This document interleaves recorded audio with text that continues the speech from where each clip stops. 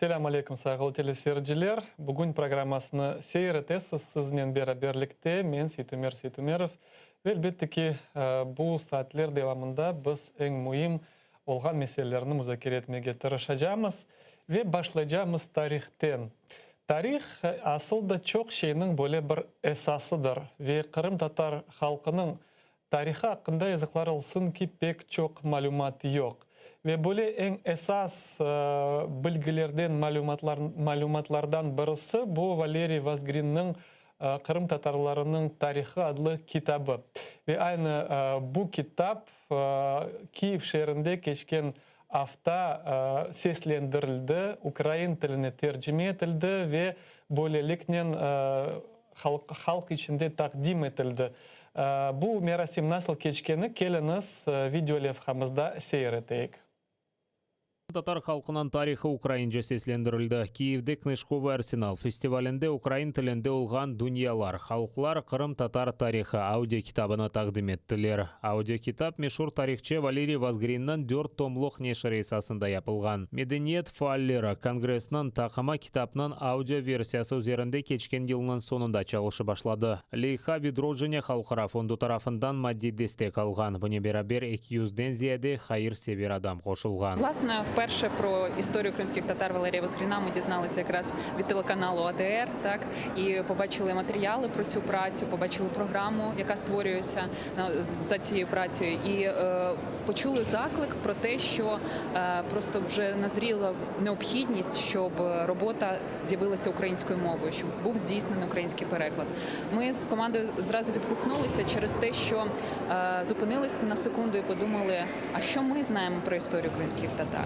І починали перераховувати якісь історичні факти і розуміли, що цього недостатньо, щоб, знаєте, повноцінно відчувати себе українцями на цій землі, тому що історія Криму – це історія України. Украин тілінде olған Қырым татар тарихы аудио китабынан япылмасы украинлер әмде Қырым татарларынан тарихи қатарасының ғайрыдан тікленмесіне бұйық бір адымдыр. Вазгринге айет ішінің тержіме етілмесі бұл сойдаш халықларға, оларының тақдирлері не қадар қави бағлы олғанını қатырлатмаға имкан бережек. Лейха Совет үкіметі тарафындан ашыланған уйдырмаларını yok etмеге ярдым етежектір. І цей власний розвиток і українців, і кримських татар, він практично не може бути, ну, скажімо, відокремленим один від одного. Отже, знання кримсько-татарської історії, хай як би це для когось не звучало дивно, знання кримсько-татарської історії – це така, знаєте, передумова глибокого знання і розуміння української історії. І навпаки,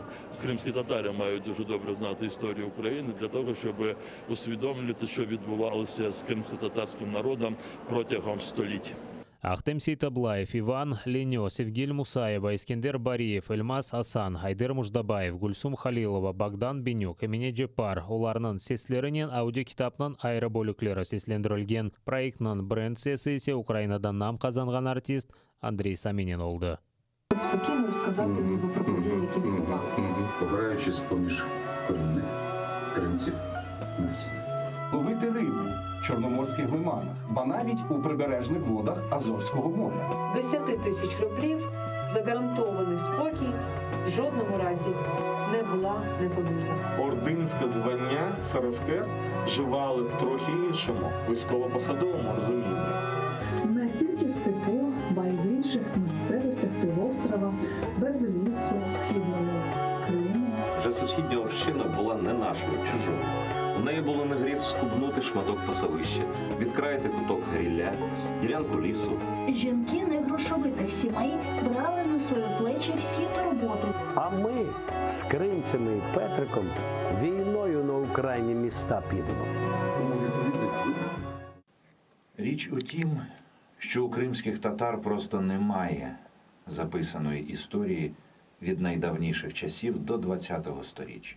Ең якын вақытта аудио китапны YouTube, Apple Podcast ve Google Podcast платформаларында тапмақ мүмкін olacak. Медениет фаллері тақыма ерішкен муафақиеті тоқтамайып, 4 томлықның башқа бөліклерінде тержеме етіп, сеслендірмеге ниетлене. İşte sayılı teleseyirciler, bu пресс-конференция, bu festival hakkında video levhanı seyrettik ve şimdi bizning canlı bağda rejissör ve bu koordinatorning Був породженим лейханы координаторынен Ирина Правыланен субетлешмеге тырышаджама, сама я захларылсын бағымыз не үшіндір жойылды. Бағны түзілткенден әвел біз девам етерік. Вемында бөлі фікірімнен сізнен пайлашмаға істейм, сайғыл телесерджелер. Пек мерақлы проджи олды менімде. Не үшін? Чүнки шынды язықлар олсын ке оле вақыт İnsanlar çok kitap okumaylar. İsteyimiz mi biz onu ya da yok ama böyle vaziyet ve böyle audio kitaplar manevi vaktimizde pek böyle yengilleştirili bilgi almağa. Ve mağa aytalar bağımız tüzüldü ve bizning canlı bağda bu projenin koordinatoru Irina Pravila. Добрый день, Ирина, вы нас слышите? Вітаю, так, чую. Ирина, вот в Киеве прошла на книжном фестивале такая вот презентация данной аудиокниги Валерия Возгрина «История крымских татар». Расскажите, пожалуйста, как прошла презентация, кто принял участие в ней? Дякую, що сьогодні ми на зв'язку, і дякую, що обговорюємо цю подію, тому що насправді вона є такою знаковою в історії проєкту «Світи народи. Історія кримських татар», адже ми змогли презентувати проєкт в рамках міжнародного книжкового фестивалю «Книжковий арсенал». І дуже цінно те, що це такий є майданчик, як для професіоналів, так і для пересічного глядача, читача. І велика кількість людей може дізнатися про проєкти, які презентовані там. Для нас було надзвичайно великою честю, що з командою Конгресу активістів культури, власне, з авторкою проєкту і перекладачкою Вірою Правило, також редактором та співавтором Владиславом Зарічнюком, ми змогли презентувати проєкт з фондом відродження. І великою честю було те, що з нами проєкт представив Рефат Чубаров, і ми змогли повноцінно з різних сторін розказати про суть проєкту, про те, яка є його важливе значення. І сьогодні я вітаю нас всіх з прийняттям вчорашнього закону так про корінні народи. І ми, власне, говорили про те, що кримські татари – це є корінний народ України. І наскільки важливо зараз занурюватися в історію, в нашу спільну історію. І також ми говорили про те, що, власне, в цьому році 30-ліття так незалежності України і 30-ліття фактично з подій Курултаю кримськотатарського народу, власне, членом якого також був Валерій Возгрін. Тому маємо такий набір значних дуже дат, і якраз це час є говорити про такі важливі цінності і важливу історію. І наш проєкт дозволяє зануритися глибше в ті змісти, які зібрав і над якими працював пан Валерій. І сьогодні ми маємо можливість, власне, вже в такому форматі аудіокниги доторкнутися до величезного зрізу історичної правди. Так, і дуже скоро проєкт з'явиться на платформах, власне, це YouTube-канал, це Apple Podcast, Google Podcast. І ми докладемо максимальних зусиль, щоб ця історія дісталася до величезної кількості людей. І, звичайно, не збираємося зупинятися, тому що, власне, проєкт аудіокниги став початком величезної масштабної роботи над перекладом 4 томів українською мовою. Пані Ірино, скажіть, будь ласка, ви є координаторкою цього проєкту. Як з'явилась сама ідея перекласти цю, я сказав би, фундаментальну книгу та озвучити її, щоб вона стала доступна для усіх українців, які бажають ознайомитись з історією кримських татар? Ну, ми дійсно вперше дізналися, власне, про книгу Возгріна і про випуск 4 томів від каналу АТР. Зокрема, чули заклик пана Айдера Муждабаєва про те, що просто необхідно, щоб ця праця з'явилася українською мовою. І це абсолютно відгукнулось нам. Ми, чесно кажучи, зразу і не знали, що ось ми візьмемося і будемо рухати цей задум вперед. Але якось, знаєте, за відчуттям душ зрозуміли, що це просто те, що обов'язково має бути. Якщо ми хоч якимось чином можемо долучитися, то зробимо цей перший крок. І так стало, що дуже скоро ми отримали такий величезний кредит довіри від, власне, пана Лінури Ислямова про те, що ми дійсно можемо починати роботу. І коли ми подумали про цей проєкт весь всього перекладу, всієї праці, ми зрозуміли, що це, звичайно, масштабна, колосальна робота, і що треба зробити таким чином, щоб, крім того, щоб було в майбутньому друковане видання, обов'язково треба, щоб про працю якомога більше людей дізнавалось. Тому ми пішли таким шляхом, що саме виникнення аудіокниги могло б, по-перше, зробити таку вибірку з усіх 4 томів найважливіших таких фактів і найважливіших сторінок історії. І, по-друге, в форматі аудіо є шанс, що ця робота дійде до більшої кількості людей. І пізніше, коли вже з'явиться друковане власне видання, то люди вже знатимуть про працю, вже шукатимуть, знаєте, щоб повністю зануритися в цей великий, масштабний, важливий об'єм матеріалу. А скажіть, будь ласка, наскільки важливі подібні проекти для українського суспільства? Чи допоможуть вони ще більш познайомитися звичайному українському читачу з кримськими татарами? Я думаю, що такі проєкти є просто необхідними. І це є ті цеглини, які можуть взагалі допомогти нам побудувати ту країну і те суспільство, до якого ми прагнемо. Адже, знаєте, чим глибше в землю, тим вище в небо. Тобто ми маємо знати своє коріння, ми маємо знати свою історію, спільну історію наших народів. Тому що, ви знаєте, от ми занурилися в цей матеріал, і для нас відкрився цілий всесвіт. Тобто ми змогли прожити, ніби як українці, ще одне життя, ще одну історію своєї землі, народу, який близько до нас, насправді має дуже багато речей, яким треба вчитися. Тому я думаю, що це просто є величезна необхідність нам всім працювати над тим, щоб такі проекти з'являлися. І от теж в розрізі цього важлива, знаєте, оця складова крос-секторальності, щоб різного, можливо, жанру, різного формату з'являлися проєкти, і ми думаємо, що в майбутньому будемо співпрацювати з музеями і шукати майданчики, щоб представляти, презентувати проєкт. І дуже важливо для нас, щоб він залишався живим. Тому ми будемо викладати поступово розділи аудіокнигу і пізніше будемо доповнювати їх. Коли ми говоримо про аудіокнигу, це, по-перше за все, це має бути чийсь голос. Чиїм голосом була озвучена ця книга? Хто прийняв участь у цьому проєкті, як кажуть, бренд Voice? Так. Власне, ви знаєте, для нас це було дуже такою ключовим моментом, тому що ми розуміли, що бренд-войсом стане людина, яка фактично стане голосом автора, так, і зможе озвучити цю історію.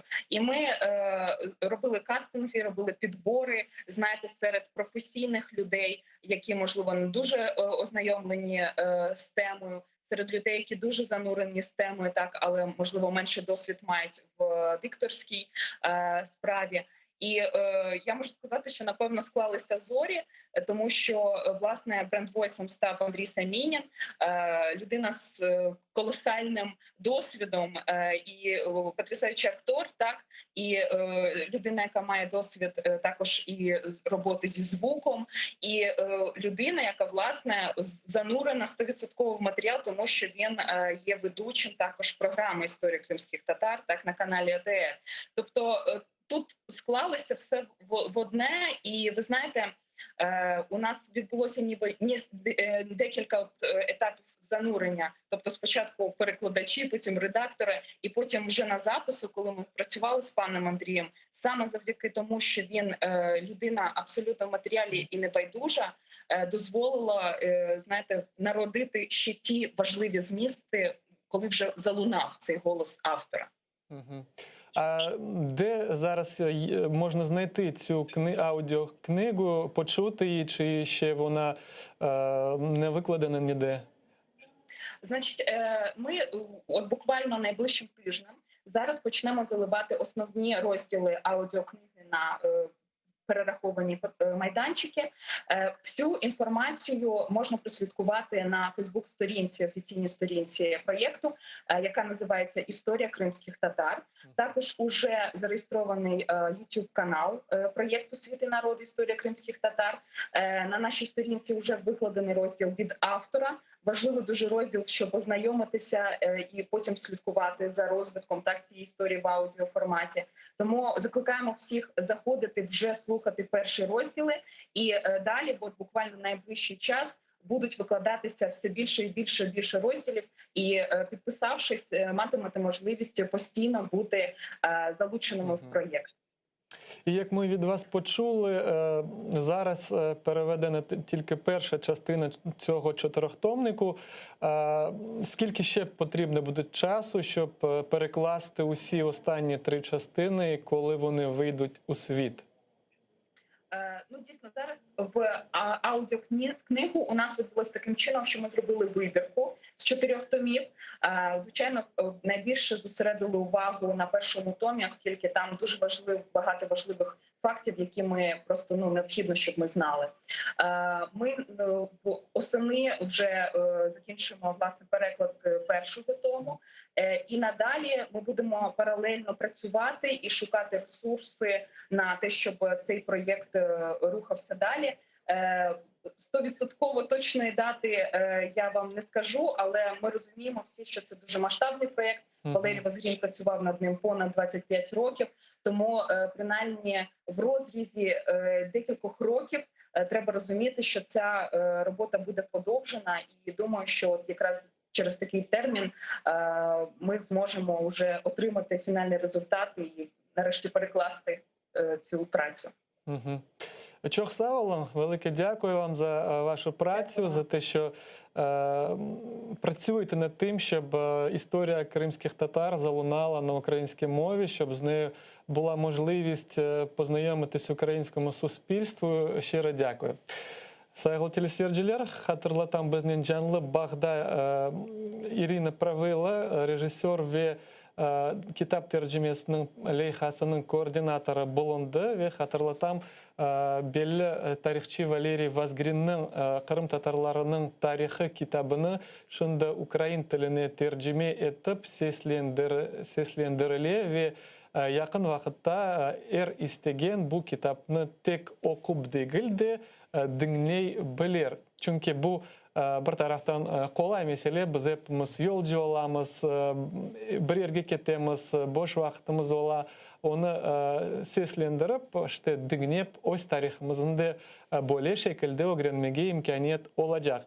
Ve yayınımızны devam etemiz, saygılı teleseyirciler, ve nevbetteki musafirimiz bizden canlı bağda, bu jurnalist ve Türkiye'deki Milli Meclis temsilcisi Zafer Ağa Karatay. Selam aleyküm Zafer Ağa. Aleyküm selam, hayırlı yayınlar olsun. Amin cümlemizge Zafer Ağa. Siz de eşitkendirsiz, biledirsiz, Tuniyan Ukrayna'da, Ukrayna Yukarı Şurası'nda Kırım Tatar halkı için böyle tarihi hadise oldu. Bu hadiseni indi aman 30 yıl Kırım Tatarları bekledi. Bu Tamır halkları kanunu kabul edildi. Ama odan evvel bu mevzunu elbette ki sizinle müzakere etmek istedim, ama ondan evvel biraz artqa qaytmak istedim. 91. senege qaytmak istedim. Екінші құрылтай тешкіл етілген вақытында білеміз ки базы Қырым татарлары чешут мемлекетлерде, девлетлерде болунайдылар. Ве Қырымға келмек үшін о вақытлары виза мәселесі керек еді. Ве білем, сіз де бұл құрылтайға келмек үшін виза алacağınızda Совет девлеті тарафынан бөле бір қаршылық шыққан ве сізні бұл құрылтайға сізні ве дегер башқа мемлекетлерде яшаған ватандашларымыздың істемегенлер кетірмеге, қабыл етмеге, кірсетмеге бұл мерасимге. О елларны насыл хатырлайсыз да ве насыл Siz bu vizanı alıp işte kurultayda iştirak ettiniz. Çok sağ olun. Bu zakon, bu kanun milletimize hayırlı olsun. İnşallah onun hakkında laf ederiz.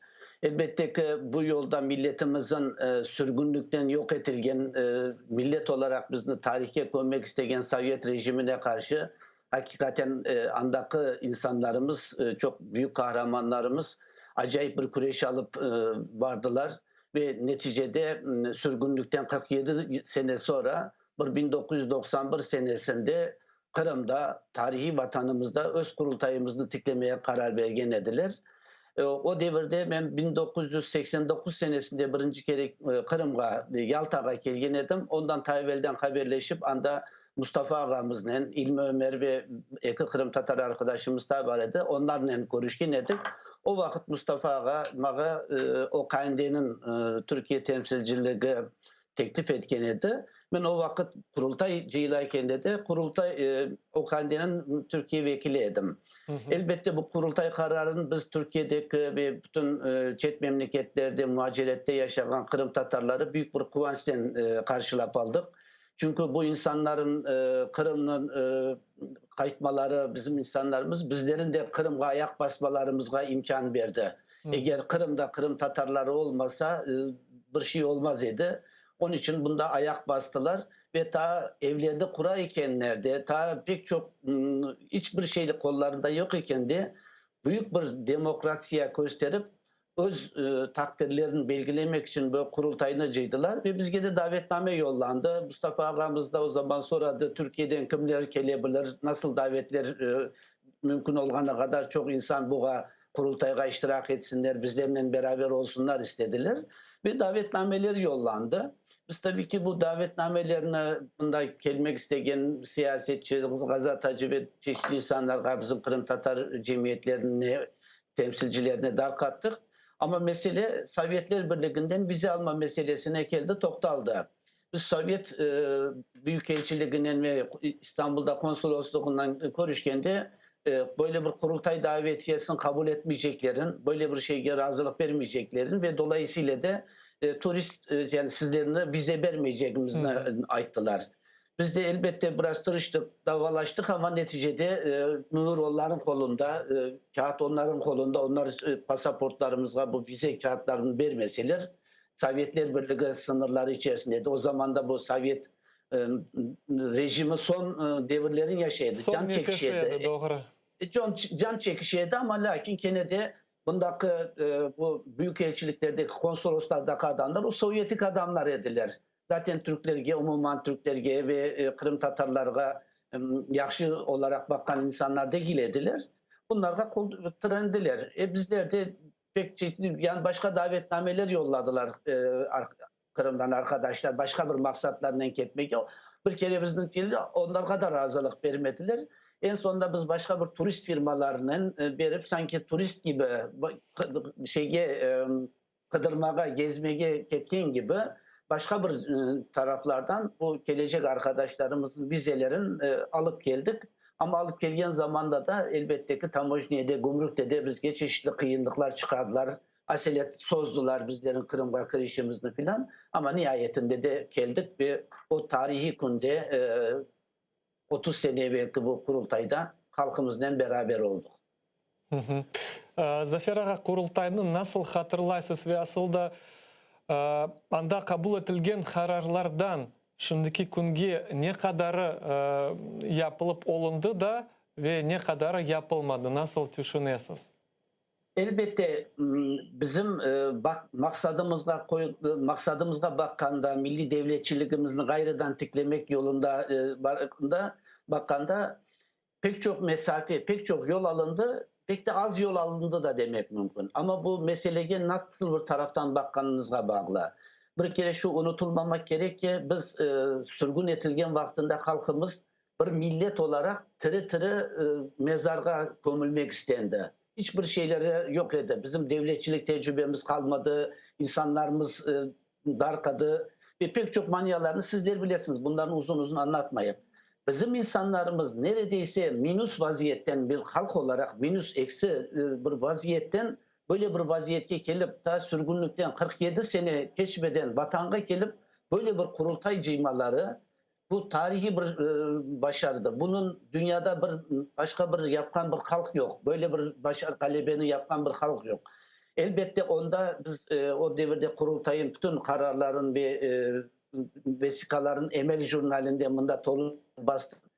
Zaman zaman okuyun bakın hakikaten o kurultayda alınan kararlar milli yani öz takdirimizni özümüz alacağımızı Kırım'ın bizim olganı ve Kırım'ın geleceğine Kırım Tatarlarının karar vereceğin belgili. Bunun içinde bir meclis meydanına getirip bu meclisin etrafında bütün halkımız cıyılıp 30 sene büyük bir kureş verildi. O zamanki şeraitlerinde biliyoruz Ukrayna'da o devirdeki hem Ukrayna merkezi Ukrayna hükümetinde hem Kırım'da zaten o Kırım'daki bütün organlar Tolus'un Rusya'ya yardım ettiler. Nasıl bir Tatar düşmanı bizim Kırım'da istemeyen bir şeraitte nasıl kureş alganımızı da bilemiz.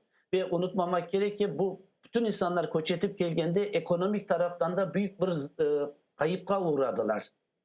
Paralar küydük etti, yanı bir para geldi, yanı grinetsalar kuruldu. Ve bizim insanlarımız toprak tüpünden yanı çukurlar kazıp yanı baştan ev kurmaya başladılar. Böyle bir şeraitten bugünkü şeraitte gelmek yani dünyada hiç kolay hiçbir milletin yapabileceği bir şey değildir.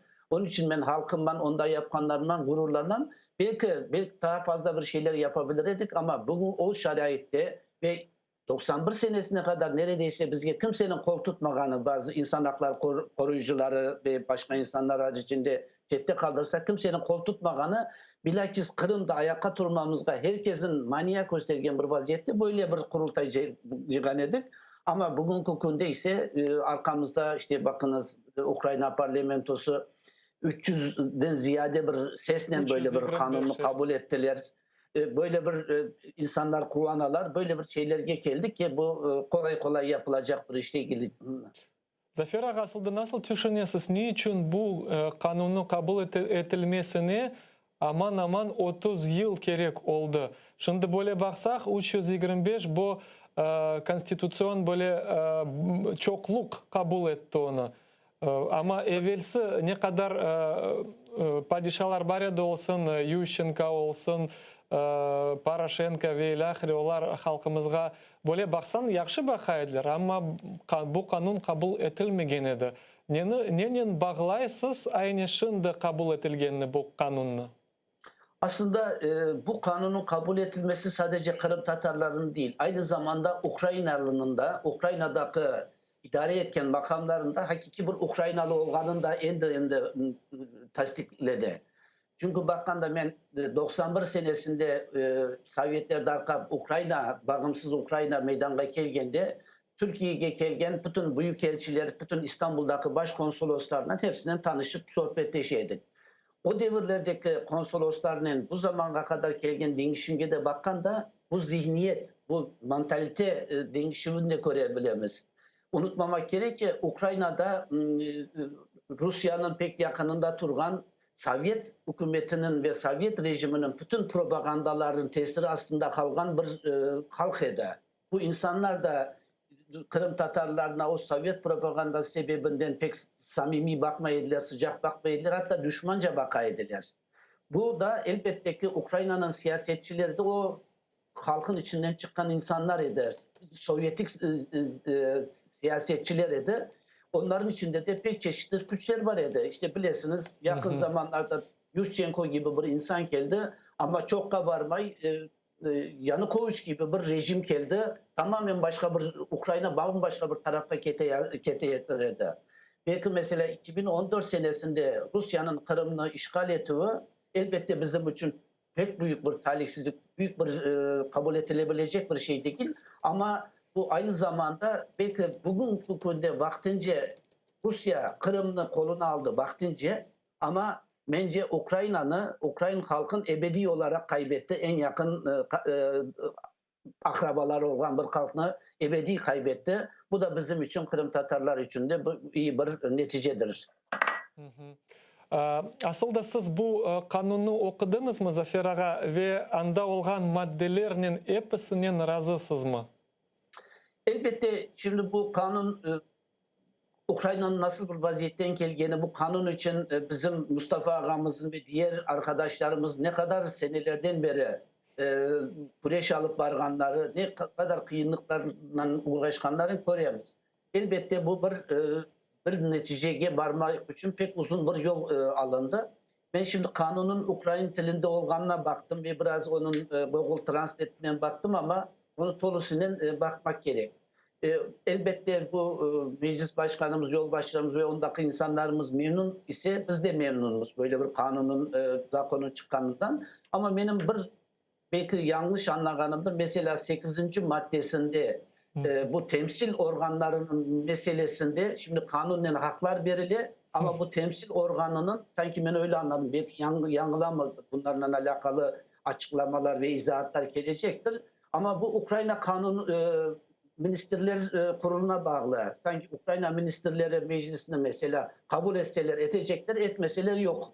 Yani ama sayılangan, demokratik olarak gelgen ve kanunen kabul edilen bir organlarını bir Ukrayna Bakanlar Kurulu evet bu olur ya da olmaz diye karar vermesi biraz tereddüt uyandırdı. Belki bunların eksiklikleri, bazı bir şeyleri de müzakere edilecek, gelecek günlerde de düzeltilecektir. Biz bundaki diasporadaki Türkiye'deki arkadaşlar elbette hepimiz bunu bir büyük kıvançla karşılap aldık. Ama bu kanunu dolayısıyla madde madde tercüme edip Türkçe olarak bakacağız ve bununla alakalı fikirlerimizni, tenkitlerimizni ve güzel taraflarını elbette ilan edeceğiz. Çünkü demokratik bir memlekette yaşayımız, Ukrayna'da demokratik. Bunun hakkında da fikirlerimizi aytacağız ve hep beraber bunun daha iyi olması için ve bunun da halkımız için gelecekte daha iyi neticeler vermesi için hep beraber kureşet vermeye devam edecek. Zafer ağa, bu kanunda kanun lehası olarak olganda Rusya tarafından en büyük böyle insanlarından Putin olsun, Dışişler Nazirliği tarafından olsun böyle çok açıvlı böyle reaksiya gördük. Sizce niçin Rusya'ya bu Ukrayna'nın kabul edilen kanunu öyle tesir etti? Elbette çünkü Putin ve Rusya içerisinde yaşayan birçok Müslüman ve Türkiye halk var. Bütün bu halklarını yani Rus olmayan herkesine Rus yapmaya tırışkan bir Putin var. Bilirsiniz konstitüsyonu değiştirdi. Bütün dünyada sanki Putin 30 sene daha padişah olarak kalacak. O mesele üstünden baktılar ama en mühim mesele mesela ana tildeki okuma mecburiyetlerin kenarga taşladılar. Ne yaparlar? Eğer insanların kariyer perspektifi olmasa Rus dilinden başka dillerde okuganda aynı Sovyet zamanında da Kırım Tatarlarına öyle yapardılar. Siz eğer Rus dilinde okursanız gelecekte bir kariyer perspektifiniz var. Özbek dilinde okursanız sadece hoca olabilirdiniz. Sadece bazı bir işler alıp varabilirdiniz. Onun için insanlar Özbek dilinde değil de bizim Kırım Tatarlar Rus dilinde okudular. Niçin? Daha yakışı bir kariyer yapabilmek için.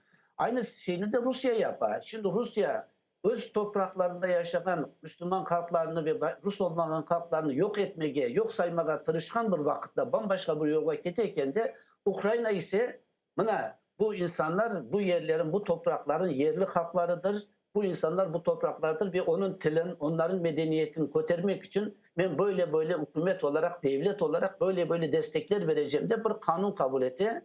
Bu tabii ki Putin'in ve bugünkü Rusya idarecilerinin maksatlarına tolusunun tam tersinde bir şey. Bu elbette açıklanmaları normal çünkü özlerinin hiçbir vakitte siyasetlerine gelişmeyi. Bilesiz da bu hafta Ukrayna Dışişler Nazirliği tarafından ve bazı siyasetçilerin tarafından böyle fikirler çıka bu kanun Kırım'ı Rusya'nın işgalin tübünden kurtarabilgen bir usul deyip aytalar. Siz de öyle sayasız mı? Elbette bu bir kere bu meselenin zaten bakınız 2014 senesinde Rusya Kırım'ı işgal etken vaktinde dünyada birçok umumi informasyon vasıtaları ve siyasetçiler iki tane Slav halk arasındaki bir mesele gibi gördüler. Yani 54 senesinde Ukrayna'ya verilgen şimdi Kırım'a kayta. Ama başka meseleler gibi laflar çok ettilerdi. Ama ne zaman ki Kırım Tatar Milli Meclisi, Mustafa ağalarımız dünya içine çıktılar, bu yerin yerli sahibi biz Kırım Tatarlarımız, bunun geleceğine biz belgelerimiz, başka hiç kimse karar veremez dedi. Ve bu prensip bütün Birleşken Milletler'de, bütün milletler arası sahalarda Ukrayna'nın da kolunu güçlendirdi. Ukrayna'nın da alıp bargan, Rusya'ya karşı alıp bargan siyasetin güçlendirdi. Bunun için bu kanun hakikaten bu tabelden sözlerde de pek çok Ukrayna'nın başlıkları, dışişleri ministerlikleri, şunlar bunlar sözden aytadiler ama endi bu kanunla garanti altına alındı ve kanundan resmi olarak belgilendi. Bu da uluslararası, milletler arası sahalarda da hem Ukrayna'nın kolunu güçlendirdi hem Kırım Tatarlarını da güçlendirdi ve Rusya'ya karşı da çok güçlü bir malzeme olarak kullanılacak bir iş oldu. İnşallah iyi olacak. Білесіз, да бөле суалым пайда бола. Шындыки Түркияда yaşagan Kırım Tatarları, Kırım Tatar diasporası asılda mında olup geçken şeyler hakkında haberdar mı? Men misal olarak 2012 senesi İstanbul'da olganda nege taciplengen edim. Çoksa Türkler böyle kim Kırım Tatarları olganı bilmeyediler. Şimdi vaziyet değişti mi? Aslında Kırım'da olup geçken şeyler hakkında böyle kanunlar kabul edilgen meselelerini bileler mi? Haberdarlar mı? Maalesef Türkiye'deki umumi medya, televizyon ve gazetelerin çok ciddi problemleri var. Yani ve bunlar milletler arası siyasetten ziyade Türkiye'nin iç partiyalar arasında olan çekişimlerine ve problemlara birinci derecede yer verilir ve sadece bu Kırım için değil, Türkiye'nin milletler arası sahadaki çok ciddi problemleri ve ciddi meselelerine alakalı işlerine bile yeteri kadar bakış yapmaylar, anlatmaylar. Bu Türkiye'de hakikaten bizim de çok eskiden beri, evvelden beri tenkit ettiğimiz bir mesele. Maalesef bu hastalıktan Türk medyası, Türk gazeteler, televizyonlar bir türlü kurtulup olamaylar. Ama elbette ki şimdiki Kırım Tatarları ve diğer başka vasıtalar, internet vasıtaları, mesela Kırım'da ne olup bitkenin ya da Ukrayna'da neler olup bitkenin biz bilmiyoruz. İşte ATR var, Kırım Haber Ajansı var ve başka Kırım Tatarca, İngiliz dilinde başka materyaller var, Twitter var, YouTube var, başka kanallardan ve bunlardan bu insanlarımız öğrenirler ve bundan çok geniş kitlelerde haberdar olarlar ve bunda da bezmeyi anlatmak, bunlara ne vaziyette olganın tanıtmak bizim de boynumuzun borcu, o kadar tırışamız. Zafer ağa, endi keliniz Kırım platforma meselesi hakkında sizden birkaç sual sizge bermek isteyim. Bilemiz ki 23 Avgust bu senesi Kırım boyunca Kırım işgal tübünden çıkmak için böyle platforma, Kırım platforması adlı platforma teşkil edildi ve geçecek çok devletler iştirak etmeye istey bu merasimde. Aslında siz nasıl düşünüyorsunuz böyle şekilde olan platforma bu meseleye tesir edebilir mi? Kırım meselesi çözülmeye en azından başlar mı ya da yok?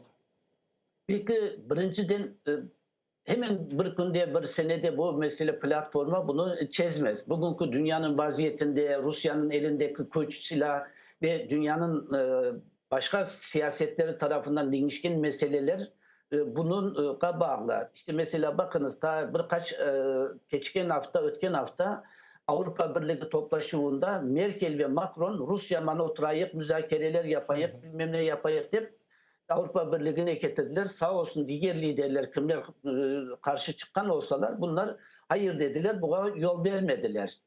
Ve bunlar Avrupa'da bazı memleketler Almanya gibi işte Fransa gibi başka şeyler bu işgalini dondurup bir meselede buzdolabında tursun böyle devam ettirik ama biz Rusya'nın münasebetlerimizi devam ettirik. Arada bir Ukrayna'nın, Kırım Tatarların başlarını sıypayıp yaxşı yapamız, etemiz gibi laflarla oyalayıp bu devam etsin ama biz ekonomik taraftan işimize bakayık siyasetin tüteyediler. Tütecekleri de belli eder. Yani ilk işgalin tesiri o şeyler biraz darkalgan sonra seneler geçken sonra Kırım dünyanın ve Avrupa'daki başka hükümetlerin gün tertibinden ta aslardaki sıralarda gelecek, düşecek eder. Bu Kırım platformu fikrin ilk ben Mustafa Ağa'dan eşitkendim pek beğendim. Belki dedim bu bir şeye birinciden çözmez ama bu meseleni tazeler ve dünya boyunca tekrar kun tertibine gelir. O yerde Kırım degen bir yer var. Avrupa'nın tibinde Avrupa'nın bir parçası ve 20 sene evvel bu toprakların, Grinitsaların, sınırların garantisine kol koygan bir devlet 20 sene geçmeden bu topraklarını işgal etti. Bu 2. Dünya Cengi'nden sonra silah zorunun ilk defa bir Avrupa'da sınırlar değiştirildi böylelikle. Bu Avrupa'nın ve dünyanın geleceği için de çok tehlikeli. Her güçlü olgan, her tehdit keter men bu yeri benim der, keter otur bu bunun yolunu açar deyip hep ayttık. Bu Kırım platforması da işte bunu tekrar kun tertibine getirip en azından halklarga ve dünyaya Kırım Tatarlarının olganı ve Rusya'nın işgali olganını da hatırlatır ve Rusya'nın nasıl bir zihniyette olganı, nasıl bir şeyin idare edilgeni de bir kere de bu tertibine gelir.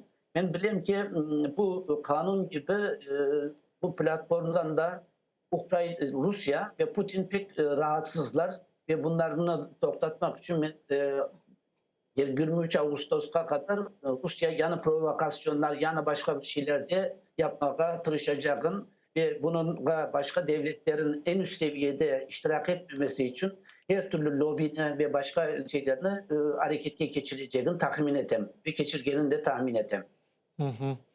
Demek Rusya'nın korkanı asıl da bu platformadan değil, demek bu mesele dünyaya çıkanı. Çünkü onlar yıllar devamında bu Kırım meselesi, Kırım işgal etilgen meselesi kun tertibinden ketsin deyip her vakit harekette bulunadılar. Aslında onlar için demek bu mesele çıkanı o da problema demek. Evet, bilirsiniz bazı bir meselelerin şeylerine bakkanda eğer özüne doğrudan bir ziyanı olmazsa Avrupa ve başka memleketler o meseleyi gene biraz işte iki tarafını burada da yaparız, ederiz. Mesela Karabağ meselesi. Karabağ 1900 kaçlardan beri işgal altındaydı. Bunun açısından bir sürü toplaşmalar yapıldı, bir sürü gruplar kuruldu. Laftan başka bir şey olmadı. Ama neticede ne zaman Azerbaycan Türkiye'yle beraber harekete geçti, iş başka tarafa aylandı. Ama elbette bugün günde Rusya'nın kimse hemen cenge girişiydi. Ne Ukrayna istiyor ne biz istiyoruz. Ama dünya bilsinler ki bu mesele unutturulmasın ve her daim her toplaşımda Putin'in Rusya tarafının her iştirak ettiğin toplaşımda bu mesele karşılarına çıksın ve betlerine çarpılsın. Siz işgalci bir memleketsiniz. Kırım'da yapkanlarımız belli. İnsan hakları, hukuklar açısından yapkanları belli. İnsanların yapkanları belli. Ve bu hatırlatılsın. Ve bu psikolojik olarak ve manevi olarak her daim karşılarında bir baskı için hazır halde kullanılsın. Bu platformada Türkiye Cumhuriyeti de iştirak etmeye istegeni ilan etkenden son bazı matbuat vasıtalarından eşittik ki Putin özü ve Dış İşler Nazırlığı tarafından böyle Türkiye tarafına şantaj gibi şey başlandı. Eğer de siz anda barsanız turistlerge kapını kapatarak bizim Rus turistleri Türkiye'ye gelmez, iktisadi meselelerimiz çözülmez ve ilahire. Böyle şeyler oldu mu ve Türkiye tarafının, Cumhuriyet tarafından böyle provokasyonlara nasıl reaksiyası oldu? Yani onunla alakalı resmi olarak Türkiye'den ne Cumhurbaşkanlığı tarafından ne Dışişleri Bakanlığı tarafından bir açıklama, bir malumat aytılmadı. Yani aleni olarak kimseye böyle oldu veya biz böyle yapmamız değil. Türkiye yani şu an korungen vaziyet Zelenski Cumhurbaşkanı Erdoğan'ı da davet etken de işte biz de Türkiye'de inşallah katılacağız dedi. Ve bu mesele bu şekilde kete. Ve mesela en son bilmeyeyim Lavrov Antalya'daydı. Belli Çavuşoğlu'yla konuştular. Ama bu mesele hakkında hiçbir laf gitmedi. Yani bu ima bile etilmedi Kırım platformu bir meselesi. Ama tabii ki bizim kapalı kapılar arkasında altında neler görüşürdük sonlarını bilmeyiz. Ben belirlesem tabii ki bu baktı platformanın toplaşı vakti yaklaşan son bazı bir şeyler ta anık meydana gelecektir. Ama şu anda Türkiye korungen, bizim korugenimiz iştirak etme pozisyonunun en yüksek seviyede onu koruyup devam ettirir gibi korunuyor. Ama aytkanym gibi Rusya hem Türkiye'ye hem başka memleketlerge kolundaki bütün imkanlarının bu platformaga iştirak etmemeleri için kolundan gelgeninde yapmanın tahmin etemiz. Biz ağnaymıştı ne Türkiye ne Ukrayna ve aynı Amerika Birleşken Devletleri Kırım için Rusya'nın savaşlanmaz demek cenk yapmaz. Türkiye tarafından en böyle keskin destekini nasıl verebilir? Ukrayna olsun, Kırım Tatarlarına olsun. Nege hazır Türkiye Cumhuriyeti bu mesele çözülsün deyip? Bakın bir mesele hem ekonomik olarak hem askeri taraftan güçlü olmanızla bağlı olan bir meseleler. Aslında hem Ukrayna tarafının da bu noktada bir hatası oldu, eksi oldu. Hem Türkiye tarafının da Ukrayna eski Sovyet memleketlerinin bugün Rusya'nın sahip olduğunu her türlü teknolojik imkanlara sahip ediler. Ama bunlarını belki daha fazla erte vakitte bu münasebetler tesis edilip bu inkişaf ettirilgen olsaydılar belki bugün Ukrayna ve Türkiye hem silah bakımından hem işbirliği hem ekonomik bakımından çok daha başka seviyelerde olur ediler ve bunlar da Rusya'ya karşı ve başka memleketlere karşı da öz kolları güçlendirir eder. Ama ben görüyorum son senelerde Türkiye ve Ukrayna arasında yani Rusya'nın bütün muhalefetine rağmen şimdi ayrı ayrı yerlerde bu siyaset alıp varlar ve bu konuda Türkiye Ukrayna'dan olan siyasetinde Rusya'ya karşı asla bir taviz vermeyi, bir geri adım atmayı benim görgenim. Çünkü Rusya'da başka taraflarda Türkiye değil ki sen böyle mesela Suriye meselesinde Türkiye ile Rusya birbirlerine tamamen karşı karşıyalar. Ama Rusya o şeyden geri adım atmayı, Türkiye'de atmayı. En azından aytalar Rusya endi Türkiye karşı uç yerde galip çıkmadı da yenildi. Bu Suriye birinci, bu Azerbaycan ve bu Libya. Demek çok böyle mütehassıslar, analitikler aytalar Türkiye en azından bu uç cephede Rusya'dan galibi kazandılar. Evet işte bu Türkiye'nin SİHA'ları şimdi Ukrayna'da aldı, Polonya'da Simariş verdi, Rusyalılar da bu SİHA'larını verdi. Zaten bu SİHA'ların şimdi Rusya'nın nesi var idi? Tankları, uçakları var idi ve uçaklara karşı koşulagan silahları var idi. Ama bu SİHA'lar Suriye'de bir işe yaramadı. Libya'da da bir işe yaramadı, Azerbaycan'da da bir işe yaramadı. Bunu gördüler. Ve bunu mesela uluslararası analistler, savaş, cenk analistleri aytalar ki mesela endi bundan sonra büyük tank yani büyük böyle yerdeki büyük cenkler endi bitti. Bu SİHA'lar, dronlar ve başka silahlar ve yanı teknolojiler olacak peki. Ve bunda da Türkiye çok büyük bir ileri seviyeye geldi. Neredeyse Amerika Koşma Devletleri, Rusya ve Çin'i bile bozdu geçti. Ve bunun eli çok güçlü.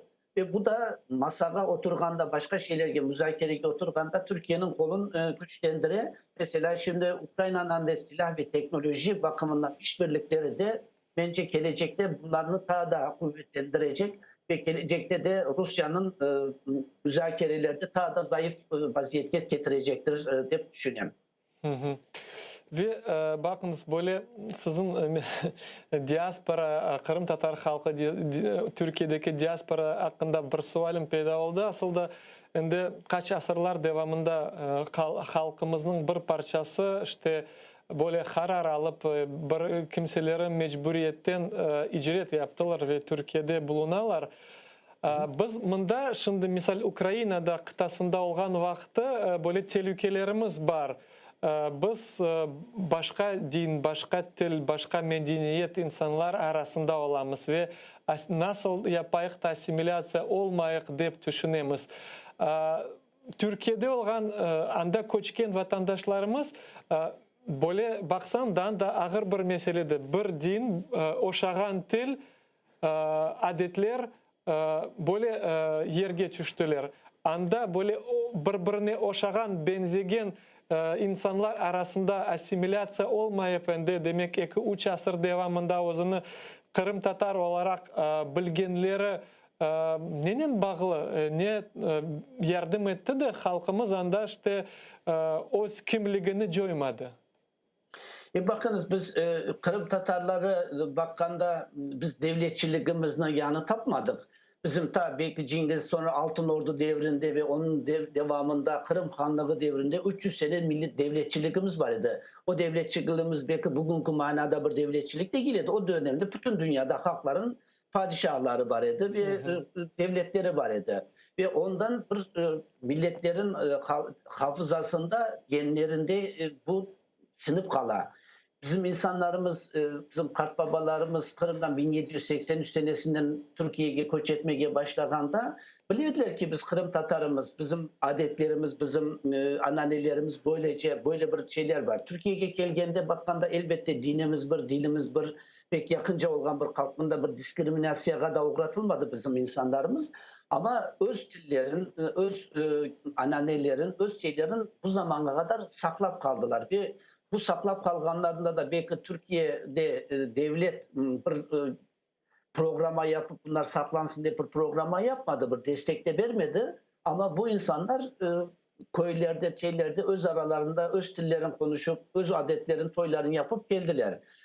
Ve son devirlerde belki o televizyalar, yanlış şeyler gelip insanlar birbirine tam karışa yatırırken de bizim sizler Kırım'a kayıttılar insanlarımız ve anda kurultayımız teklendi ve insanlar yine özlerinin tamirleri olan Kırım'ı tanıdılar ve Kırım'daki neşriyatlarını, sürgünlük yerlerindeki neşriyatlarla tanışıyorlar, okumaya başladılar. Tarihlerini de öğrenirler şimdi ve bunun içinde hiçbir yasak yok. Ve Türkiye'deki Kırım Tatar cemiyetleri serbestçe faaliyet yaparlar. Ve bilirsiniz Kırım Tatar cemiyetleri, mesela bizim Ankara merkezli cemiyetimiz Türkiye Kızıl Yarımay cemiyetinden aynı statüye sahip. Aynı statüde kanun ve devlet boyunca kabul edilen bir cemiyet. Onun için bunların etrafında toplananlar devam ettirirler ve hususan da bu milli ruhunu unutturmadan Emel dergisi, Cafer Seydamet Kırımer'den başlayıp Emel dergisi ve Emel dergisi etrafında devam ettirgen bizim gibi insanların ve bizim büyüklerimizin yapkanı bu milli ruhunu öldürmeme gayretlerinde bunda büyük bir ehemmiyeti var. Mesela bakınız 1987 senesine kadar Türkiye'de sadece 3 tane Kırım Tatar cemiyeti vardı. Ankara'da, İstanbul'da ve Eskişehir'de. 87 senesinde bizim kahraman insanlarımız Kızıl Meydan'da cıyılıp ya vatan ya ölümde miting yapanları bütün dünyada kütlevi gazetelerde, Türkiye'de de günlerce haber yapıldığında pek çok köylerde, kasabalarda yaşayan, tarihini bilmeyen pek çok Kırım Tatarları gururlandı. Bak bizim Kırım Tatarlar, bak göresiniz mi? Onlar da Kırım Tatar, bizim andaki soydaşlarımız. Ana dünyanın korkanı, dünyanın pıskanı Sovyet rejiminin kalbinde, tam yüreğinin tübünde çıkarlar ya vatan ya ölüm diye miting yaparlar dediler. Ve o insanlara büyük bir bunda da ruh verdi. Ve arkasından Sovyetler Birliği'nin arkatılması ve bu Kırım vaketi kelimeler o hafızalarda, hatıralarda kalan pek çok şeylerini bir yaşamaya imkan tanıdı ve o ruhu tazeledi. Onun için bu ruhun, bu toprağın muhacirette sadece Türkiye için değil, bütün dünyadaki Kırım'ın dışında yaşayan her bir Kırım Tatar'ın ruhunun ve saklanması için Kırım'da Kırım Tatarları daima var olmalı ve onda bizim toprağımız hiçbir zaman kurumamalı. İnşallah. Çok sağ olun Zafer ağa bizden bağlanğanınız için. Allah razı olsun sizden. Daha da çok böyle bizim halkımızı kuvandırgan haberlerini yaşatıyık de Kırım azat olup o vatanımızga qaytıp ve öz ömrümüzü anda devam etmeye Allah Teala nasip eylesin. Çok sağ olun. Sayılı teleseyirciler, hatırlatan bizden canlı bağda jurnalist ve Türkiye'deki Milli Meclis temsilcisi Zafer ağa Karatay bulundu. Bu yayınımız sonuna gelmekte. 5 dakikalık teneffüske ketemiz. Sonra ise yayınımızı devam edeceğimiz. Atayarlı olunuz.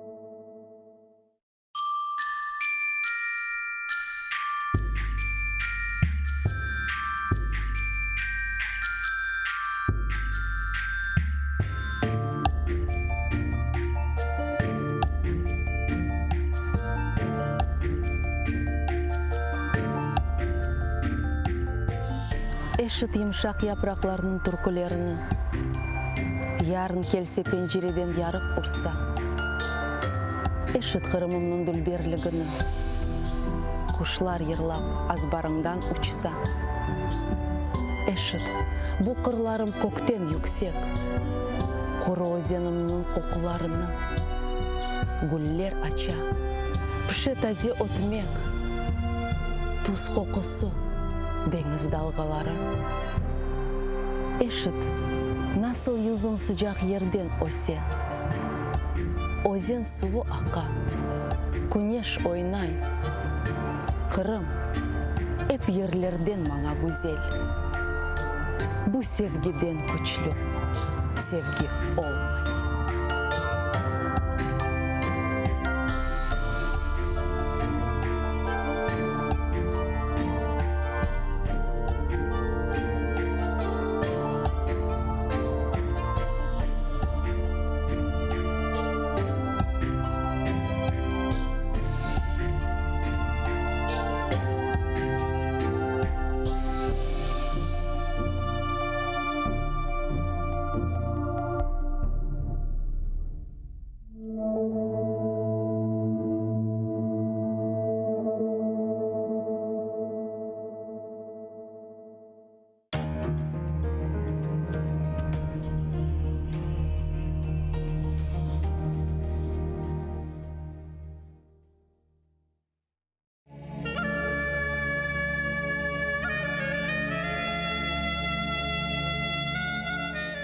Ana tilim, benim tilim, benim çokrağım, benim gülüm, benim ilim, benim bayrağım, benim dalım, benim sırrım, ana dilim, benim közüm, benim tamrım, ana dilim.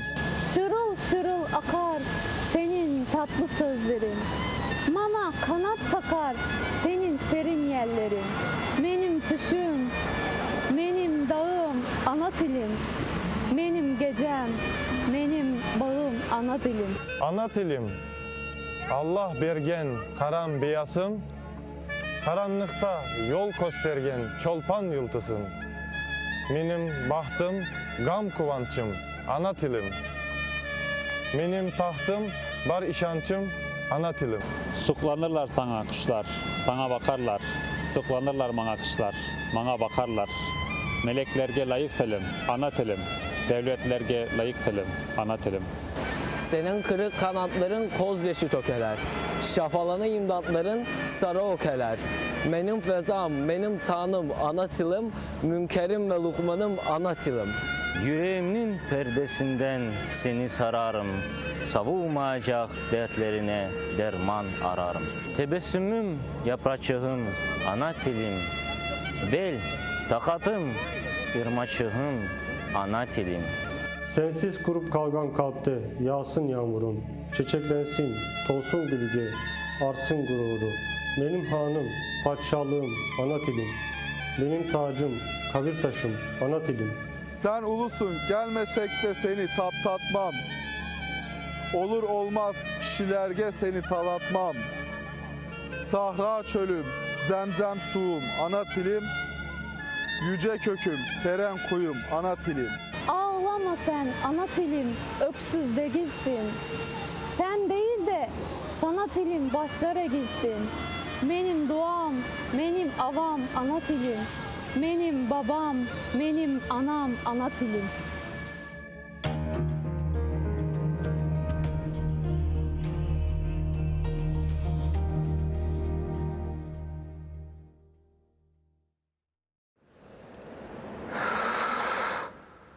Eşitesiniz mi? Meni hata unuttunuz mu?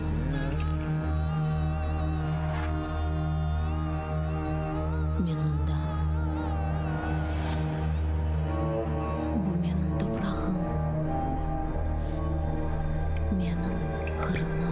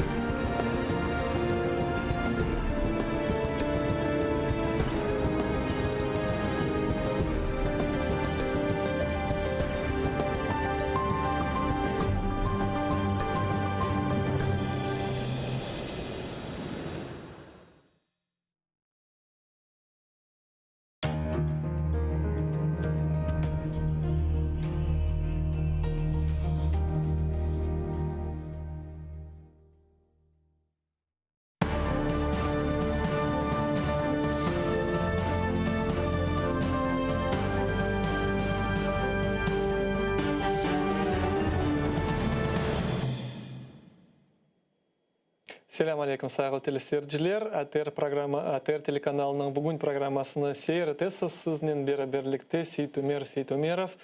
Ve bu saat içerisinde elbette ki Kırım'daki olan vaziyeti hakkında laf alıp baracağımız. Ve birinci misafirimiz bu siyasi mabus Şaban Umerov'ның umur arkadaşı Zarema Tata Umerova. Selam aleyküm Zarema Tata. Aleyküm selam. Zarema Tata, elbette ki istedik ki böyle başka ve güzel mevzular hakkında laf etmege ama şimdiki yazıklar olsun ki Kırım'ның durumu öyle bu başka hakkında laf etmege mecburiyetke kaldık. Sizin vaziyetiniz hakkında halkımızı ve dünyanı bildirtmege talep etmege tırışamız.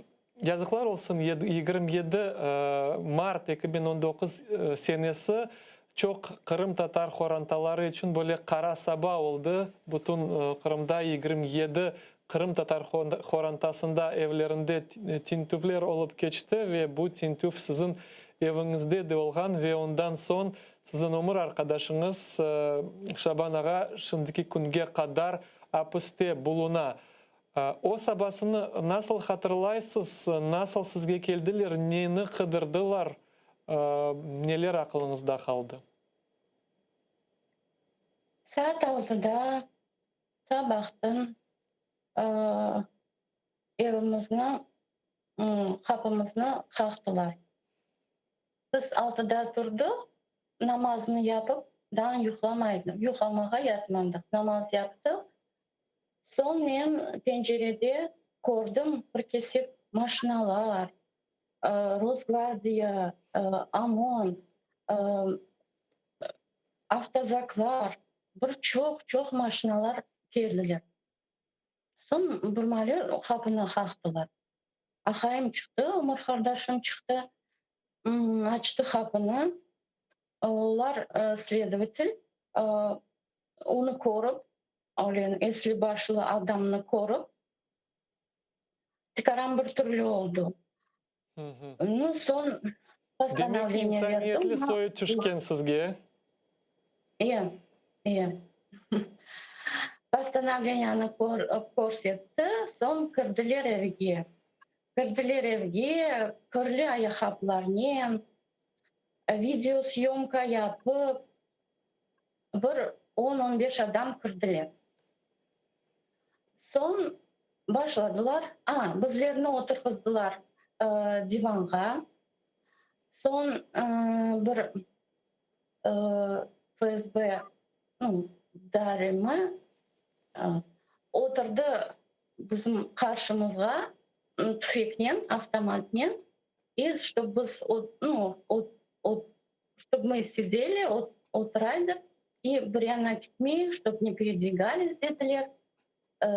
O stilinde laf etmeyiniz. Oturduk. Sonra başladılar odadan tentüf yapmağa. Bütün şkaflarını çevre ne kırdırdılar bilmeyeyim. Ya ne taptılar? Bazı vakitleri işitemiz olar manaçık olsun deyip kitaplar getirip taşlaylar ve aytalar mana yasak olgan kitaplar sizge de öyle yapmadılar mı? Bizge bir şey öyle yapmadılar. Men aslında görmedim. Ahayım Ömer kardeşim baktı onu. Bizge men bir şey görmedim asıl. Sonlar apkiteceğimiz şeylerini hazırlayın, çıkaran aş verin dediler. Apkiteceğimiz onu dediler. Sonra ben az çıkaran aş verdim, ona şeylerini hazırladım. Ulen de apkittiler. Apkittiler, bilesiz mi? 27 Mart günü da bu gün bizge pek tesir etti, nazılen aytayım. Bilesiz bu gün 30 Kırım Tatar evi içinden tentüf geçti de ve bir günde 20 ziyade Horanda Kırım Tatar insanlar hapiste bulundu o gün. Endiki baksak da şimdi kim bu insanlar?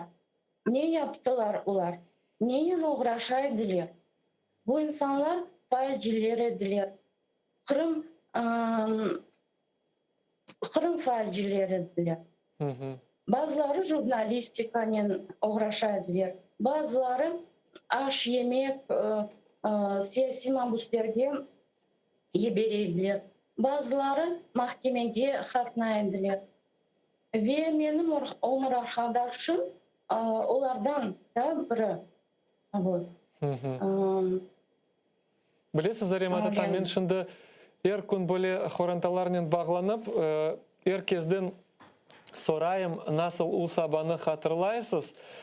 Ve mende istesem de istemesem de birden böyle nasıl bağlar pedawla 18 may 44 senesi sabasının nasıl o vakit gelip bütün halkımızın işte uyantıp töşeklerden turgazıp maşinalarga yüklep barıp septiler Orta Aziyaga, Uralga ve ilahire. Şimdi de halkımızını parça öyle turgazıp maşinalarga oturtup Rostov, Başkirtistan ve ilahire sürgün eteler. Bu şeyler arasında böyle bağlar görüyorsunuz mu?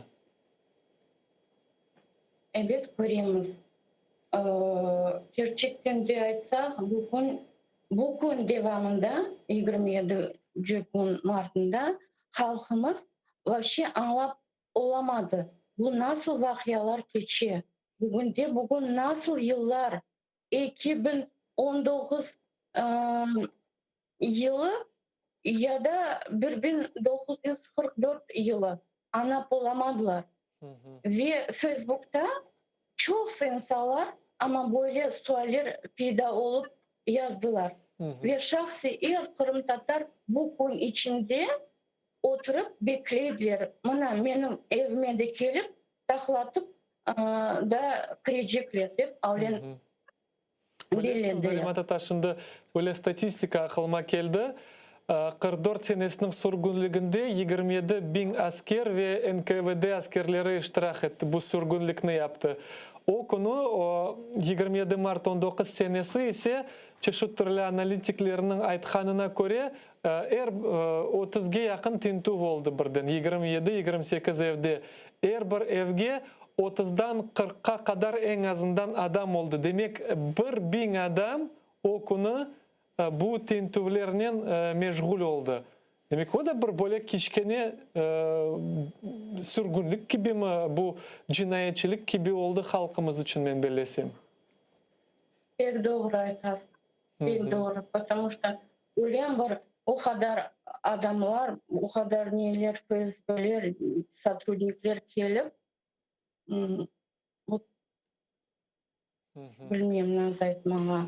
Zarema ata, elbette şimdi bizim bu ballarımızı, ağalarımızı hepsini çoğusunu şimdi işte terörizm ve Rusya devletine karşı çalışkan insanlar gibi kabahatlamağa isterler, böyle kabahatla onların üstüne asmağa tırışarlar.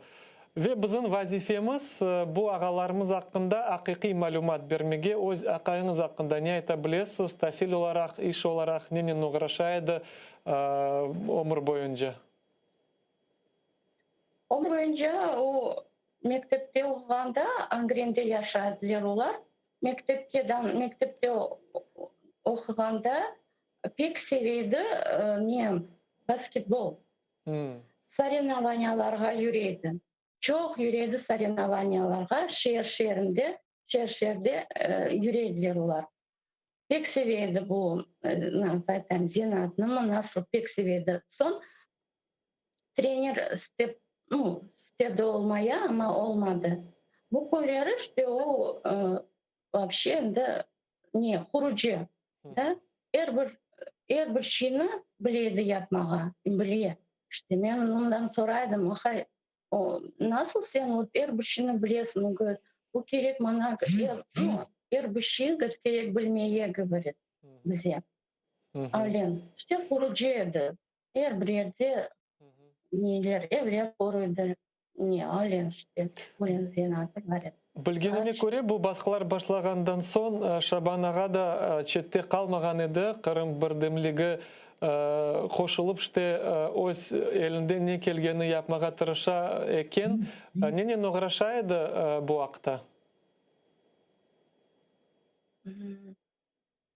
O da Lен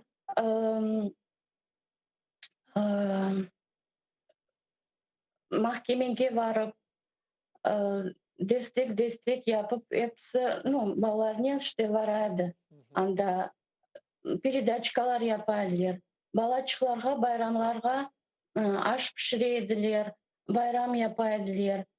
Olen балаларны қуандырмақ үшін Olen yapaydılar, yürüyediler. Білесіз, программға hazırlағанда мен біраз Шабан хақында оқымаға тырыштым ве анда өлі мәлумат бар, оны қапамаздан evvel o izletken, onu nasıl diler, көзеткен, следить. Bu haqta ne aytabilisiz ve bunu көргенде демекенде seni özeteler, bir şey yapmağa isteydirler деп fikirleri olganda, bilmem, Ukraynaga çıkmağa ya da başka yerlere ketmege istekleri peyda olmadı mı? Bilesiz, onun peyda olgaydı, o istedi bir yana varıp işlemege, заработки делерdi, varıp bir yerde işlemeye. Ama до последнего da o oylaydı, вот men anda varsam, sizinlerini oynayacağım, nasıl siz mında olacağız? Oylayan da gitmedi. Ama следить дейсіз, da bir hafta evvel da obustam. Maşinalar, çeşit türlü maşinalar duraydı evimizin yanında.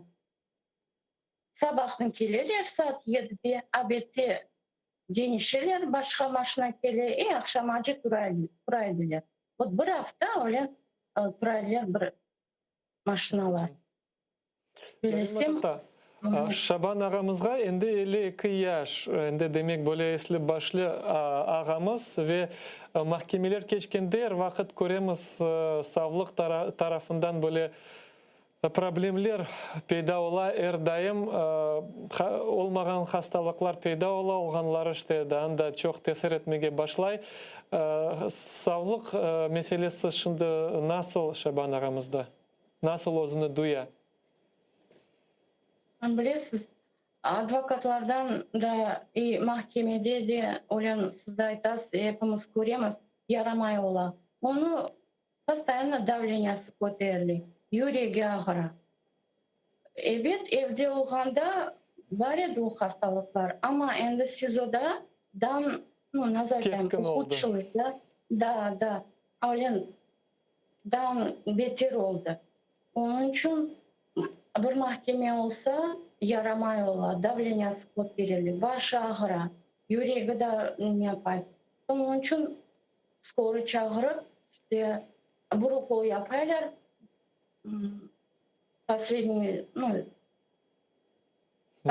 раз mahkeme olganda Бурукол yaptılar, tap ayağı ne yaptı, не mог двигать этой ногой. Авлен. Demek tıp yardımı, медицинская помощь, öyle degen şey anda tahkikat izolatorunda, sizoda o almay. Öyle mi? Yok. Bilesiz, nasıllarda bir ilaç verirler, bir tabletka verirler, hepsi hastalıktan. Ama nasıl istesin, ne istesin öyle yaşamda. Kimsenin niyesi yok. Ya advokatlar tarafından talep etilmedi mi onu bilmem, ev hapsini geçirmege, çünkü ende böyle esli başlı insan hem de hastalıkları var, niçin kabul etmeler, kayletmeler öyle şeyge? Advokatlar kabul talep ettiler. Bilmem nasıl. Не belirler. Как что добивается, bilmem, bilesiz. Aslında bilesiz, böyle tekrar nakıl olgan insan için çok sualler peyda ola. Nasıl böyle hard demem ama если başlı hasta insan bir vakit жинайы ишлерде оғырамаған инсан насыл о террорист ола біле, насыл о силясыз, біршісіз Русия девлетіні йықмаға, оны конституцион низамыны бұзмаға істей. Бөлі ақылма сығмай, сіз бұна өзіңіз жауап тапып болдыңыз мы? Бұл шынды япқанлары недір? Білесіз, мен де жауап тапмайым, нас не демек білмейм. Потому что өзлері қадилер анда отырып, олен бір отырып бақайлар, ештелер оларын айтқан лафларыны. Белейсін үшіндік мына там какое-то смягчение верили, ама все это под копирку, под заказ. Авлен. Шынды Шабан аға білгеніме көре Ростовда ма? Ростовда. Я давасы бойынша шынды енді насыл этапта нелер бақыла, сонки махкемелерде насыл малюбат хабер алдыңыз? Сонки малюматларда нелер, свидетельлер çıkaydılar. Üç свидетель. Hepsi допрос yaptılar buna. Cevapları не помню, не знаю. Öyle. Bir advokatlar neler bir sualler verseler onlara. Так вот, ну, такое, как уларга неудобно bir sualler. Олар сразу не знаю, не помню, дили. Олен. Білесіз ме, Зарема тата, бұл уақытта пек ағыр епімізге, бұл боле вазиетні сейір етмеге, көрмеге, сізге бұл вазиетті не тақат құвет бере, Шабан ағаға не тақат құвет бере, ште сынмамақ, бойсынмамақ ве ось көрешіні девам етмек? Biz bu vaqtda elbette biz Müslüman olarak da bizge ağır vaziyet olsa biz Müslümanız. Birinci kime gerekmiz? Кому мы должны обращаться? Да, Аллаха. Onun için Allah'dan sorayıq da, bir şey yaxşı olsun. Allah bizge buyura после трудности облегчения. Да, onun için umut etemiz, bir şey yaxşı olur. İnşallah. Білесіз, şimdi böyle ақылма аталарымыздың сөзі келді, Allah gibi arkamız olsun. Ve men білесем, егерде біз Аллаха umut etsek, duacı болсақ, böyle күчлі арқамыз бізге ярдым етер. Çok sağ olun, Зарема тата, жан yürekten тілейім, tez vakitte sizin ömür arkadaşınız, Ведигер мабусlerimiz azat olsun da buna epslerini karşıla, böyle kuanıp bayramlar yapayıq. Çok sağ olun. Sayılı teleseyirciler, hatırlatan bizden canlı bağda Зарема tata Umerova bulundu. Siyasi mabus Şaban Umerov'nın ömür arkadaşı. Hatırlatam, Şaban ağa bu en büyük Kırım'daki olğan davanın mabuslerinden birisi. Odan da gayrı Şaban ağamız endi böyle esli başlı ağa 52 yaşında tahqiqat izolatorunda bulungan vakıtı çok hastalıkları peyda oldu.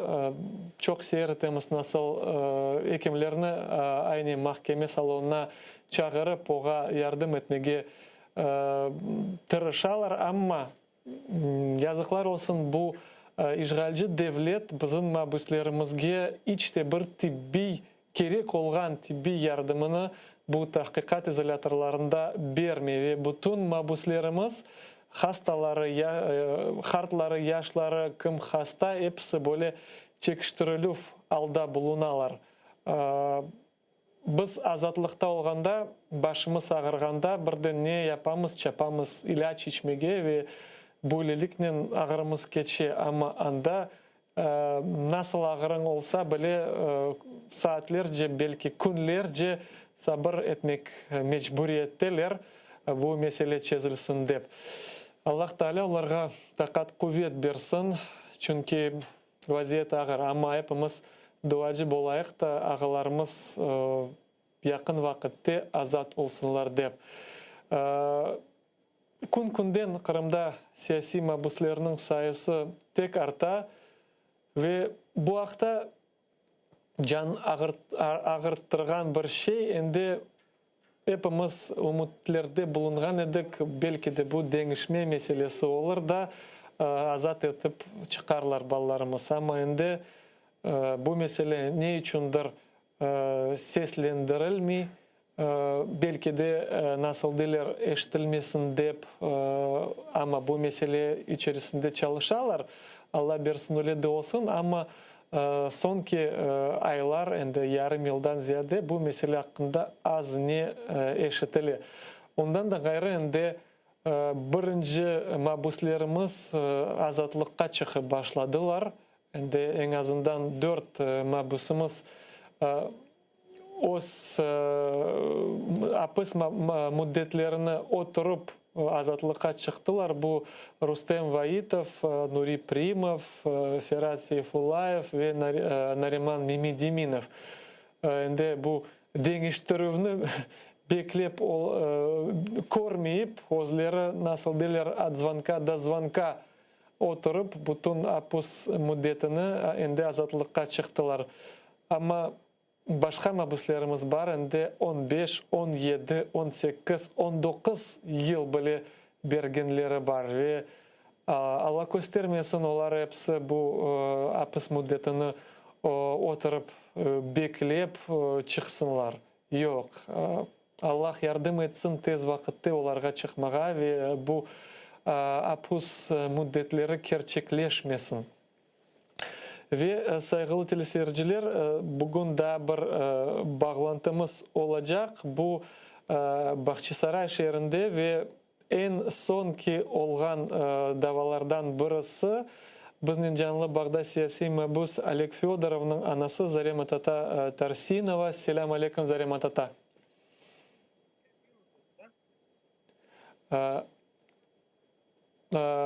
Bağımız kenedi kesildi. Endi böyle adet oldu, bilmem ne için Kırımnet bağımız yaramay. Bağımızını tıklendirmege tırışacağımız ve şimdi bizning canlı bağda mağa rejissörler aytalar Seyit Osman Karaliyev, cemaat korçalayıcısı. Seyit Osman ağa, selam aleyküm, eşitesiz mi bizni? Alo. Aleyküm selam, işiteyim. Çok memnunum görüşmege Seyit Osman ağa. Cumalar hayırlı olsun. Alo. Allah razı olsun, çok sağ olun. Seyit Osman ağa, bilemiz ki şimdi Kırım'da cinayi işlerden gayrı böyle memuri işlerde çok peyda oldu. Demek administrativные dela. Ve bu haqda sonki yılları, sonki aylar böyle tendensiya peyda oldu. Yani böyle bilmeyeyim nasıl diler, обкатывают эту статью ya da недоносительство maddesi. Demek çakmamalık maddesi.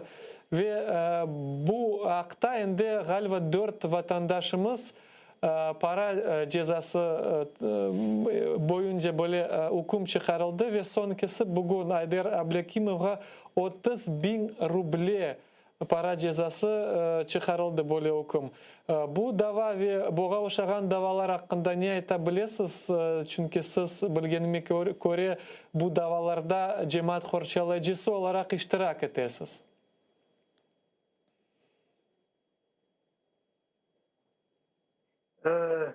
Sitomer, bu söylegen administrativni işler pek çok oldu Kırım'da bugünkü günlerde.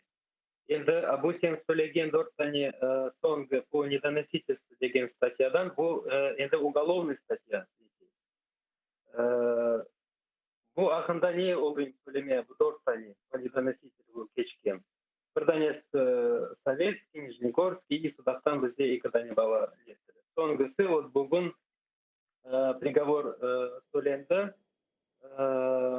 Bizim Ayder, Abdekimov Ayder, MÇS'de işleyen bir baba. Bunun hakkında çok mümkün söylemeye, no mahkemede olan şeyleri de bizde Ayder bugün çok söyledi. Cuma toplandı, narazılık gösterme, sormaya ne var ne yok bu mahkemelerde ne geçeydi. Bu söyledi. Bu bir tane свидетели men çıkaran bir poşetçiğin açıklama etti. Ne kadar bu yalan, ne kadar bu zulümlük. O diyor, что Айдер'in camide konuştuğun anlatıyor bu свидетельler. Bunda скрыт свидетельler var. Şimdi bu anlatıyor. Böyle baladi, у них konuştum, sakalı vardı, bilmem bir şey, и bu neden söylüyor. Şimdi Айдер diyor. Ben de enşeğisi işlegen balayım diyor. De ustaz boyunca de sakal yübermeye olmadı. Ben her vakit de sakalın almaya mecburum diye. Düşündüğünde işte bu insan sakalının olsaydı onlarda işte neler olup geçiyor. Şimdi ben asıl sakalın olmaya olmadı. Bu nasıl yalan? Anlarsın bu ben sana çok barında adamlar anlatan bir şey söyleyeyim. Yani onu temelinden baksan bu kası telefondan onun bağlandılar, şey ettiler, bu accountler, şeyler, advokatlar bütün bunu açıkladılar. Bu da bütün yalan. Bu yapan şeyler bu doğru tane panelitaymasıydı. Çakmadı. Bilmiyorum nasıl diyeceğim. Çakılmadan böyle işler de nasıl diyeceğim. Bu akılga sığmadan şey. Önde bak. Bir tanesi bu Krymski Solidarny jurnalisti. Bir tane bala mahkemelere katmadan söyler. Bir tane bizde sudaktan Muhyiddin Cami'de izan verdi. Dinle bağlı bala. Bir tanesi Ozun Can'ın nasıl bizim halkımızda bir nesi vardı. Can'ın cebine koyup varıp adamların korşalagan. Bu ateşin içine girip korşalagan insan. Buna da bu teröristlik şey bağlanmayı. Bu devamı kiteveri toktamaya sonları da yoktur. Yine Allah'a şükür. Bugün de çıkan dün işte son sözleriydi. Bugünlerde приговор nettiler. Eğer Ayder'in etmeye o de teröristlikler de bizim cemaatimizin şey etmeyiz. Boynuna akmaya. Çıkıp söyleme bizim cemaatimizde oturan ballar. Terörist değil. Aslında bu davalarga baksan men terörist değil. Ballarını da kaldırdınız. Kayda mantık. İşin yaptan diye o terörist diye. Onu gerek mahkemelerin içine koyup diye şey etmeyin. Cezalarını diye.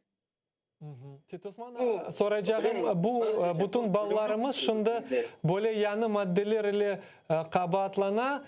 Endi demek terörist yapmağa tırıştılar ve devam ettiler tırışmağa ne kadar davalar şimdi cinayi işler var terörizm boyunca ve şimdi endi yani böyle tendensiямı nasıl onu adlandırmak mümkün недоносительство. Demek sen bir şey bildin, eşittin ama çakmadın. Bu ballarını nede kabahatlıkları var edi? Mahkemede neni nasıl izbatlar ki доводы привели? Kim hakkında çakmadılar ve ne yapıldı da nasıl terörizmlik yapıldı? Olar onu korup, olar onu bilip çakmadılar. Men bunu ağnap olamayım. Belki de siz ağnatıp olarsınız. Ve mümkün olsa ricam var biraz seslenip aytınız da yaxşı sizni eşiteyik dep.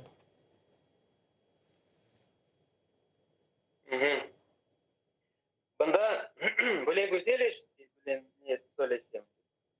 Eşitile ya. Seçik çıkaran sesin hoş bayan ederim tırışırım. Böyle güzel eşitile şimdi. Eşitile.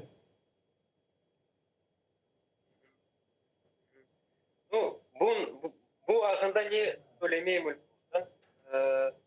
Ben tırışırım. Söylemeye ben adam anlagan gibi. Şimdi bunların historiasına göre, bu следовательlerin historiasına göre bir bala onlara сообщение yazarken ben bileyim, bir yerlerdeyim, geliniz bana bir şey. Şimdi bu balalar onun laf etkenleri yoktur. Şimdi bunlar netkenin bu bilen baksan şimdi любой insana любой telefondan burası messenger'ın mı telefon neyse soобщение yazmalı. Şimdi bu soобщение'ni görsen Tez varıp ariza FSB'ye yazmaya gerek, что bile benim telefonuma bile сообщение geldi diye. Çünkü bunda ben bilmeyeyim, bu akılga sığmadan. Mesela benim akılga sığmay. Bizim dinimizde öyle şey de yoktur. Mesela Allah Teala de eğer de buradan yasın bir eksikliğini görsen onu saklamaya gerek. Bizim şimdi çık netme isteyeler, endi kime o da nesine göre Müslüman buradan bala dep neteler. Bunu da eğer nesin men yüzdeyim. Bu hası yerden telefon açtı. Hası hükümetten, belki Kırım'dan yazdı mı, Ukrayna'dan mı yazdı mı? Onlar diler işte bu Irak'tan bunlara yazar. Çünkü bundan min değil de. Mesela şimdi çok bu şeylerin. Onu pek kolay. Mesela kabinet içine oturmaya следовательге yapmaya bir türlü bilmeyin. Bir account içine koyma bir türlü fotoğrafya. Bütün Kırım boyunca yazı vermeyin. Endi kimin vakti var olan bakmaya kimin yoktur. O konveyer gibi bulgun tıpır bilen uголовный cinayet işlerini açmayın. Bu men nesmeye göre asıl akılga zarar.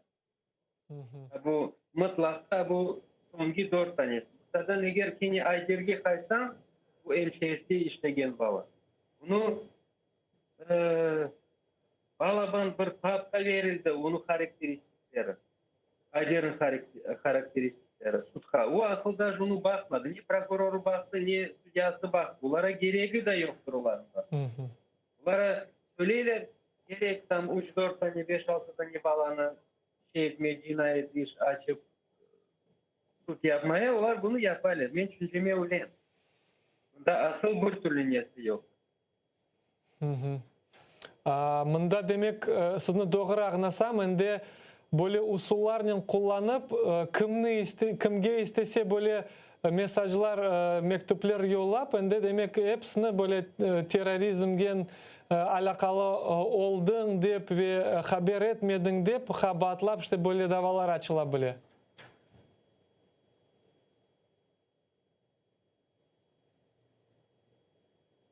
Elbet bu kolaydır. Elbet. Bu men değil de kabinetin içine oturup anda yüzlerce bilen işler mümkün açmaya. Son premiyalar almaya, para kazanmaya.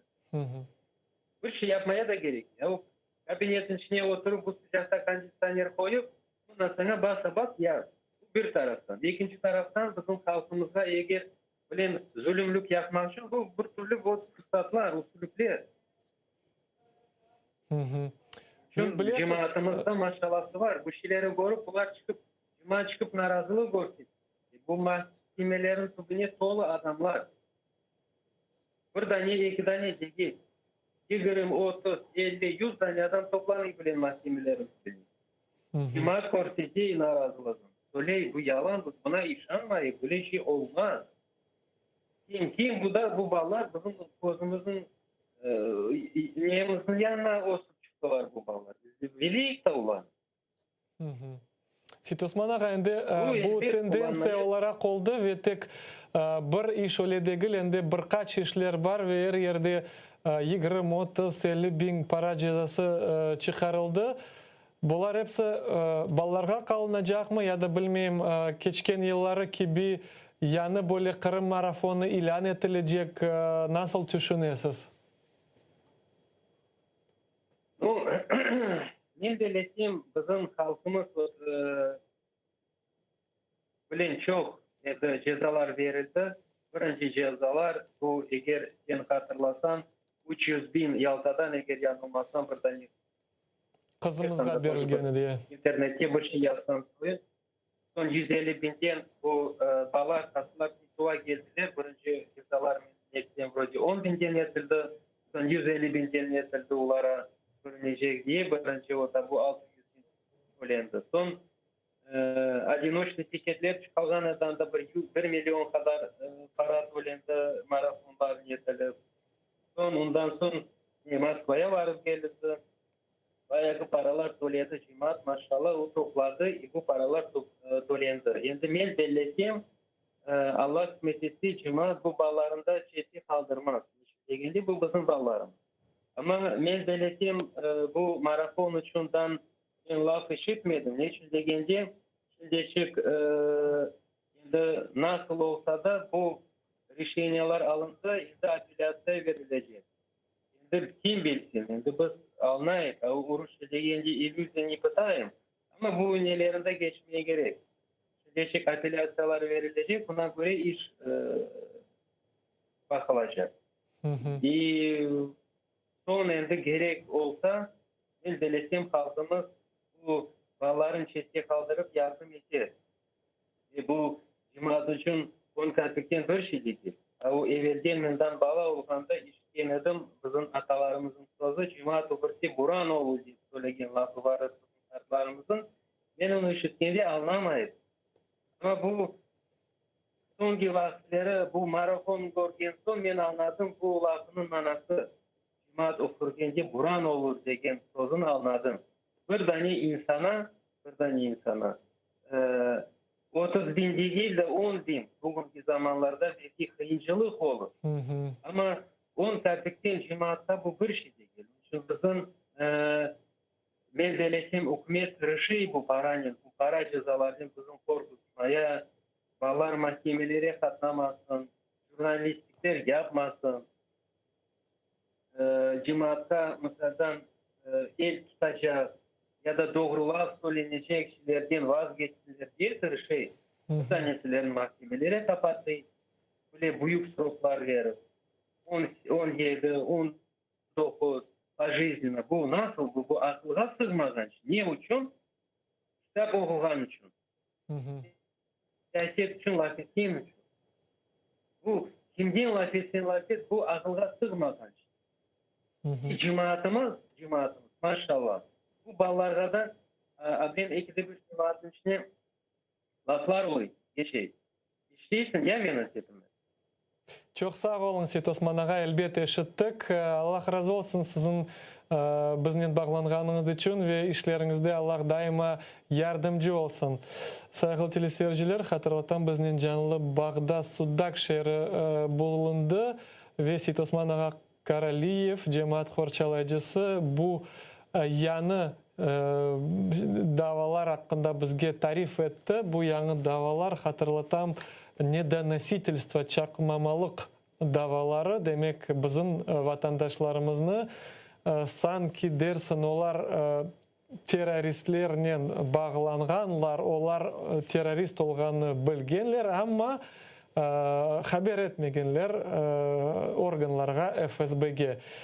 Tacipli ve akılga nevbetteki böyle akılga sığmagan bir dava çünkü hakikaten bu insanlar bilmegen insanlardan böyle mektuplar alıp yollanılgan elektron şekilde kim olğanı bilmeyip ama olarını şimdi kabahat olarak tanıganlar. Ve keliniz sonki mabuslarımız hakkında haberler bakayık. Böylelikle hartlarımızga geçmek isteyeyim. Advokat Rifat Yahin aytkanı gibi Rostov-na-Donu şehrindeki hastahanesi istemi kabul etmege Cemil ağamızın invalid olgan spravkasını, vesikasını ve odan da gayrı bu insan indi aylar devamında hasta olup oğa gerekli tıbbi yardım verilmey. Ayder Azamatov advokatımız haber etkeni gibi Rostov şehrinin 5. tahqiqat izolatorunda nerede çok bizim vatandaşlarımız şimdi buluna COVID hastalığı kirgen ve bu da bizler için böyle bir tehlikeli haber çünkü o tahqiqat izolatorunda böyle esli başlı ağalarımız otura, onların arasında Servet Ağagiziyev, Cemil Gafarov ve diğerleri. Ve kim endi Kırım'da ya da Ukrayna'da bu COVID hastalığına rast geldi, böyle hasta insanlar için, böyle harça insanlar için pek ağır geçe ve hatta da böyle Ağır keçкенден де гайры өлүмү кетире биле, Алла сакласын ve bizim mabuslarımızны bu hastalıktan horçalamага насип eylesin. Ve devam etemiz programımızны, sayılı teleseyirciler. Daha böyle haberge geçmek isterim. En büyük bu ikinci Ahmetciğit davası boyunca gizli şahatlarını sorgudan geçirgenler ve onlarını böyle psevdonim olarak Faritov, Faritov böyle insan gizli şahat olgan ve böylelikle kene de bizim halkımızını, bizim mabuslarımızını böyle usullarla kullanıp kabahat etmeye tırışalar. Saygılı teleseyirciler, tekrarlap aytmak isteyim. Bütün bizim mabuslarımız bu terörizm davaları boyunca izbatları tek iki böyle şeyge geçe, iki izbatları var. Bu gizli şahatlar ve ekspertizalar. Ve bunda elbette ki peyda ola nasıl fikir. Gizli şahat kim istesen olabilir. Çünkü bu insanlarını mahkemelerde sorguda geçirgende kim olganını bildirmeler ve hatta öyle insan var mı ya da yok tek Allah bilir. Bu insanı tek sesini verirler mahkemede ve her vakit advokatlarımız aytkanı gibi bu şahatka böyle gizli şahatka sualler bergende çoksa vakitleri eşitili oğa yardım etken sesini. Misal odan bir şey soraylar, eşitili başta oğa aytılgan sözler ve son sözlerini tekrarlap ayta. Bu nasıl fikirlerge bizni getirebilir?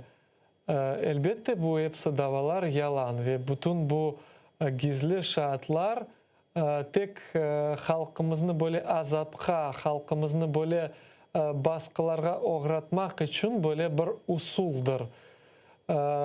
Çoksa gizli şahatlarını vatandaşlarımız bazılarını tanıdı sesi olarak ve ilahire ve böyle misal Bahçesaray şehrindeki Kostya degen bir bala onu Müslüman olarak tanıttıra herkesge ve iftira olarak bütün Bahçesaray balalarını gizli şahat olarak geçirdi ve mahkemelerde aytmağa tırışa, onlar beni böyle teröristik teşkilatına davet ettiler ve ilahire.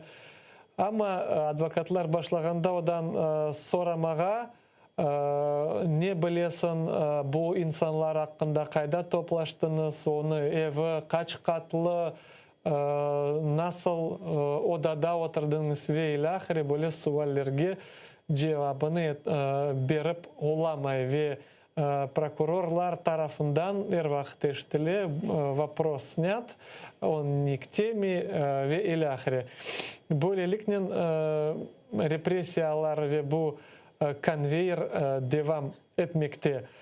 İkinci böyle usul bu ekspertizalar ve ekspertizalar hakkında da gelecek yayınlarda tafsilatlıca müzakere etermiz ve şimdi mağa rejissörler aytalar Zarema Tatarsinova bizden canlı Bağdasya, Sima Buz Олег Федоровның anası. Selam aleyküm Zarema Tata, вы нас слышите? Алейкум селям. Слышу. Зарема Тата, сегодня хотел бы поговорить с вами о вашем сыне.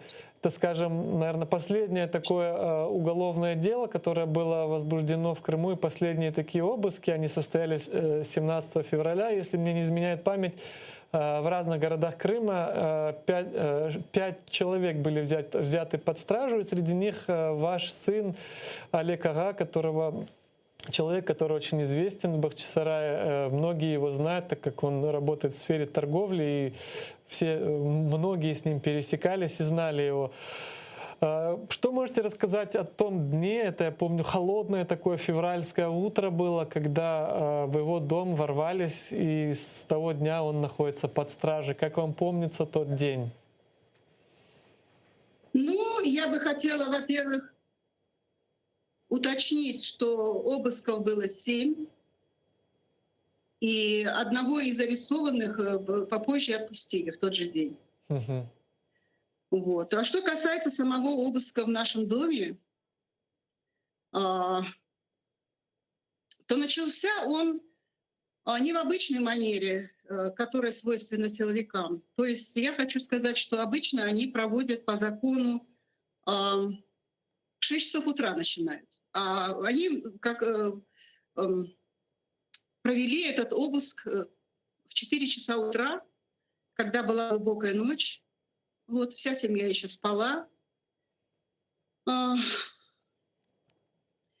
я думаю, что это было, мы думаем так, что это было сделано целенаправленно, вот, для того, чтобы застать семью врасплох, для того, чтобы помешать людям, которые обычно собираются вокруг дома, для того, чтобы поддержать своих единоверцев, вот, чтобы это все сделать. Вот я думаю, что это было так. Вот.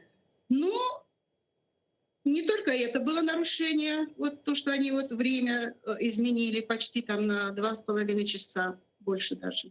Не так, как правило. Там было и других много нарушений. Вот. Не буду ваше эфирное время занимать перечислением, но в целом обыск он не отличался от тех обысков предыдущих, которые, как правило, проводились в течение последних нескольких лет на территории Крыма. Вот. Все те же лица, хмурые, в камуфляжах, вот. Все те же непонятные какие-то эти понятые, которых мы не знаем. Понимаете? Вот. Сопровождалось все это некрасивыми словами, нецензурной бранью. Вот. Подброшенная литература, неожиданно подбросили, понимаете, то, чего никогда не было в нашем доме. Вот. Ну и как итог, это ложь, огульные обвинения и арест своего сына. Вот так примерно я могу сказать. Олег Ага, многие бахчисара его знают как Али Ага. На самом деле он и другие политзаключенные, большинство из которых обвиняются в терроризме, обвиняются в стремлении свергнуть конституционный строй Российской Федерации. То есть вот такие вот кляксы пытаются навесить на наших соотечественников, на наших братьев, единоверцев. Скажите, вот здесь важно нам раскрывать, на мой взгляд, личность этих людей, кто они, каков их общественный, не то чтобы статус, а вот жизнь в обществе, как люди о них отзываются и знают. Вот что о своем сыне можете рассказать вы, чем он занимался более подробно, чтобы было понятно всем, что вот эти все обвинения — это ложь и клевета? Ну, что я могу сказать? Во-первых, все они, эти ребята, если речь идет о моем сыне, то прежде всего это люди богобоязненные. И он, как человек богобоязненный, вот, что он соблюдает ислам в течение уже 20 лет. Вот.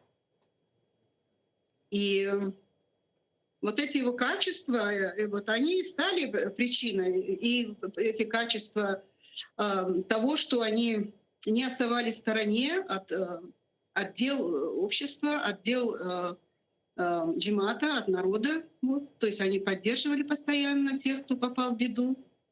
Вот, посещали суды, помогали семьям. Вот, ребята, ну, вообще, если говорить о качестве характера, то он ответственный человек. Вот, он строгий в своих принципах. Вот. Ну, одновременно с этим он мягкий человек, он добрый человек, отзывчивый. Вот. Зарема Татал, я уже отметил, что Олег Ага работал в сфере торговли, и в связи с этим у него очень широкий круг знакомых был, тех, кто его знал. Как вообще они отнеслись к тому, что сейчас вот Али Ага пытается обвинить в терроризме и тому подобных вот мерзких обвинениях? Какова их реакция? Что они думают по этому поводу?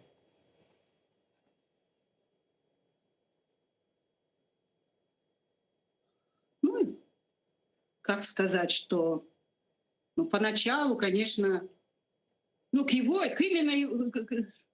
к аресту моего сына отнеслись, конечно, все отрицательно, вот, потому что он известен в городе своим образом жизни, своей установкой, своими поступками. Вот.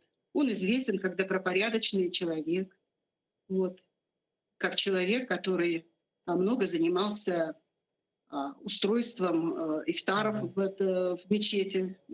Они были основоположниками, он и многие другие ребята были основателями исламских праздников. То есть авторитет и репутация у них в городе есть, имеется как положительных людей. Вот. И то, что произошло, конечно... Это Зарема Дата. Вот каждый обыск, когда проходит, мы следим за реакцией так называемых СМИ крымских, пропагандистских вот этих оккупационных. Они все пытаются вот трезвонить, что вот в Крыму там ликвидировали, поймали очередную там ячейку террористов и тому подобное. То есть пытаются навязать обществу, что якобы там вот с преступностью борется. И поэтому интересна вот реакция людей, которые реально знают этих людей, кто они, что они, чем занимаются. Вот они верят на эту пропаганду и ложь, или все-таки они понимают, что это вот обман? Те люди, которые неравнодушны, которые интересуются и в курсе происходящего, конечно, они не верят. Конечно, они понимают, почему это происходит, что это целенаправленная политика, что это целенаправленные действия властей, силовиков, тех, у кого за кем стоит сила, за кем стоит власть. Вот. Конечно, они не верят. Вот. И, конечно, понятно, почему это происходит, почему эти программы телевизионные начинают каналы вещать о том, что поймали террористов, обезвредили там, я не знаю, и так далее. Вот. Это понятно, для чего это делается. Ну вот то, что я могу сказать по этому поводу. А простой народ, может быть, те, которые не в курсе, кто-то, наверное, верит в это. Но таких людей становится все меньше, потому что сама репутация, сама жизнь, образ жизни наших ребят и моего сына в том числе, они показывали людям, люди же не глупые, люди же видят их образ жизни. Зарема, к сожалению, у нас очень мало времени. Буквально еще хотя бы один вопрос хочу вас спросить. Насколько мне сейчас известно, Олег Ага и Эрнеса Ибрагимова этапировали в Ростов. Это, то есть, это уже обычная процедура, когда этапируют, то есть, по сути, выселяют из Крыма, из своей родины, отправляют там на территорию материковой части Российской Федерации. Не напоминает ли вам это депортацию? Вот мне почему-то она сильно напоминает. То есть людей безвольно выселяют просто их еще домов. не этапировали. Во-первых, они еще находятся в Симферопольском СИЗО. Вот, на стадии, они сейчас в стадии ожидания. Вот. Когда это случится, еще никто не знает. Вот. Но он должен быть этапирован, как и все остальные. Вот. Но то, что касается этапирования, и то, что я чувствую в этом отношении, это у меня, например, сразу я провожу параллель. Вообще история моего народа, да, то, что случилось ранее. Вот. Мои родители, например, они рассказывали мне о тех страшных днях, которые они пережили во время депортации, когда выселяли полностью весь народ.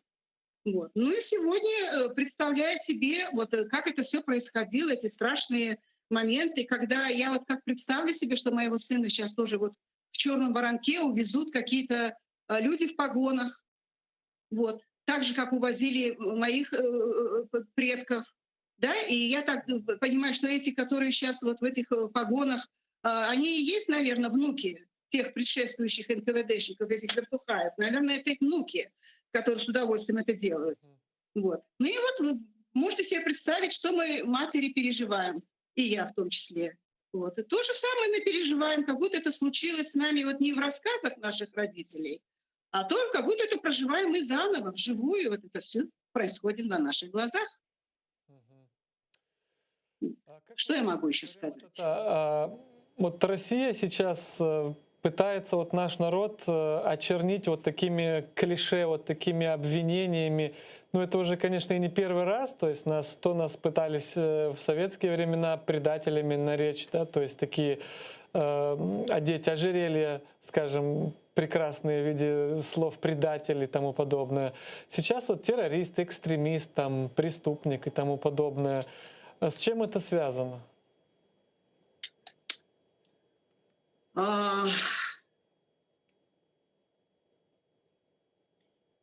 Ну, это связано с несколькими факторами, конечно. Ну, вот основные, так если озвучить, это то, что вот из-за чего на протяжении уже сотен лет нашему народу не дают покоя. Вот. Это все происходит из-за нашей религии. Ну и нашей культуры, конечно, из истории, вот, менталитета народа, вот, который делает нашего народа сплоченным, стойким, вот, не сломленным, непоколебимым. Вот именно это все, вот, видимо, с этим связаны все репрессии. То, что они хотят сломить народ. Вот. Понимаете? Вот это единство, которое стараются сохранить люди, сплоченность, не оставлять друг друга в одиночестве, переносить эти беды, которые имеются, вот, а протянуть руку помощи, поддержать друг друга во многих аспектах. Семьи поддерживать, ребят, которые находятся сейчас под следствием или уже осуждены. Вот. Народ показал себя вот именно в этом плане, очень крепким, очень стойким, и это, конечно, российским властям не нравится. И знаете, вот вы сейчас отметили эти факторы, мне кажется, вот именно российская власть современная пытается, и единственный, кого они признают, это вот чтобы народ был как вата, да, вот сейчас есть такой термин, характеризующий аполитичных полностью, отсутствующих интеллектом людей. Крымско-татарский народ, вот, к счастью, да, великому, вот этими, на протяжении всех этих столетий никогда таким не был, не есть таковым и, иншаллах, не будет. Я вынужден завершать наши... Буквально минутка у нас, Зарема Тата. Можете подытожить, к сожалению, у нас больше времени нет. Ну, что я могу сейчас для подытоживания? Я могу свои пожелания сказать для своего многострадального, но очень-очень стойкого народа, который является, я думаю, своим поведением, вот, своей позицией является даже примером, образцом для многих других во всем мире. Я думаю, что это так происходит. Что я могу сказать? Я могу пожелать моему народу сохранить вот все эти незыблемые основы, которые в нем есть, которые он содержит в себе. Вот. Эти основы, вот, они позволили, вот до сегодняшнего дня позволили, за эти много веков, позволили сохраниться. Сохраниться ему как уникальному крымско-татарскому народу, мусульманскому народу, исламскому народу. Сохранить все эти качества. Чор сағолың, Зарема Тата, что связались с нами. Мы все очень надеемся, что все наши политзаключенные, ваш сын и все остальные будут освобождены и вернутся в свои дома. Мы очень этого ждем. Насколько есть возможность, прилагаем к этому свои усилия. Естественно, конечно же, многое зависит не от нас, но наше дело, чтобы наш народ боролся за каждого, и вместе обязательно мы добьемся победы. Чох сағолың. Аминь. Аминь. Аминь. Алла разы болсын. Сағолың. Сағыл телесерджилер, хатырлатам біздің жанлы бағда саяси мәбус Али Аға Федоровның анасы Зарема Тата Тарсинова болунды. Yayınımız sonuna gelmekte. Беждахадан бүгін программасını devam edecek Gülsüm Halilova. Atayarlı olunuz.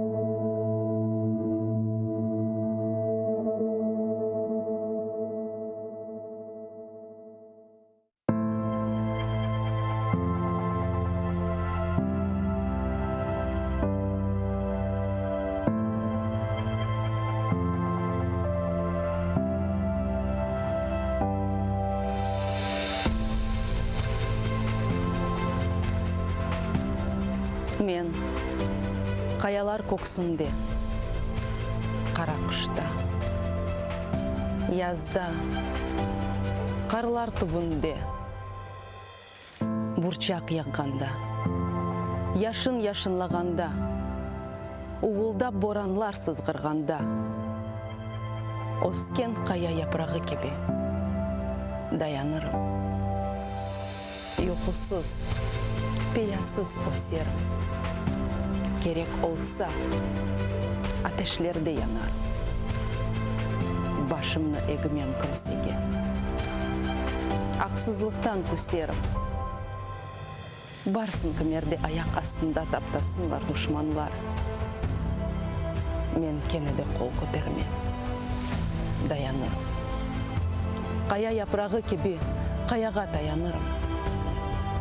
Вақты келір. Таш қаяларыны тешерім. Эшерім.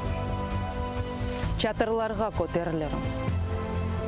Андан эшіттірсіз менің сесім.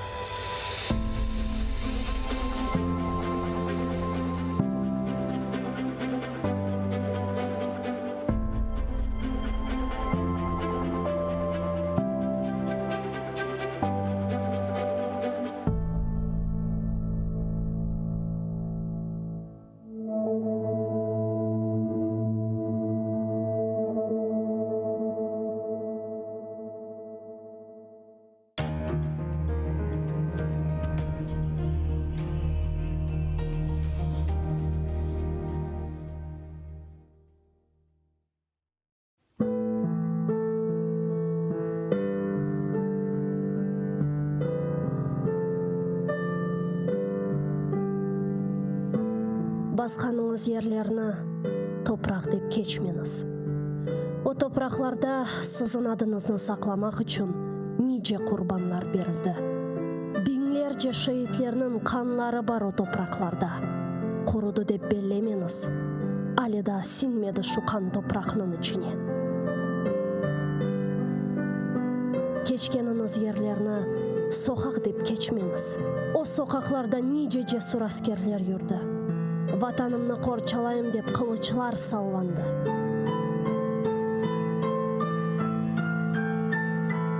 Юргеніңіз аралықларда иханетлер де олды үлбет.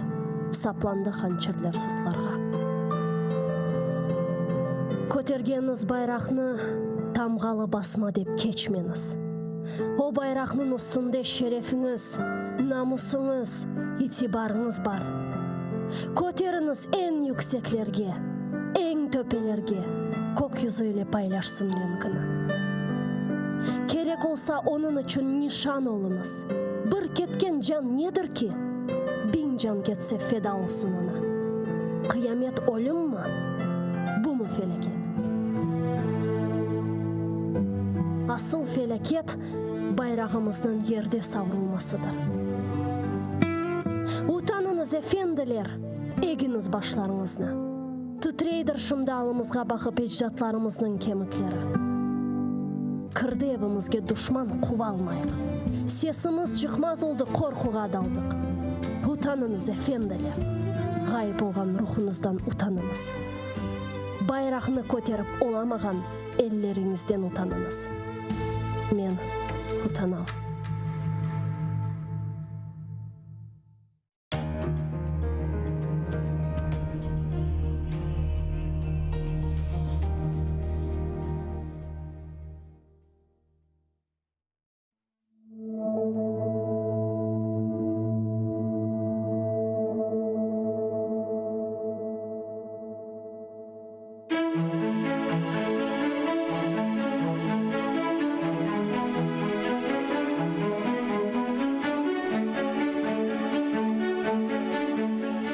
Bir çöl çiçeğini koklap baksan, onda da nazik bir iz duyarsın sen. Dikkatine karşılık. Yüreğini anlap olsan, en yaman dep belegen kişinde de ille bardır, az olsa da yaxşılık.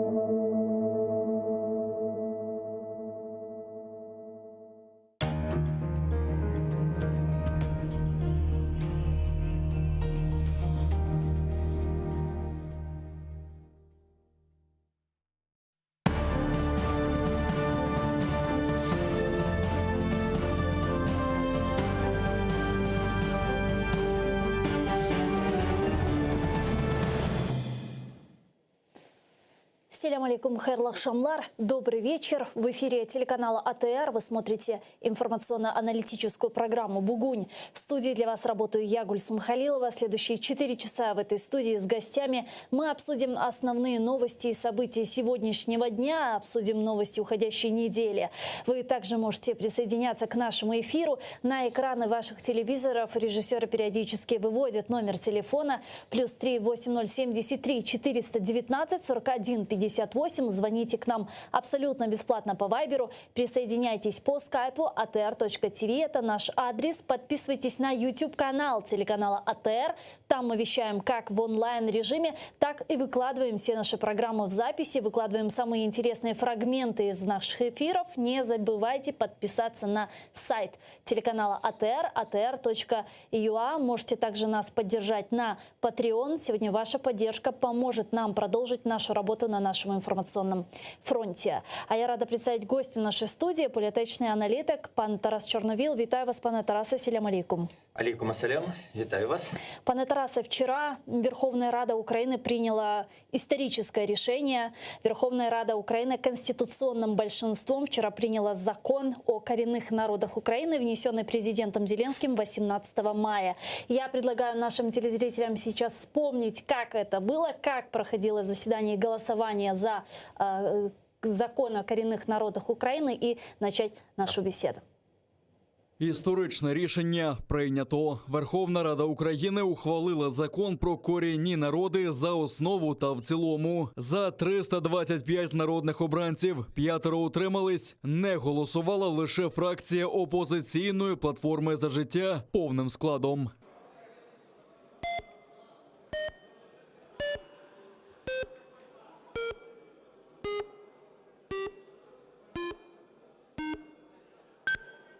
За 325 рішення прийнято, закон прийнятий в цілому. Покажіть по фракціям. Міністр реінтеграції окупованих територій Олексій Резніков заявив, що закон гарантує збереження самобутності та забезпечить умови для сталого розвитку кримсько-татарського народу.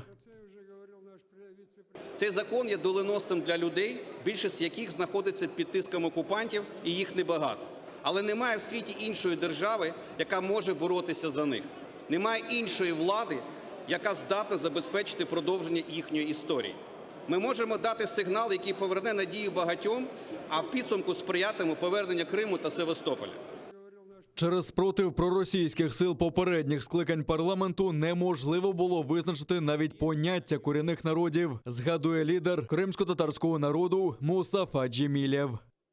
Про права корінних народів стало можливим говорити лише після Революції Гідності у 2014 році. І першим таким актом стала постанова Верховної Ради від 20 березня 2014 року під назвою «Про заяву Верховної Ради України стосовно гарантії прав кримськотатарського народу в складі української держави». Нардеп від «Голосу» Рустем Умєров назвав ухвалення закону історичним моментом, на який чекали десятиліттями. Усі країни, де є корінні народи, як правило, мають такий закон. Ми приводимо законодавство України у відповідність до міжнародного законодавства. Сьогодні дуже історичний момент. Ми 30 років чекали на цього. Як людина, яка приїхала в віці 9 років, от мені вже 39 років, от 30 років ми і чекаємо його. Нардеп зі «Слуги народу» Віталій Безгін, уродженець Євпаторії, згадує, як російська пропаганда пропонувала себе як братній народ і водночас стравлювала людей в Криму. Додав, що окупація стала наслідком відсутності політики щодо корінних народів, а ухвалений закон назвав історичним. Він визначає кримських татар, караїмів та кримчаків як корінний народ. Він допомагає захистити їх мовні, культурні та інші традиції. Він допомагає їх органам отримувати державне фінансування і допомогу з донорських структур. Цей законопроект – це наша данина, і це те, що має розпочати, власне, повернення Криму, його інтеграції, стати вагомим першим кроком в плані дій Кримської платформи. Більшість народних обранців єдині в думці. Закон про корінні народи стане підмурком до звільнення Криму. Проголосований документ тепер відправиться на підпис до спікера та президента України. Але як напередодні заявили делегати Курултаю, закон про корінні народи має бути підсилений створенням кримсько-татарської національно-територіальної автономії у складі України. Владислав Стужук, Заман, АТР. С нами сейчас на прямой связи народный депутат Украины, фракция «Европейская солидарность», пани Ивана Климпуш-Цинцадзе. Пани Ивана, витаю вас, селям алейкум. Добрый день.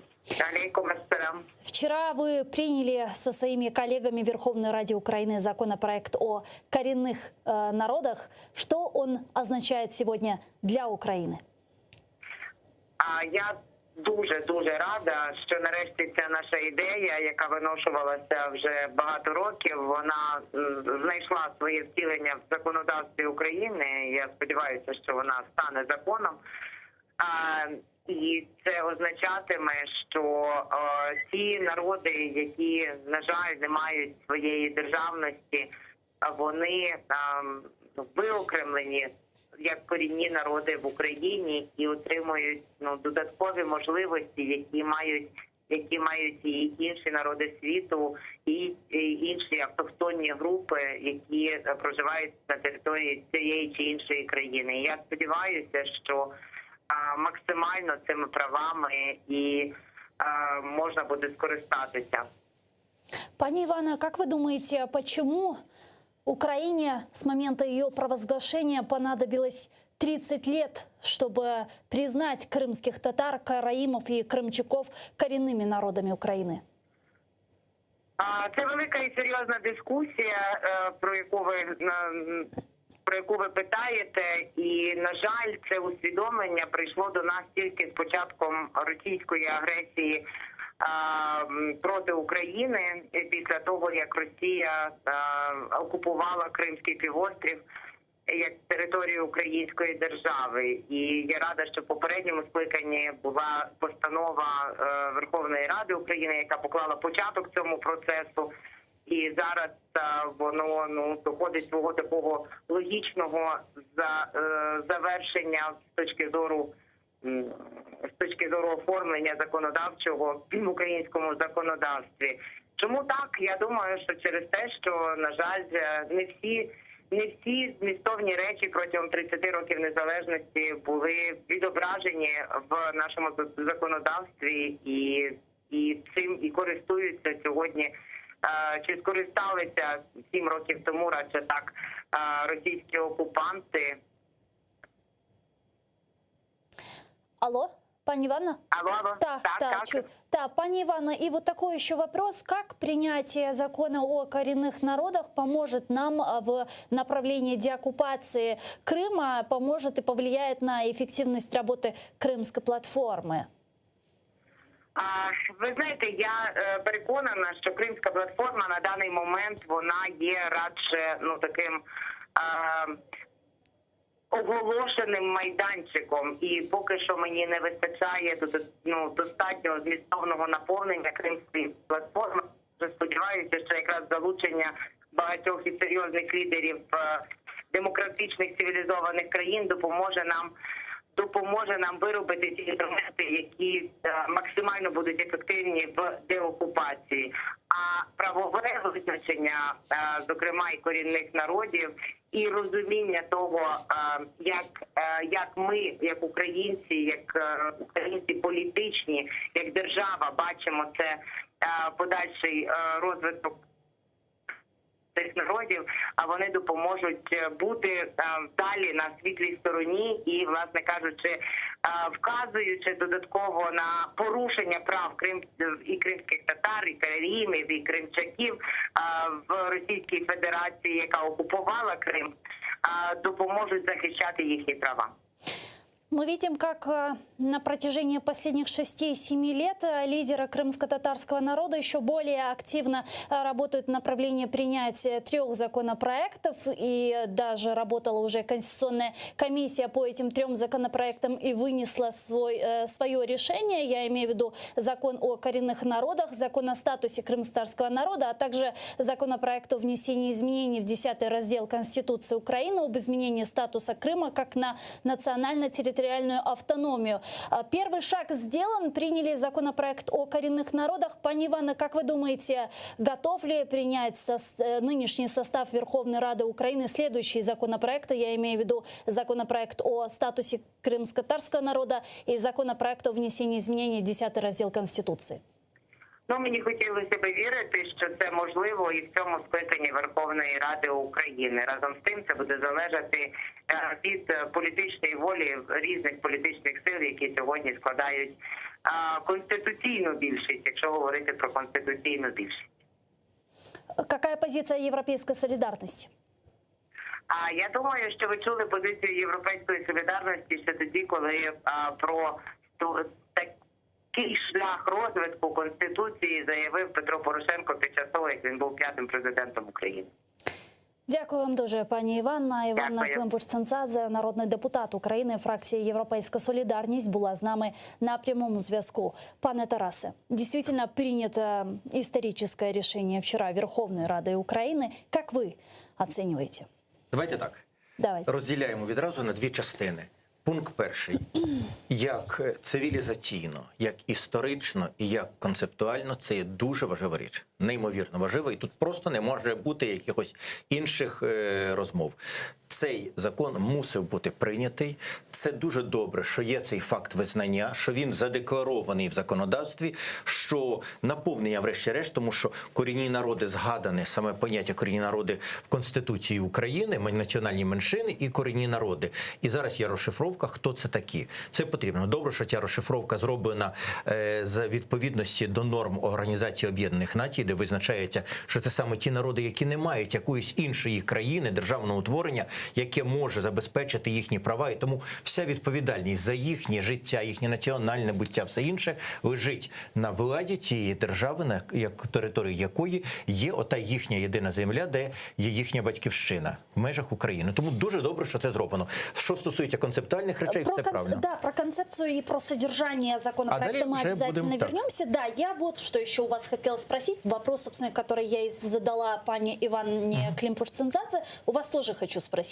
Крымские татары с момента провозглашения независимой Украины говорят о необходимости восстановления прав коренного народа Крыма, восстановления прав крымских татар, и говорят о праве на самоопределение. Крымские татары в 91 году, когда провели второй Курултай крымско-татарского народа, приняли декларацию о национальном суверенитете, где четко прописали, какие задачи ставит перед собой Курултай, какие задачи ставит перед собой представительский орган крымских татар. Почему? Вот как вы думаете, почему Украине, как государству, пришлось ждать 30 лет, понадобилось 30 лет, чтобы принять вот то, что приняли вчера? Власне кажучи, я б розділив їх на 2 частини, 2 нерівні частини. До 2014 року діяла абсолютно інша річ. В Україні постійно в владі домінували проросійські сили. Навіть про той період, коли ми згадуємо, коли Віктор Ющенко був президентом, у Верховній Раді все одно деякі, в тому числі фракції, які себе декларували як демократичні, відпрацьовували проросійські наративи. Вони би точно не голосували ні за що подібне. І ми ніколи до 2014 року не мали в Україні в парламенті 226 голосів, який би підтримав сам факт визнання кримських татар корінним народом. Дуже жорстка була проросійська лінія цю тему заблоковувати, її не допускати. Плюс внутрішня п'ята колона, плюс, зокрема, особливо і комуністична партія, які дуже жорстко на цьому стояли. Була позиція та, яка співпадає з позицією Курултая, що в межах загальної української держави самовизначення кримських татар через формування не територіальної, яка фактично по своїй суті стала російською, а національної кримсько-татарської кримсько-татарської автономії. Це була позиція, яку відстоював постійно у Верховній Раді тільки, по суті, одна фракція. Я можу з певністю сказати, це був Народний Рух України, який, до якого, що дуже цікаво, що колективним членом Народного Руху України оголосив себе, ну тоді десь не Курултай, а Меджліс кримсько-татарського народу, а відповідно Народний Рух України був представництвом кримсько-татарського народу, в тому числі і у Верховній Раді. Завжди постійно були два депутати від народу кримських татар, і ця партія постійно стояла на тих позиціях, які були Курултаю. Всі інші завжди виступали проти. Потім ця спадок перейшов до БПП, зараз десь до Євросолідарності, там постійно є ця норма, що двоє представників кримських татар має бути в цій партії. А от що стосується періоду від 2014 року, зміни дійсно відбулися. Оці зміни виявилися неоднозначними. Щодо змін до Конституції, я дуже добре пригадую, як цілий ряд офіційно демократичних прогресивних партій, отих менших, що вийшли з коаліції, жорстко сказали, ми категорично проти визнання кримсько-татарської автономії. Це було дуже сумно, тому що ті люди розказували, як вони підтримують кримських татар все, а вони жорстко заявили, що вони будуть голосувати проти. Були за хто? Абсолютна більшість БПП і не весь склад Народного фронту. Це фактично виходило 200-220 чоловік, навіть не 226. Це була проблема. Але насправді в чому відмінність того, що відбувалося 2014 року? Ми на це повинні звернути увагу. Тому що до 2014 року не хотіли взагалі визнавати корінним народом. А з 2014 року була інша постановка питання.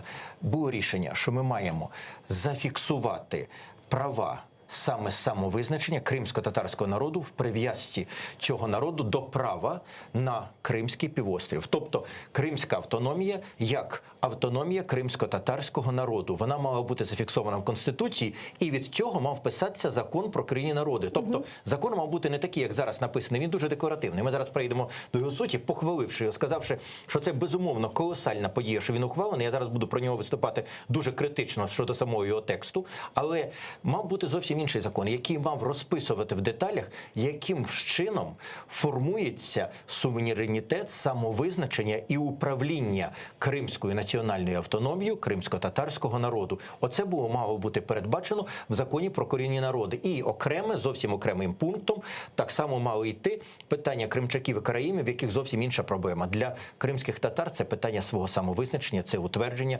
це народи, якщо рахувати людей, які живуть і в Туреччині, і в тих країнах, куди були депортовані, це мільйони людей, це велика європейська нація. У випадку караїмів, кримчаків зовсім інші питання, які, на жаль, окремо не виділені цим законом, а треба було виділяти, це взагалі збереження самоідентифікації, щоб цей закон не зник. Особливо зараз після окупації, коли в Росії кожних 5 років фактично вимирає один корінний малий народ, щоб це не сталося з караїмами і кримчаками, оскільки ті народи, по суті, зникають. Тому тут зовсім інші речі, і ці речі мали бути серйозно виписані. Я про це дуже добре знаю, тому що коли працювала Конституційна комісія, яка запропонувала саме оцей момент суверенності Криму як території, автономної, але території кримсько-татарського народу, в цей момент готувався і цей закон. І я деякі речі до нього писав, тому я знаю, що закон про корінні народи з дуже серйозним наповненням мав бути раніше, але він міг бути прийнятий тільки після змін до Конституції, тому що він випливав з них. Якби його тоді ухвалити окремо, він би став антиконституційним, тому що Конституція не передбачає кримської автономії,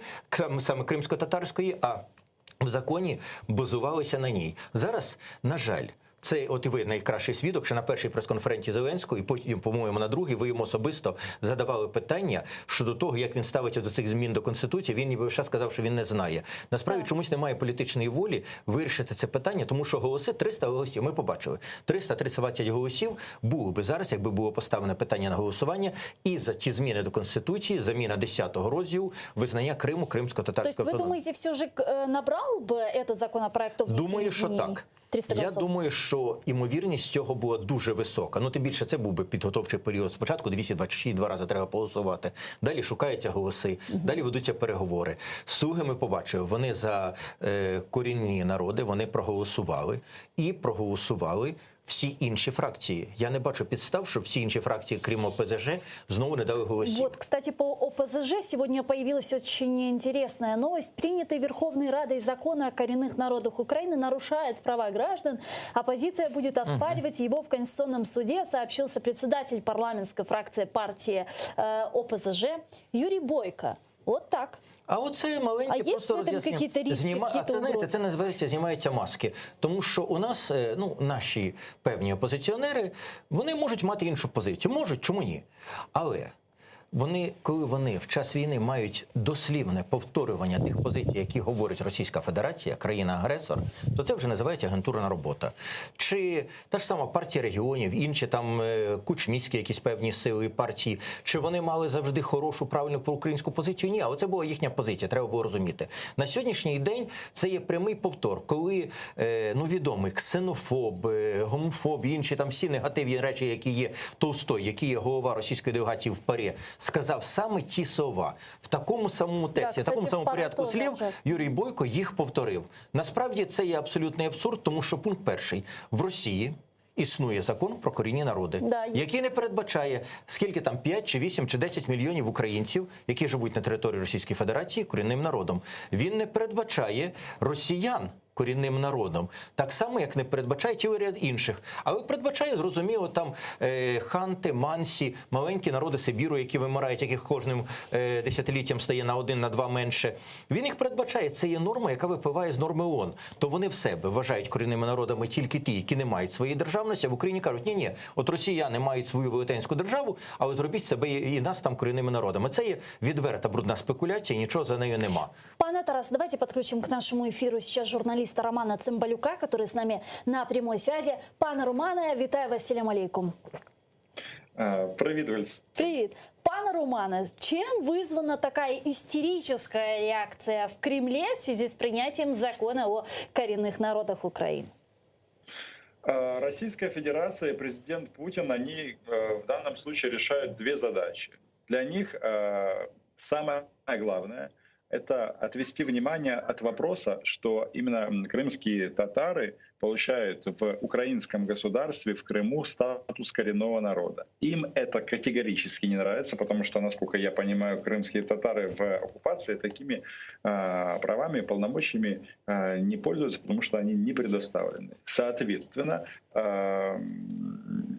вот это самое главное. То есть во всех вот этих возмущениях Путина никогда не звучит слово «Крым». А они вот почему-то считают, что русские должны быть коренным народом в Украине, хотя тут с паном Тарасом я полностью согласен с точки зрения законодательства международного права, тут нет никаких обоснований. То есть это просто нонсенс. Но сам факт того, что они выносят Крым за скобки, вот это, как говорится, вот сразу видно, в чем дело. Потому что ни разу Крым в данном...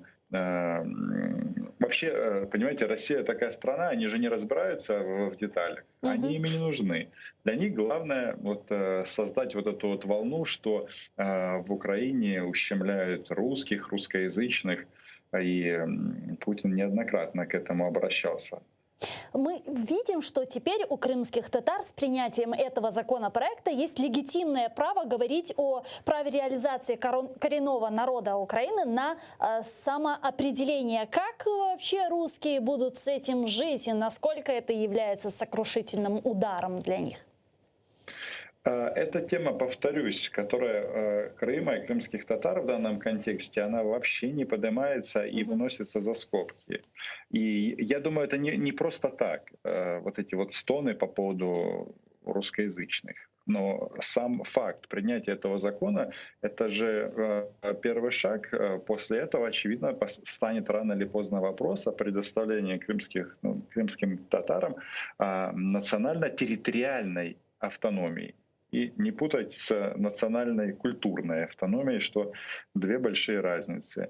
А в ситуации, что мировое сообщество не признает оккупацию Крыма, этот вопрос просто очередной раз станет, во-первых, все будут видеть и понимать, что эта территория оккупирована, но и положение крымских татар оно будет у всех на устах на международных площадках. Это, мне кажется, важно. И до каких пор, как вы думаете, они будут выводить вопрос Крыма и крымских татар за скобки, игнорировать все процессы, игнорировать реальность? Потому что если даже мы говорим о крымской платформа также наближается, буквально через несколько месяцев уже должен состояться саммит крымской платформы. Как они будут на это реагировать? В данном случае тут у меня не очень хорошие новости в том плане, что Россия действует всегда одинаково. Я даже не побоюсь провести такую параллель с MH17. То есть там, где касается российских преступлений, они просто их игнорируют и говорят, что это не мы, или у вас нет доказательств, или это неправда. Здесь будет точно такая же ситуация. Сколько это будет продолжаться? До момента деоккупации, и это очевидно. Хотя в части крымской платформы эта тема очень возмущает российское руководство. Было уже неоднократно сказано заявление, суть которого сводится к тому, что крымская платформа — это посягательство на территориальную целостность России. Вот это вот словосочетание мы берем в кавычки, потому что краденое 18 марта 2014 года, оно остается краденым, и это очевидно всем.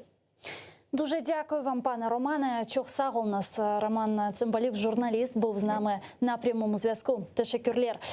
Пане Тарасе, каким образом именно этот закон создаст фундамент в будущем для деоккупации Крыма? Ні, ну, власне кажучи, отут вже ми переходимо зараз до речей, про які я буду говорити з меншим пієтетом, з меншим захопленням. Насправді, цей закон не створить таких умов. Що він створює?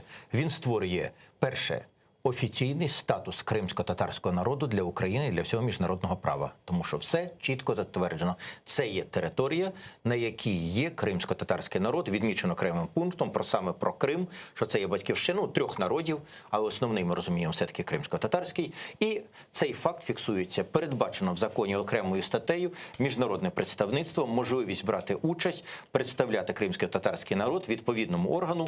Ну, ним для кримсько-татарського народу є Меджліс, який відповідно може вести свою міжнародну діяльність.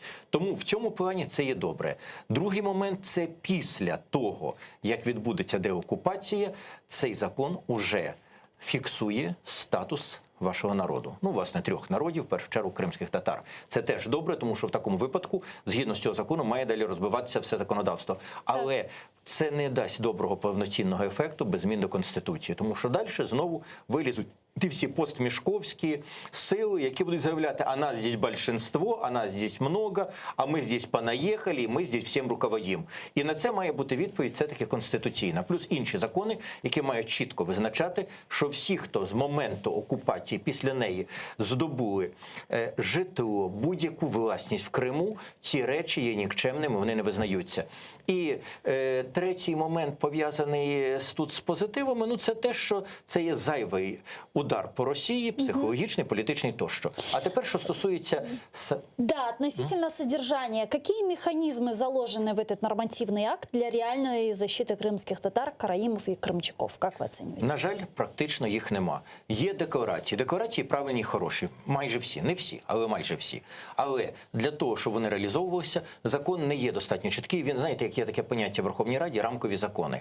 В даному випадку можна було писати, це не є закон, який мав би бути рамковий, це мав би бути детальний, добре розписаний закон, в якому мали би бути виписані зобов'язання органів державної влади тощо. А тут тільки сказано, що має бути створений цей орган, він у вас вже є, він має бути визнаний Кабінетом міністрів, він дістає якісь певні права, і далі українська держава має там, ну, верніше, ті корінні народи мають певні права.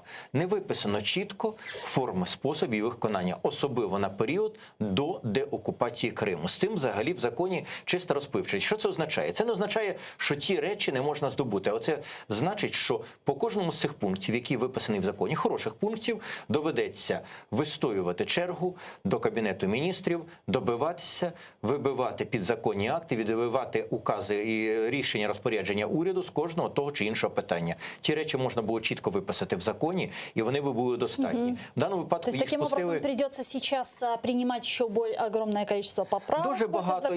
Дуже багато рішень будуть прийматися просто кожного року окремо, в бюджетному процесі, в розписі певних зобов'язань тощо. Далі. Офіційні представництва корінних народів не стають тим, що називають основні розпорядники бюджетних коштів. Є таке поняття в бюджетному кодексі. От є певні чи міністерства, чи певні державні структури, які є основними розпорядниками. Тут Гроші мають виділятися, мають фінансувати якісь програми, але не меджліс кримсько-татарського народу чи там два органи, які можуть бути створені в кримчаків і караїмів, будуть цими грошима розпоряджатися, подавати запит на їх отримання, а буде подавати відповідна структура урядова, певне міністерство, а не ви. А це ненормально. В такому випадку в цьому законі це абсолютно відповідає бюджетному кодексу, це мало бути закріплено за цими організаціями. Я сподіваюся, що колись це буде змінено. Далі, є дуже конкретні пункти, які мені здалися шахрайством. От ми розуміємо, з 3 народів, які описані в цьому законі, тільки є один єдиний телеканал, який відповідає потребам, який представляє інтереси цих народів. Це є АТР.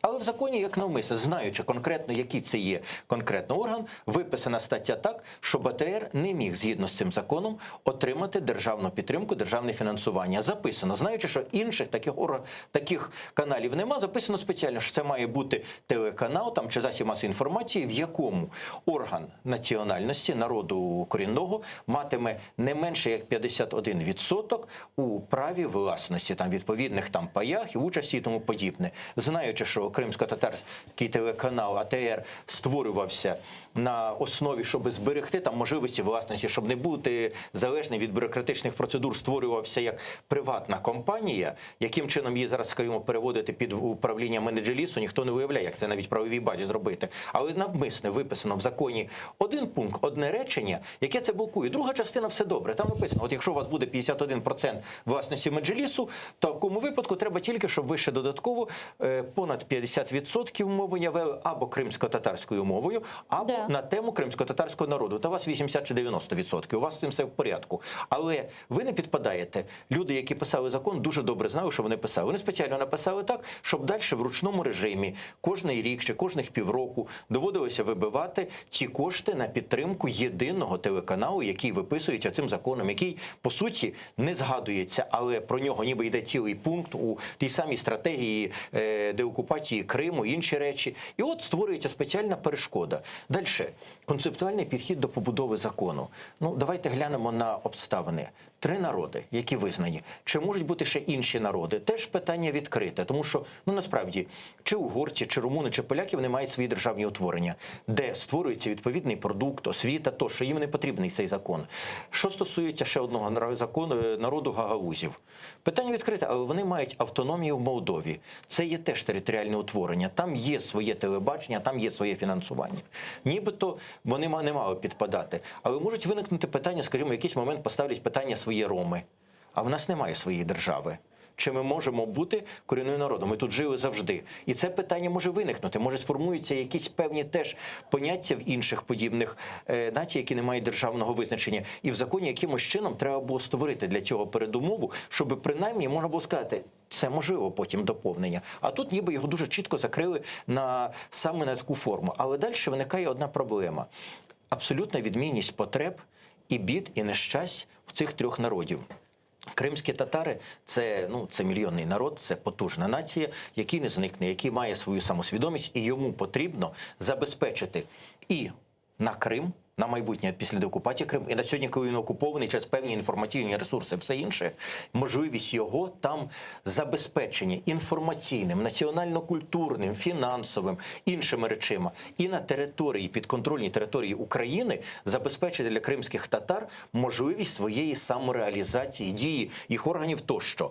А для караїмів і кримчаків питання зовсім інше. Їх дуже небагато. Їх питання просто виживання, щоб нація, культура і мова не зникли взагалі, просто не розчинилися. І виписати їх в тих кількох, в десятку статей цього одного закону абсолютно під один гребінець в принципі не можна, тому що в них зовсім інші проблеми.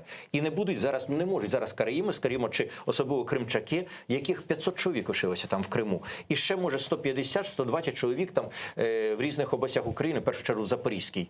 Вони не можуть зараз створити відповідно такий орган, а кримські татари його мають. І це треба якимось чином виписувати. Плюс є просто елементарні промахи. Ті ж самі караїми, в них же ж є місце постійного проживання, локальне і дуже концентроване, не тільки Крим. А в них Івано-Франківська область, район Галича, де вони живуть 500 чи більше років. І так само, як біля Тракаю в Литві. І тому насправді якимось чином такі речі треба виписувати. Просто писали люди закон, які не дуже розуміють суть цього закону. А основна його проблема – це дійсно те, що він залишає дуже багато волі для таких, знаєте, не дуже чесних ручок чиновників. Тому що ця проблема, з якою я почав, його виписали так, як виписують рамкові закони. А це не є рамковий закон, це є дуже конкретний закон про дуже конкретні потреби і проблеми дуже конкретних народів. Його треба було виписувати не 10 розпливчастими статтями, а статей 30-40.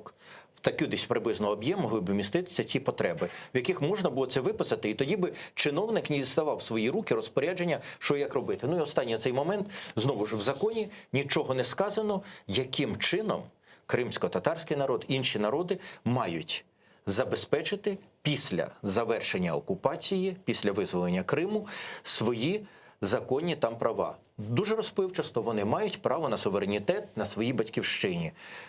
Без рішення про внесення змін до Конституції, ще раз кажу, на це зараз є голоси. Механізм просто не прописаний. Тут не то, що не може бути прописаний механізм, тому що в цьому законі оце єдине, що вони не могли прописати, тому що якби вони прописали, це би суперечило нинішній нормі Конституції. У нас досі, на жаль, є оця жахлива 10-й розділ, в якому написано просто про територіальну автономію, яка для всіх, хто там живе, з отою сформованою, штучно, особливо зараз доформованою російською абсолютною більшістю. Причому людей, які ніколи в Криму не жили, які зараз Уралу, з Сибіру туди масово завозяться для того, щоб закорінитися на цій території. І от ця зміна, вона обов'язкова, тому що після деокупації ми раптом дістанемо не кримсько-татарський, не караїмський, не кримчаківський, а 100% російський Крим, навіть не український. Вчера в эфире телеканала АТР народный депутат Украины и делегат Курултая крымстарского народа Рустем Умеров сообщил о том, что президент Украины Зеленский 23 августа на инаугурационном саммите Крымской платформы должен подписать закон о коренных народах Украины. Как он повлияет на эффективность работы Крымской платформы? Каким образом закон о коренных народах усилит позиции Украины, в том числе и на международных площадках? Я не зрозумів, а як це він може підписати аж 23 серпня? Закон ухвалений повністю, в цілому. Так. У президента є рівно 2 тижні на те, щоб його або підписати, або вернути зі своїми застереженнями. Я наскільки розумію, оскільки це його закон, він прийнятий без жодної правки, він проголосований відразу в цілому, він не може його не підписати. Він його зобов'язаний... Возможно, он будет представлен на може, він має його презентувати, бо підписати він його має... Он так сказав, так, він підписати його має десь упродовж 10 днів. Там процедура, зараз комітет звіряє і візує, після того спікер підписує і направляє до президента, президент ставить свої підписи, і з того моменту закон стає чинним. В законі написано чітко, що він вступає в силу після опублікування, яка відбудеться відразу ж після підписання, крім одного пункту, де визначено забезпечення фінансове тощо органами місцевого самоврядування в Криму, які на сьогоднішній день є окупаційними. Все інше наступає відразу, але ще раз кажу, вони ті норми декларативні. Тобто закон стане чинним ще десь до середини липня, а там його, очевидно, презентують. До речі, щодо Кримської платформи і прив'язки. Я думаю, що якби не Кримська платформа, якби ця ідея не появилася, я до неї дуже скептично ставлюся, ми не раз вже про це говорили. Але один з її плюсів вже сьогодні, тільки через те, що вона має відбутися в серпні, у липні зараз проголосували закон про корінні народи. Чому ви так думаєте? Тому що там виникне дуже жорстке питання. Ти нас запрошуєш, чоловіче, на якусь кримську платформу. Ти декларуєш, що це є території, ми знаємо, особливо для Туреччини це важливо, де теж живе дуже багато кримських татар. Ми знаємо, що це є корінна, це є батьківщина кримсько-татарського народу. В тебе нема досі закону про корінні народи. На якій основі ти нас запрошуєш? Ти нас запрошуєш підтримати Крим як російську автономію? Ну, фактично, де-факто російську, з російським населенням, з російськими партіями, проросійськими силами і тому подібне. Ми не хочемо в цьому брати участь. І от через те, що виникали питання, і вони б виникли далі, очевидно, Володимиру Зеленському пояснили, що в нього на засіданні Кримської платформи можуть виникнути дуже неприємні запитання до нього. А засідання Верховної Ради ще тільки 1 тиждень лишився.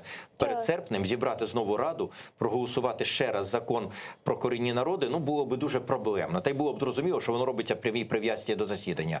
Тому його голосували зараз. Якби не було цього засідання, якби там не було Туреччини, яка на цьому буде наполягати, точно буде цим відстежувати, я боюсь, цей закон міг би появитися ще не скоро. Ну, але ще раз повторюся, перше, він дуже загальними фразами, друге, в ньому дуже багато юридичної неграмотності. Ну, це типово для законопроєктів, які пишуть в Офісі Президента. Там в мене таке відчуття, що звідти вигнали всіх нормальних юристів, і тому в законі є, ну, поверхові речі, які дають можливість чиновнику не дуже на нього працювати. І головне, що він не може бути повноцінним, бути дуже важливим і серйозним на майбутній період, доки не ухвалені зміни до 10-го розділу Конституції. Без цього в нас не буде Криму, повноцінного Криму з автономією кримських татар, а не російською автономією. Бо та 10-та стаття, яка є, ну просто за наслідками окупації, Крим стане ще більш російським, ніж він був до того, якщо ми не поміняємо цю статтю. Насколько этот законопроект приближает Украину к ее курсу, который она определила в своей Конституции Украины в 2019 году о Североатлантическом альянсе и о Европейском Союзе? Потому что я напомню нашим телезрителям, что в пункте 60 резолюции Европейского парламента про выполнение соглашений про ассоциацию с Украиной четко обозначено про необходимость решения вопроса защиты прав коренного народа. В частности, там четко прописано решение вопроса прав крымско-татарского народа, принятие законопроектов про коренные народы Украины, статус крымско-татарского народа и так далее. Значить, стосовно цього.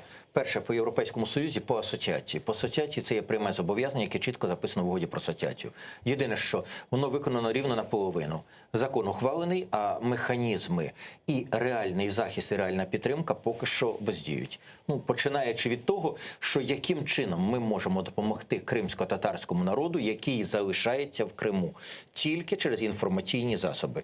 Ми не можемо туди привести наші гуманітарні служби, ми туди не можемо завести наші війська. Ми можемо туди тільки подати інформацію. Телеканал АТР і відповідні платформи в інтернеті. Це все, що ми можемо зараз робити для народу, для тої основної частини, яка залишається на окупованій території.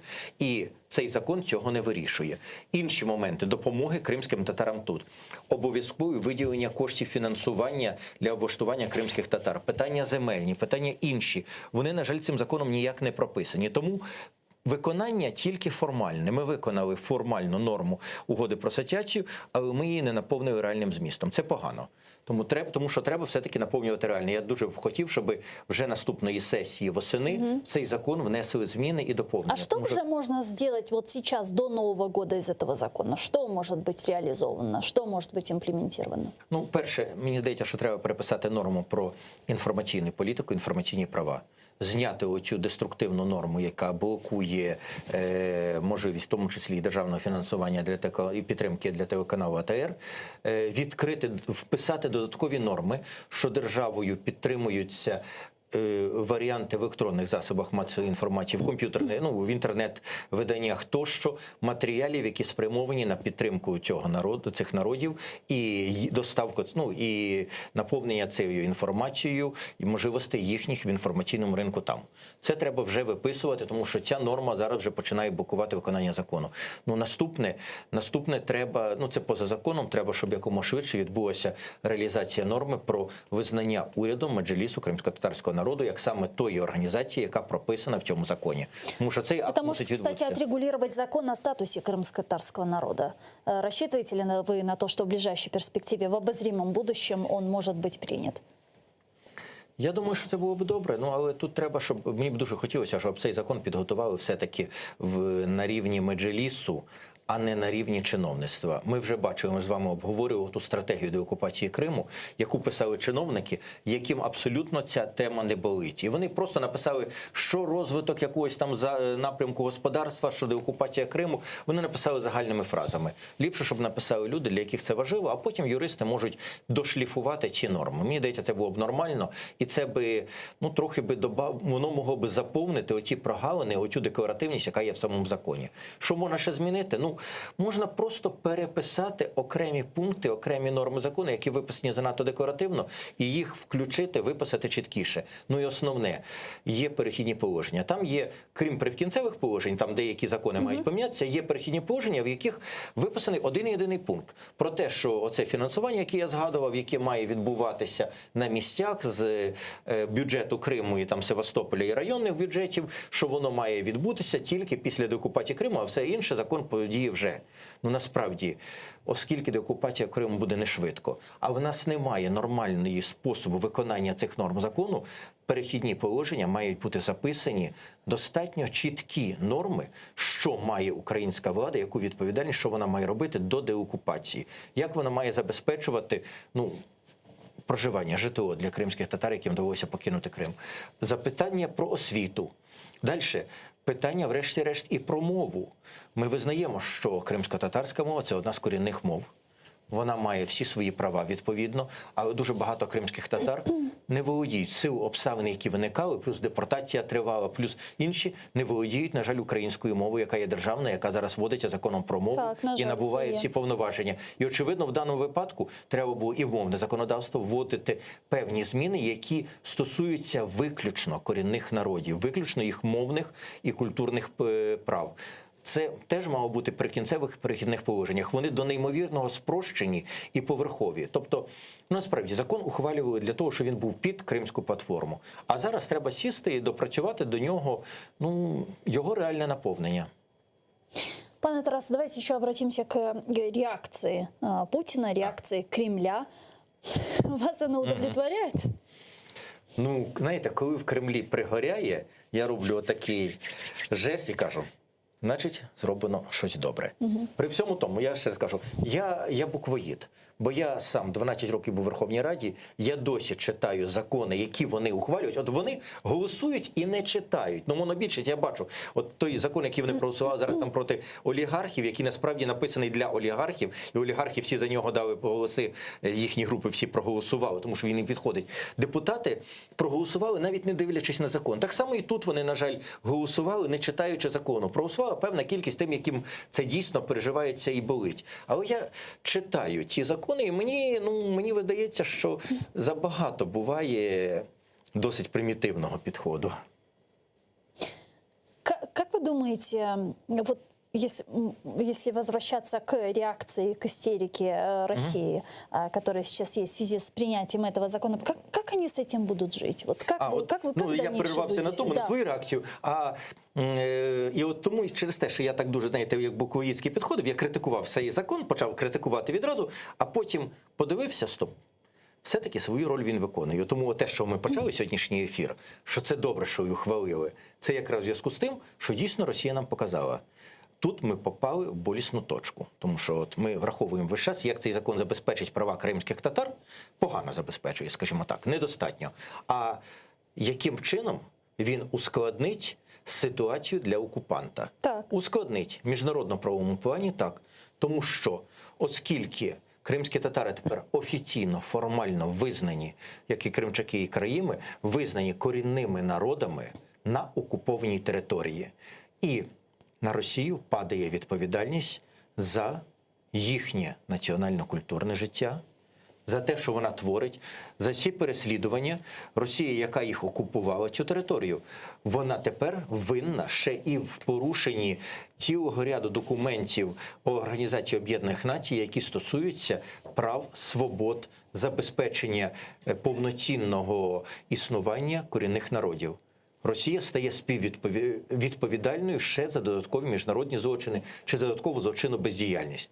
Як їм з цим жити? Роман Цимбалюк дуже добре сказав. Вони стараються в тих випадках, в яких бачать свою відповідальність, свої злочини, робити вигляд, їх там нет, нас там нет і все. Зараз вони пробують перевести в істерику, вони ж відводять від теми кримських татар, вони переводять на тему, а нас забили. Ми вже цю тему обговорили з вами в ефірі.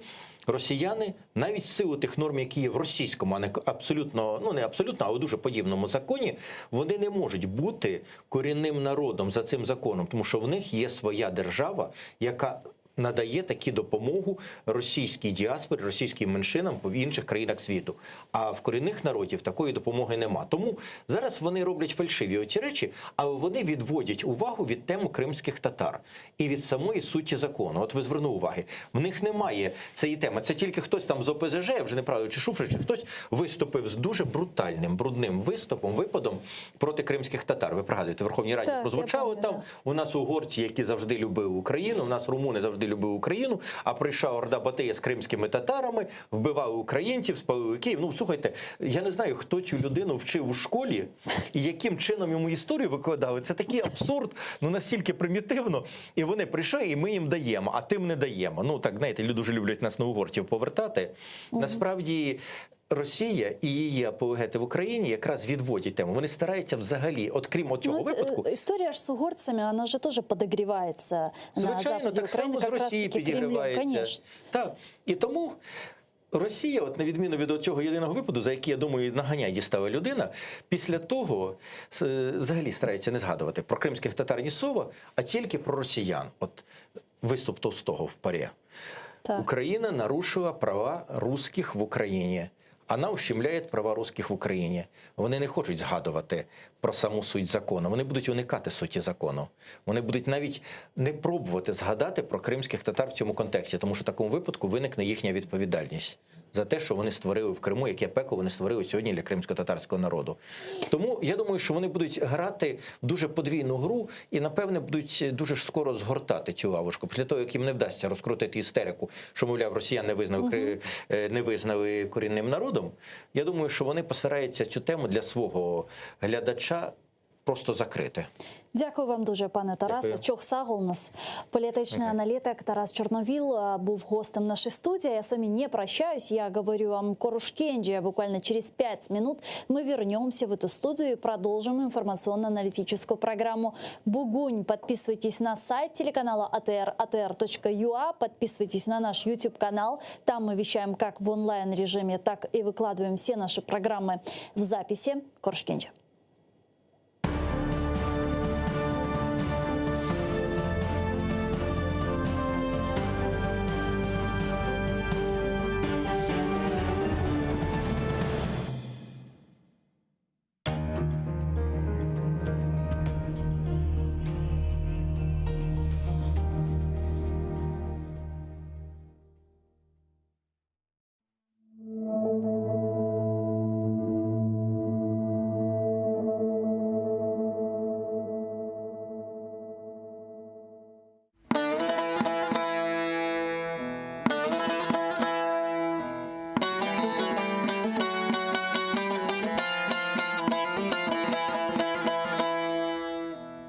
Sazın teli söylesin kendi derdini, inlegen yüreğimnin hasevetini, keçmişler ruhlarını, göz yaşlarını, halkımızın sonu yok kaygılarına.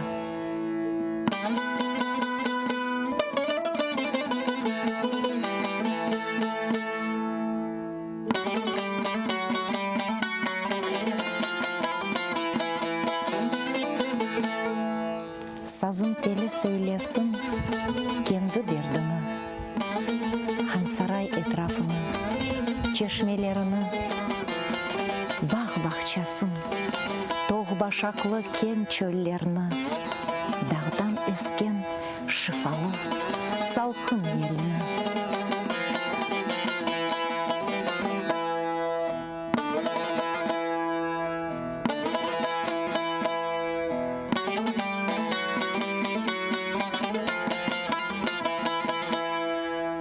Karadeniz dalgasını söylesin sazım, ağarmış efsanesini söylesin sazım, camiler minaresini söylesin sazım, aşık Ömer Kerimlerle söylesin sazım.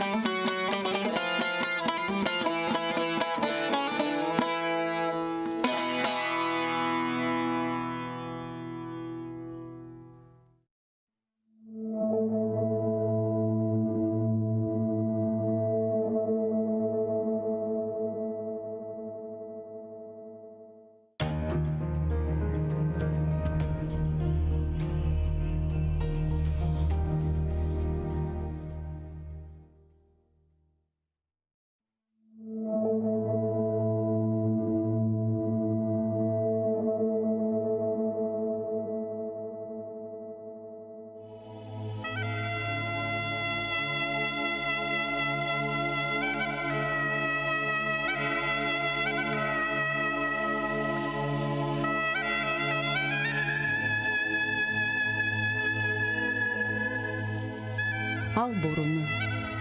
Юр кетейік яйлаларға. Чал бір ава, чал бір пешрав, бір қайтарма. Чал бір нағме, барсын етсін йылдызларға. Чал ақса да берсін дауыш далғаларға. Мен бар сесім іле ерлайымче ай ольмеммен. Эм Порт-Артур, эм Шомполны, Уралдағыны. Сесім кетсін, эм долансын Қырымны. Барсын етсін бұжақларға, таманға. Ерларым мен бар сесімнен елге қаршы. Батақларны қайнатып, сел ақтырып. Барыме қастетмеңіз ел ұзатып. Бар келір, ұқым сүрер, ақылы олып. Ачар вишнем көпіріп, ачар бадем. Филис атар қадимдағда ағачлар. Шымал беттен келген суық боранлар. Yok olacak. Kaçar, bakır, borudan.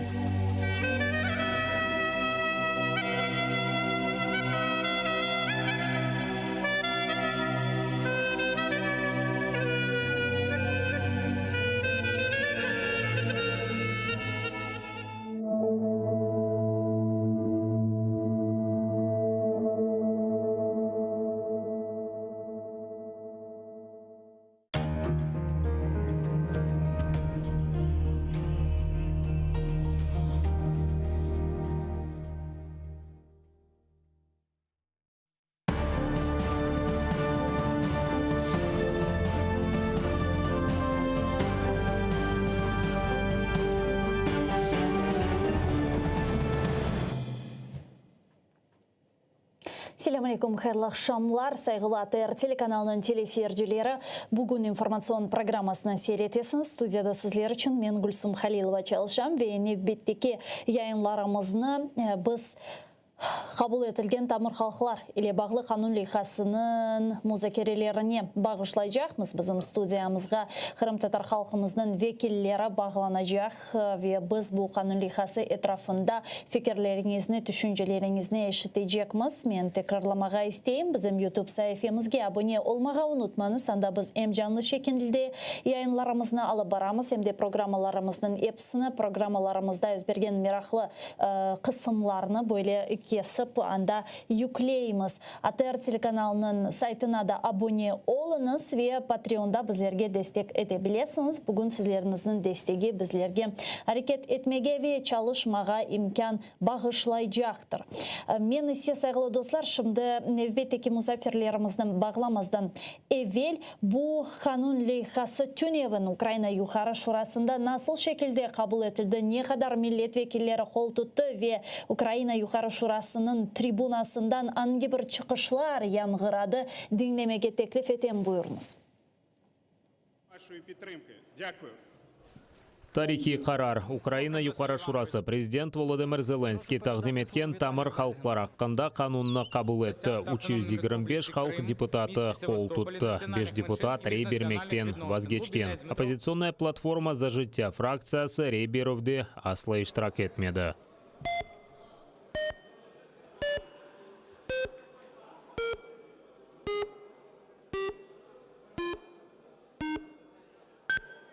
За 325 рішення прийнято, закон прийнятий в цілому. Покажіть по фракціям. Ишгал етілген территориялар реинтеграциясы мәселелері бойынша Назир Алексей Резников рей беруден евел қайдеткенне көре бұл қанун Қырым татар халқының озгүнлігі сақланмасынан ве инкишаф етмесінен кефалеті олмалы.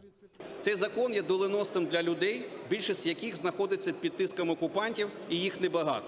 Але немає в світі іншої держави, яка може боротися за них. Немає іншої влади, яка здатна забезпечити продовження їхньої історії. Ми можемо дати сигнал, який поверне надію багатьом, а в підсумку сприятиме повернення Криму та Севастополя. Русия тарафдары күчлерінің қаршылығы олғаны үшін парламентнің дегер чағыруларында тамыр халқлар аңламыны біле белгілемеге чаресіз едідей Қырым татар халқының лидері Мустафа Джемилев. Про права коренных народов стало можливим говорити лише після Революції Гідності в 2014 році. І першим таким актом стала постанова Верховної Ради від 20 березня 2014 року під назвою «Про заяву Верховної Ради України стосовно гарантії прав кримськотатарського народу в складі Української держави». Голос фракциясынан халық депутаты Рустем Умеров бұл қанун қабыл етілмесі тарихи вақияды. Қырым-татар халқы қанун қабыл етілмесі үшін онларca yıl devamında күрешті деді. Усі країни, де є корінні народи, як правило, мають такий закон. Ми приводимо законодавство України у відповідність до міжнародного законодавства. Сьогодні дуже історичний момент. Ми 30 років чекали на цього. Як людина, яка приїхала в віці 9 років, от мені вже 39 років, от 30 років ми і чекаємо його. Канун қабыл етілмесіне қол тұтмақ үшін бірчок халқы депутаты чықыш япты. Слуга народа фракциясынан халқы депутаты Виталий Безгин кезлевден. Русия пропагандасы русларны украинлерінің бұйық ағасы кібі көстермеге тырышып, Қырымда яшаған халқлар арасында душманлық яратайды дей. Ишгалесе тамыр халқының ақлары қоршаланма сиясеті олмағаны үшін олды деп сая. Він визначає кримських татар, караїмів та кримчаків як корінний народ. Він допомагає захистити їх мовні, культурні та інші традиції. Він допомагає їх органам отримувати державне фінансування і допомогу з донорських структур. Цей законопроект – це наша данина, і це те, що має розпочати, власне, повернення Криму, його інтеграції, стати вагомим першим кроком в плані дій Кримської платформи. Халық депутатларынан чоқысы тамыр халықлар аққанда қанун қабыл етілмесі ярымада ишгалден азат етілмесі үшін бұйық бір адым деп сая. Қабыл етілген весеқаненді президент Володимир Зеленский имзаламақ керек. Кеченлері құрылтай делегатлары айдынлатқан мұражатында бұл қанун толысынен чалышмасы үшін Қырым-татар халқының өз қадеріні белгілеме аққы. Қырым-татар милли территориаль мұхтариет тешкіл етілме механизмлері ішлеп шығарылмақ керек деп білдірділер. Засіданні проект закону України про корінні народи України, реєстраційний номер 50. İşte böyle şekilde Tunev'in Ukrayna Yukarı Şurası'nda anayasa çoğluğunun tamır halklar ile bağlı kanun leyhası kabul etildi. Bu kanun leyhası etrafında hakikatinde çok laf etmege mümkün. Hakikatinde onun bazı eksiklikleri hakkında laf etmege mümkün. Zira hiçbir mükemmel kanun yoktur. Ama alda 30 yıldan sonra yani Kırım Tatarlarının Ukrayna özünün istihlalini ilan etkeninden sonra 30 yıl alıp bargan savaş neticesinde yani Kırım Tatarlar tarafından bu kanunlarının alınması için alıp barılgan savaş neticesinde kabul etilmesi hiç kabul etilmemesinden daha yaxşıdır dep düşünemiz. Elbette ki Ukrayna hükümeti ne yazık ki bu kanunu kabul etmekten biraz geç kaldı ve Kırım işgal etilmezden evvel yani bu kanun leyhasının kabul etilmesi için Kırım'ın işgaline gerek olmasaydı ve Kırım işgal etilmezden evvel Kırım Tatarlarının akları kabul etilse ve tıklenilseydi belki de şimdi vaziyet bir başka olurdu. Ama alda Ukrayna'da özü denişti 2014 senesinden sonra 2014 senesine evvel olgan Ukrayna çok farklı bir devlet ve bu sonki 7 yıl içerisinde uykusuz geceler alıp barılgan işler yorulganlıklar ve ilahri bugün bu kanun leyhasının kabul edilmesine getirdi ve alda bu hayırlı haberdir. O sebepten barımızını tamır halklarının bir vekilini men böyle bir adisenin hayırlayım. Şimdi alıngan haberlerimizge göre Kırım Tatar Milli Meclisi'nde yani bizim temsilciligimizde böyle bir Avrupa Şurası'nın demek vekillerinden konuşup ötkerilen bu protokol böyle bir çekimlerden fotolarını bizlerge yolladılar. Görgenizge göre saygılı arkadaşlar Avrupa Şurası temsilcilerinden bizim liderlerimiz şimdi konuşup geçirmekteler. Kırım Tatar halkının lideri Milli Meclis reisimiz Rifat Ağa Çubarov, demek Milli Meclis azalarımız Riza Şevkiyev, Eskender Baliyev, galiba anda Gayana Hanım da var ama ben şimdilik görmeyeyim ama herhalde Milli Meclis azalarımız, temsilcilerimiz olar böyle bir şimdi konuşup geçirmekteler. Akşam biz liderlerimizle bağlanmağa tırışacağımız ve bu ve diğer meseleler etrafında da müzakerelerimizi devam ettirmiz. Men ise şimdi yayınımızga koşmağa isteyim. Bizim misafirimizni davet etmege isteyim. Skype vasıtasıyla o bizle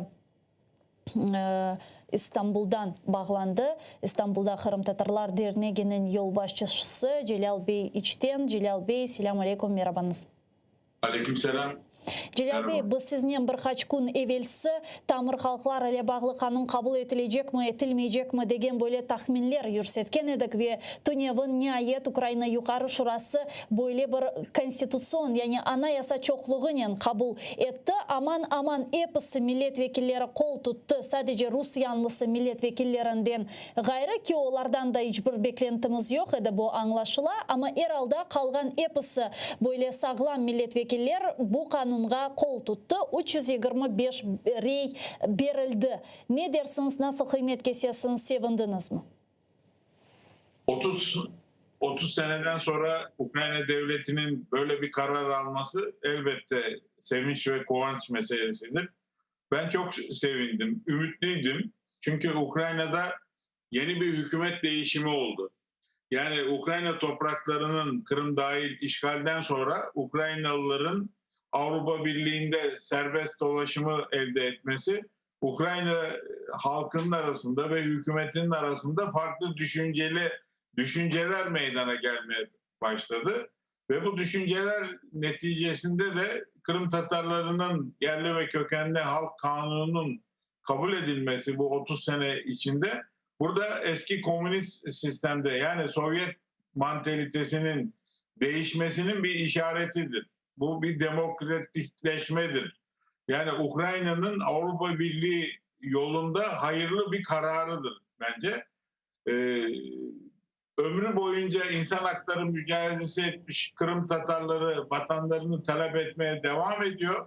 Ama Rus işgalinden önce bu karar alınmış olsaydı Kırım'ın bu kadar işgali kolay olmayacaktı. Çünkü 30 sene aldığında bu vakte kadar gelen Ukrayna hükümetleri veya cumhurbaşkanları bu konuda samimi davranmadılar nedense. Evet, Zelenski için çok farklı şeyler söyledik, ben de söyledim. Ama gördük ki, baktık ki Zelenski bu konuda daha duyarlı. Ukrayna seçimleri bittiği zaman ben şunu söylemiştim yine sizin televizyonunuzda. Seçim bitti artık. Mevcut seçilen hükümetle işbirliği yapmaya devam edelim. Çünkü Kırım Tatarların çok problemleri var. İhtiyaçları var, eğitim meselesi var, sağlık meselesi var. İşgal altında olan bir halkın sığınacak bir kapısı gibiydi Ukrayna. Çünkü çok ihtiyaçlarımız var. Bu ihtiyaçlar da bitmedi. Bu kanunun kabul edilmesinden camilerimizin, milli mekteplerimizin Ukrayna devleti tarafından yapılacağı anlamı çıkıyor. Yerli yani kendi kaderimizi kendimiz tayin edeceğiz ve Ukrayna devleti de bunu kabul edecekler. Şimdi bu kabulün Ukrayna tarafından demokratik olarak bir adım atması Avrupa Birliği yolundaki Ukrayna'da bu kabul bence Rusya Federasyonu'nda da çok farklı sesler getirecektir. Orada Rusya Federasyonu'nda esaret altında yaşayan bizim gibi Tatar olan Tatarlar bu kararı dikkate alacaklardır. Ve isteyeceklerdir, talep edeceklerdir. Bundan sonraki şeyleri Rusya Federasyonu düşünsün.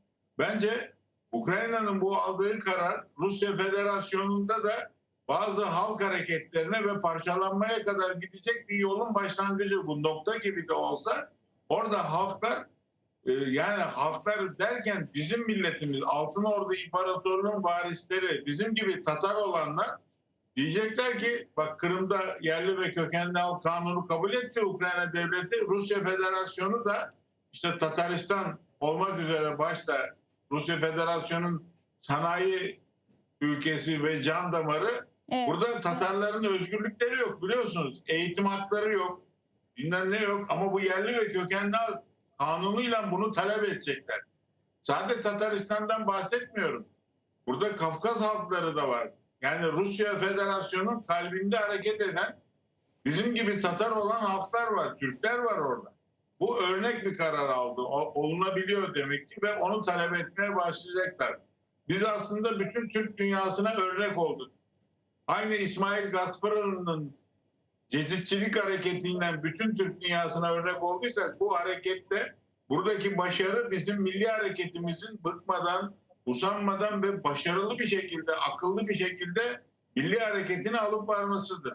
Bakın sadece Rusya Federasyonu değil, bu Türk Cumhuriyetlerinde de farklı sesler getirecektir.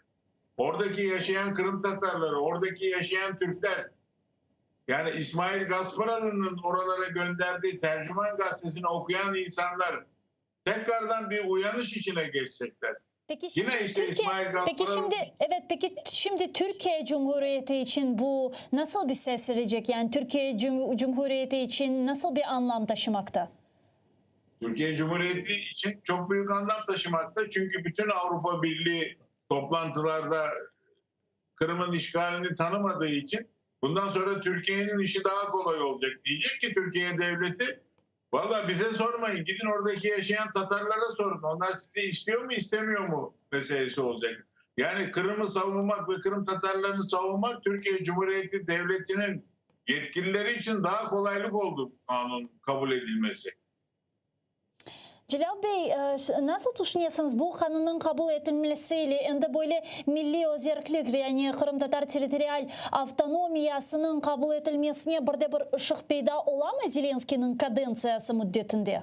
Evet ama yani şimdi bu kanunun başlangıcı var. Mesela yeni kanunda Kırım Tatar Milli Meclisi'nin statüsü, oradaki seçimler işte nasıl olacak, nasıl temsil edilecek? Bu statüde diasporadaki teşkilatlar olacak mı, olmayacaklar mı? Biz de Kırım kökenliyiz. Yani bizim de burada bazı haklarımız var yani. Ana baba topraklarımız bizim. Biz bunları hiçbir zaman hiç unutmadık.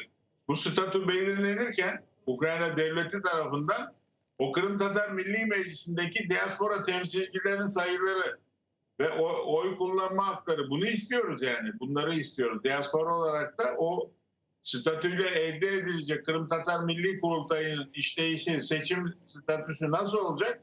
Ve diaspora olarak biz burada yer almak istiyoruz. Söz sahibi olmak istiyoruz. Bir de bunun dışında diasporada verilen Ukrayna diaspora kimliği meselesi var. Bunu daha çok basit bir hale getirmek lazım. Daha çok basitleştirmek lazım. Bir müracaat da olması lazım.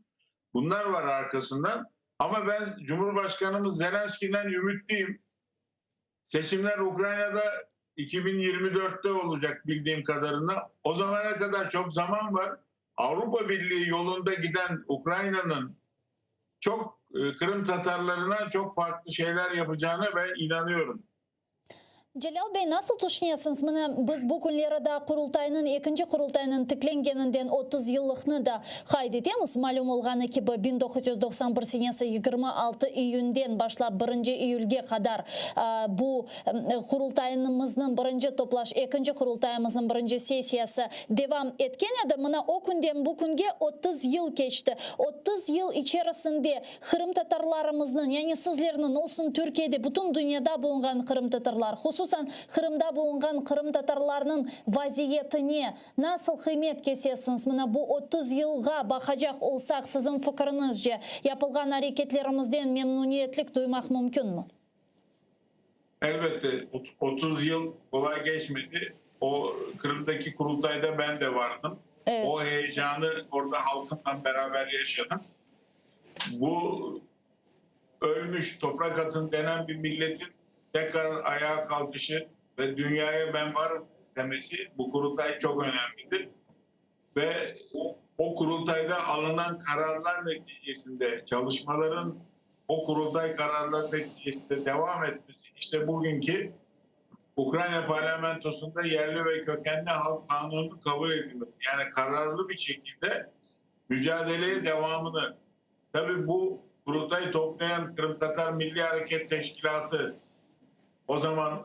o zamanki üyeleri, onların hepsini selamlıyorum. Onlar birer kahramanlar. Sovyetler Birliği daha ayaktaydı biliyorsunuz o kurultay toplandığı zaman. Biz Türkiye'den gelmek için gideceğiz mi gidemeyeceğiz mi diye çok zorlandık. Ama bir şekilde Allah yardım etti ve o kurultaya katıldık. O zaman Rusların tesiri hala devam ediyor. Buna rağmen kahraman halkımız, o Milli Hareket Teşkilatı'nın üyeleri, kalanların hepsine selam, ölenlerin hepsine rahmet diliyorum. Onları hiçbir zaman için unutmuyorum. Çok muazzam bir mücadeleydi. Yani nasıl anlatmak lazım? Halkımızın Kırım'da yerleşmesi, o konutların alınması, büyük bir mücadele vardı. Ben onları gördüm. Meydanlarda toplanmaları, 18 Mayıs mitinglerinde halkımızın yaşlısı, çocuğunun toplanması benim için çok büyük bir şeydi. Ve o mitinglerin hepsinde oldum ben 18 Mayıs'ın anma toplantılarında. Ve kurultayların devamında da oldum. İnşallah Ruslar tekrar oradan çıkacaklar. Tekrar Kırım'da toplanacağız. Tekrar kurultaylarımızı yapacağız. Bu yerli ve kökenli halk kanunu da buna yol gösterdi, yol verdi. Avrupa Birliği de, Amerikan Devleti de, diğer ülkeler de ve Türkiye Cumhuriyeti de çok farklı bir şekilde bu konuya bakacaktır. Bu Kırım Tatar Türklerinin milli mücadelemizin, milli hareketimizin bir başarısıdır. Allah'a çok şükrediyorum. Bugünleri gördük. İşgal altında da olsak Ukrayna parlamentosunda böyle bir kararın çıkması bana göre milli hareketimizin çok büyük bir kahramanlığıdır diye düşünüyorum ben. Yani şu an şimdi beni çok duygulandırdınız Celal Bey. Şunu soracaktım bununla beraberlikte Bilesiniz, Zelenskiy'nin böyle sonki yapkan bazı güzel bir teşebbüsleri sırasında bu 23 iyun günü ötkerilecek Kırım platforması olacak. Avgust günü bağışlanız, Avgust'ta olacak 23 Avgust ki 23 Avgust'ta Ukrayna özünün istihlal gününü de karşılay ve böyle timsali bir günde böyle timsali bir adisiye olacaktır. Yani bu adisiden beklentileriniz nedir? Böyle hakikaten de mühim bir kararlar alınacağını ve bu kararlar neticesinde Kırım'ın kaytarıldığı istikametinde faal bir hareketler yapılacağına ümitler besleysiniz mi? Evet, yani dünyanın desteğini almak lazım. Batı'nın desteğini almak lazım. Bunlar olursa devamlı Kırım'ın işgalini, Lugansk'ın, Donetsk'in işgalini gündemde tutarsa bu platformda dünyanın bakışı, yani 7 sene geçti, unuttuk artık biz bu işe, ateşi devamlı odun atmak lazım ki kuvvetli yansın. Ve bütün dünyanın Sovyetler Birliği'nin demokratik bir, yani Rusya Federasyonu'nun demokratik bir halk olmadığını, bunu yönetenlerin demokrat olmadığını, insanların hürriyetlerini kısıtlama getirdiğini bütün dünyanın orada haykırması lazım. Ve bu Kırım'ın ve Ukrayna topraklarının işgalinin son verilmesi için çok büyük, önemli bir dünyanın desteğini sağlamaktır burada. Bence çok önemli bir toplantı. İnşallah başarıyla sonuçlanır. Hayırlı kararlar alacağına ben inanıyorum. Celal Bey, bu konuda Türkiye'nin tutumu neden ibaret? Vallahi açık yüreklilikle söylemek gerekirse ben Türkiye'nin tutumunun bu toplantılarda nasıl davranacağını çok böyle şey yapmıyorum. Dikkatli konuda konuşmak istiyorum. Neden? Yani Türkiye Devleti, Cumhurbaşkanlığı burada katılmayabilir. Rusya Federasyonu'yla ilişkilerinden dolayı Türkiye yetkilileri burada çekimser olabilirler, çekimser kalabilirler, katılmayabilirler de yani. Ben öyle bazı duyumlarım var. Ama Türkiye'deki arkadaşlarımla bu konuyu gündeme getirdim. Öğrenmeye çalışıyoruz. Eğer aksi bir şey duyarsak, işitirsek veya bir katılım olmazsa üst düzeyde Türkiye Cumhuriyeti Devleti tarafından demokratik haklarımızı kullanacağız. Üzüntümüzü belirten mektuplar yazacağız devletimizi yönetenlere. Başta bu mektubu ben yazacağım. Üzüntümü belirteceğim. Çünkü benim atalarım Osmanlı İmparatorluğu'ndan beri Türkiye Cumhuriyeti'nin temelinde kanımız var bizim. Kanımız ve canımız var. Yani biz bu Türkiye Cumhuriyeti Devleti için çok şey yaptık. Her şeyi yaptık. Her yerde bizim izimiz var Kırım Tatarları. Onun için Türkiye Cumhuriyeti'nin en üst seviyede bu Ukrayna'daki yapılacak toplantıda katılmasını istiyorum. Benim gönlüm bunu istiyor. Kırım bizim hassas noktamız. Türkiye'deki yaşayan Kırım Tatarların hassas noktasıdır. Onun için Türkiye Cumhurbaşkanı'nın mutlaka ben orada olmasını kalben istiyorum. Gönlümden böyle geçiyor. Ha gitmezse ona üzüntümü belirten bir mektup yazacağım Cumhurbaşkanı. Ve diğer dernek başkanlarını da teşvik edeceğim. Siz de yazın diyeceğim. Üzüntümüz, Kırım bizim hassas konumuz. Biz çok hizmet ettik bu memlekete. Askerlik yaptık, vergi verdik, her şeyi yaptık. Onun için bizim ihtiyacı olduğu zaman da Türkiye Cumhuriyeti Devleti'ni yanımızda görmek isteriz. Ben bunu istiyorum, kalben. Yani bundan önce ben Türkçe'ye geçeceğim. Bundan evvel Zelenskiy Türkiye'ye gelgeni vakit Recep Tayyip Erdoğan ozu birkaç kereler Ukrayna aslında defa Ukrayna bütünlüğüne, bağımsızlığına ozunun destekini bildire, bunu da bir kere teyit etti. Sonra ise kaydetkenine göre Türkiye Cumhuriyeti Kırım platformasında yüksek düzeyde takdim edilecek ama Erdoğan'ın gelip geleceği da ne yazık ki böyle meçhul. O sebepten korup bakacağımız beraberlikte.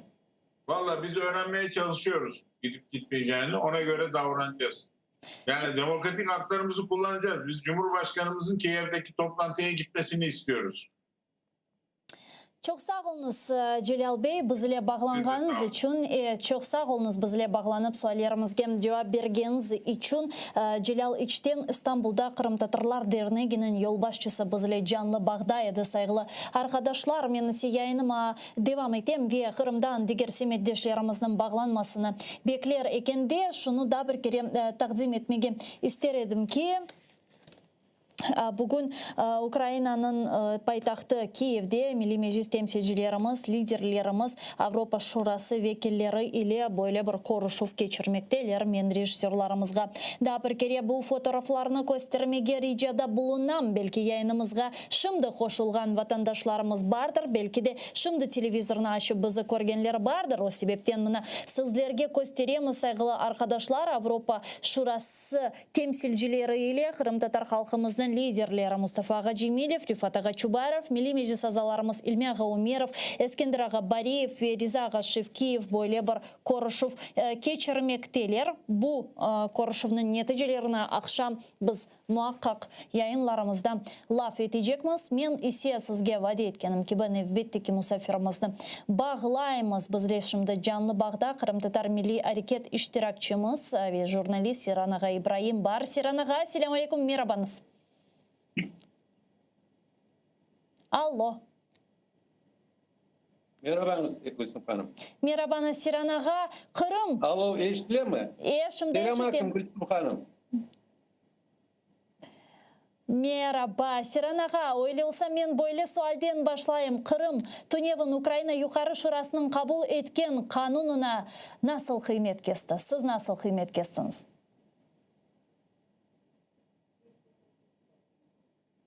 Bu 30 yıldan beri beklenilgen vakıya nasıl ne olsa da Amerika geçti Gülsüm Hanım. Evet, kuvvançlı haber. Hem bu milli hak hukuklarımızın tiklenilmesine bir adımdır. Ama daha o gibi yapılacak işler çok. Evet, bu Ukrayna devrinde bu kanun kabul olungan olsa Kırım Ukrayna'ya bakkanda evet bile alga kalmayacak edik biz.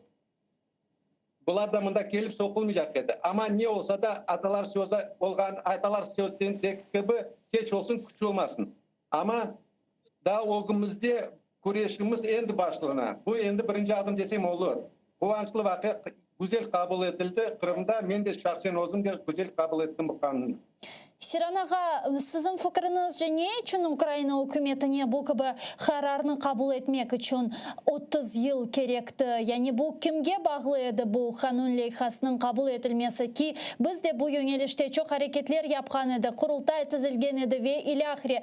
Sizin fikrinizce bu sadece hükümetke bağlı olan şey edi mi? Benim fikrimce misal için 4 prezident, 5 prezident oldu işte bu Zelenskiy'le beraber bu Ukrayna'nın müstakillik devrinde. Ama hepsi nemeler bunda hüküm sürede kendine nasıl Ukrayna'ya baksa da Kırım'da Rusya'nın tesiri pek büyük edi o vakitte. Ben belesem benim şahsi fikrim anavların tesiri oldu da bu kanun kabul edilmedi. Ama bugün de Ukrayna devleti gözünü açtı. Allah'a şükür işte bu adım yapıldı.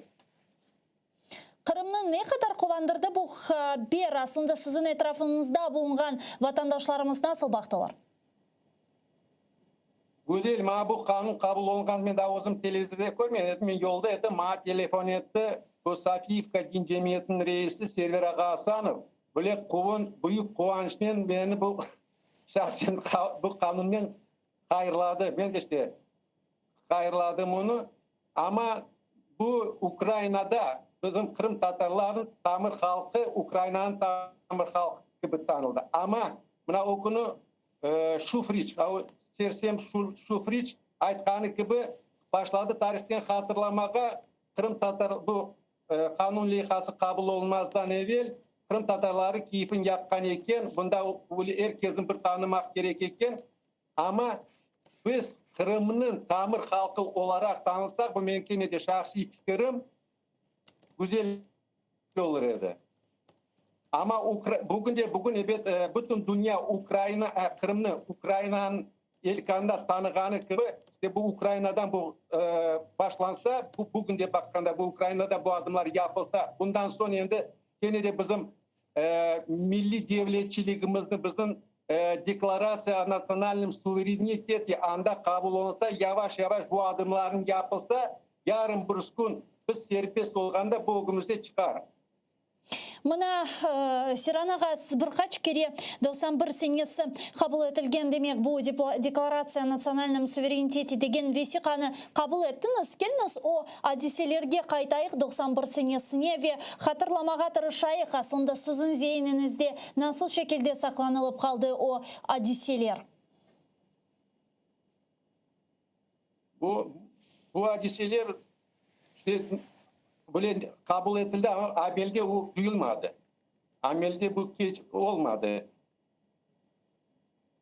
Biz tamir halk gibi tamir halk değil, biz serbest olarak bu Kırım'ın Ukrayna'nın tamir halkı olarak bu bir türlü yardım olmadı ona. Bana şimdi bu tamir halkı, bizim Ukrayna'nın tamir halkı tanılganı evet buna bir adım yapar. Bu indi ileride yapılacak bizim hareketimizdir.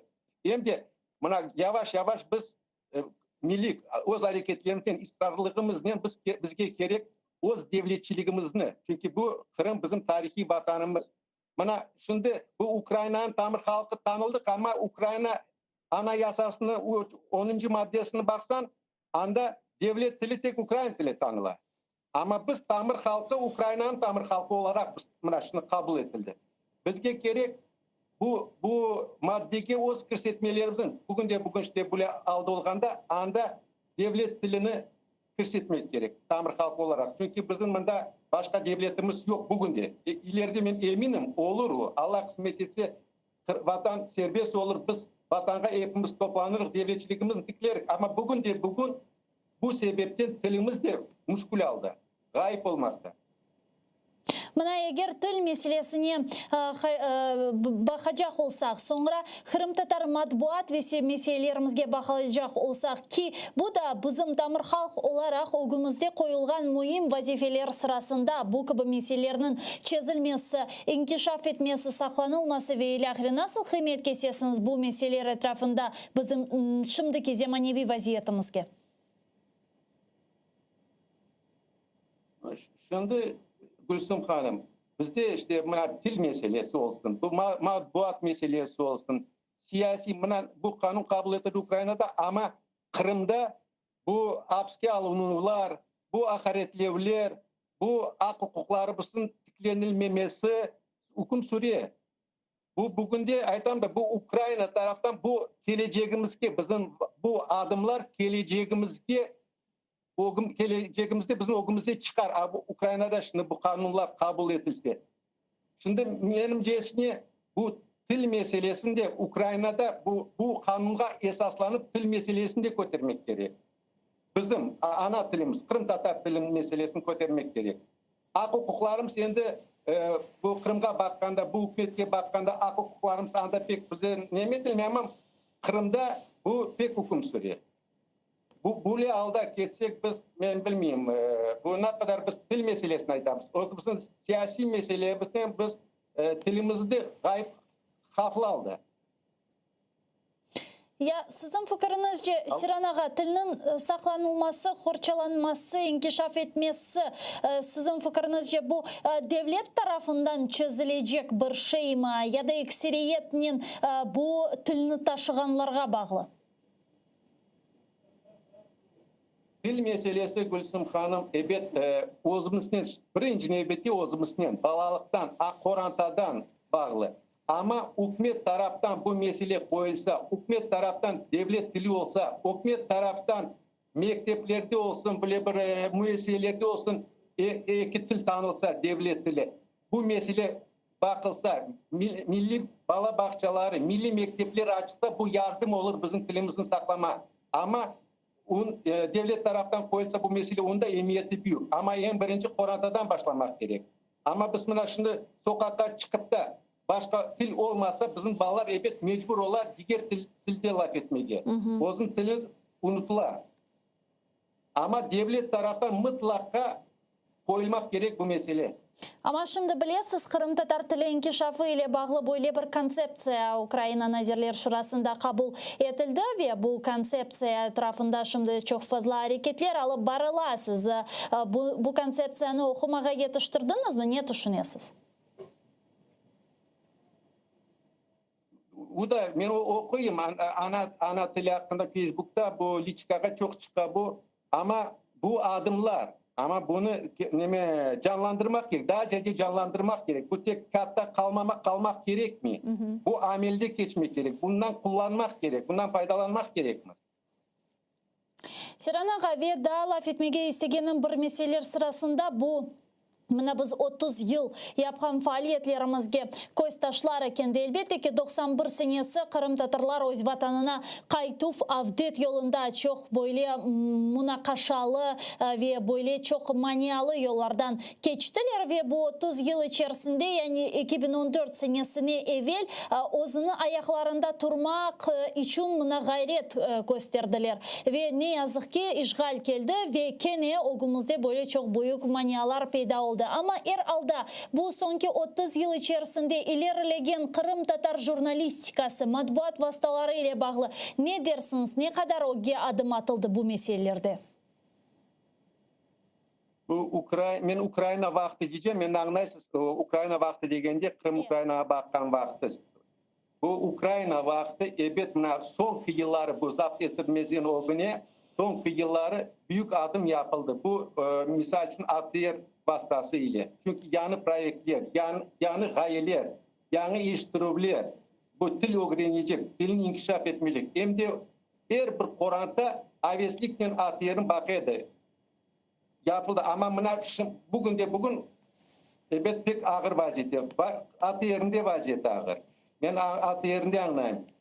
Kırım Tatar halkında vaziyettir. Kırım'da mında aytam da bunda tek sözde ama amelde bu saklanmak hakkında bir şey yok. Ayak çalına bizim halkımızın inkişaf etmesine ayak çalar. O duyula o. Şimdi Kırım gazetasının şimdi Kırım gazetasının vaziyetini nasıl tanımlar ediniz? Alo. Anlamadım Gülsüm Hanım. Alo, eştes? Alo. Alo. Siranaga şimdi Kırım gazetasının vaziyeti Kırım gazetasının vaziyeti hakkında ne aytar ediniz? Yani Kırım gazetasının vaziyeti şimdi neden ibaret?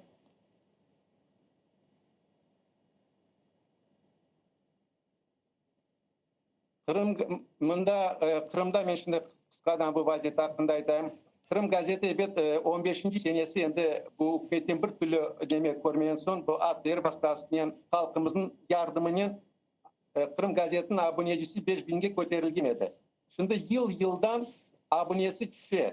Buna bu koronavirus da sebep oldu. Çünkü siz bildiğiniz gibi Gülsüm Hanım bizim esasen okuylar, esli başlılar bu Covid pek çok insanlarımızın alıp gitti. O da tesir etti gazetamızın abonesine.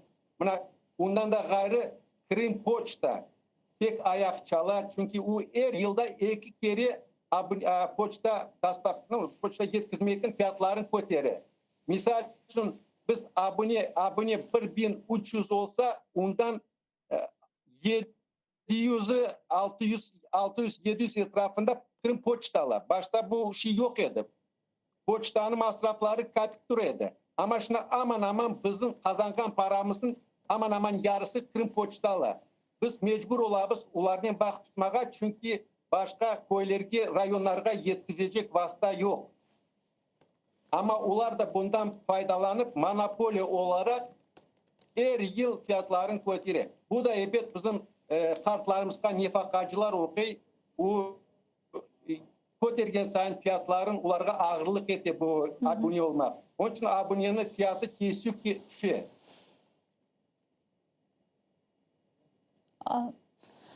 Alo, eşitesiz? Alo, da. Umumen alganda şimdi ne kadar vatandaşımız abone oldu Kırım gazetasına?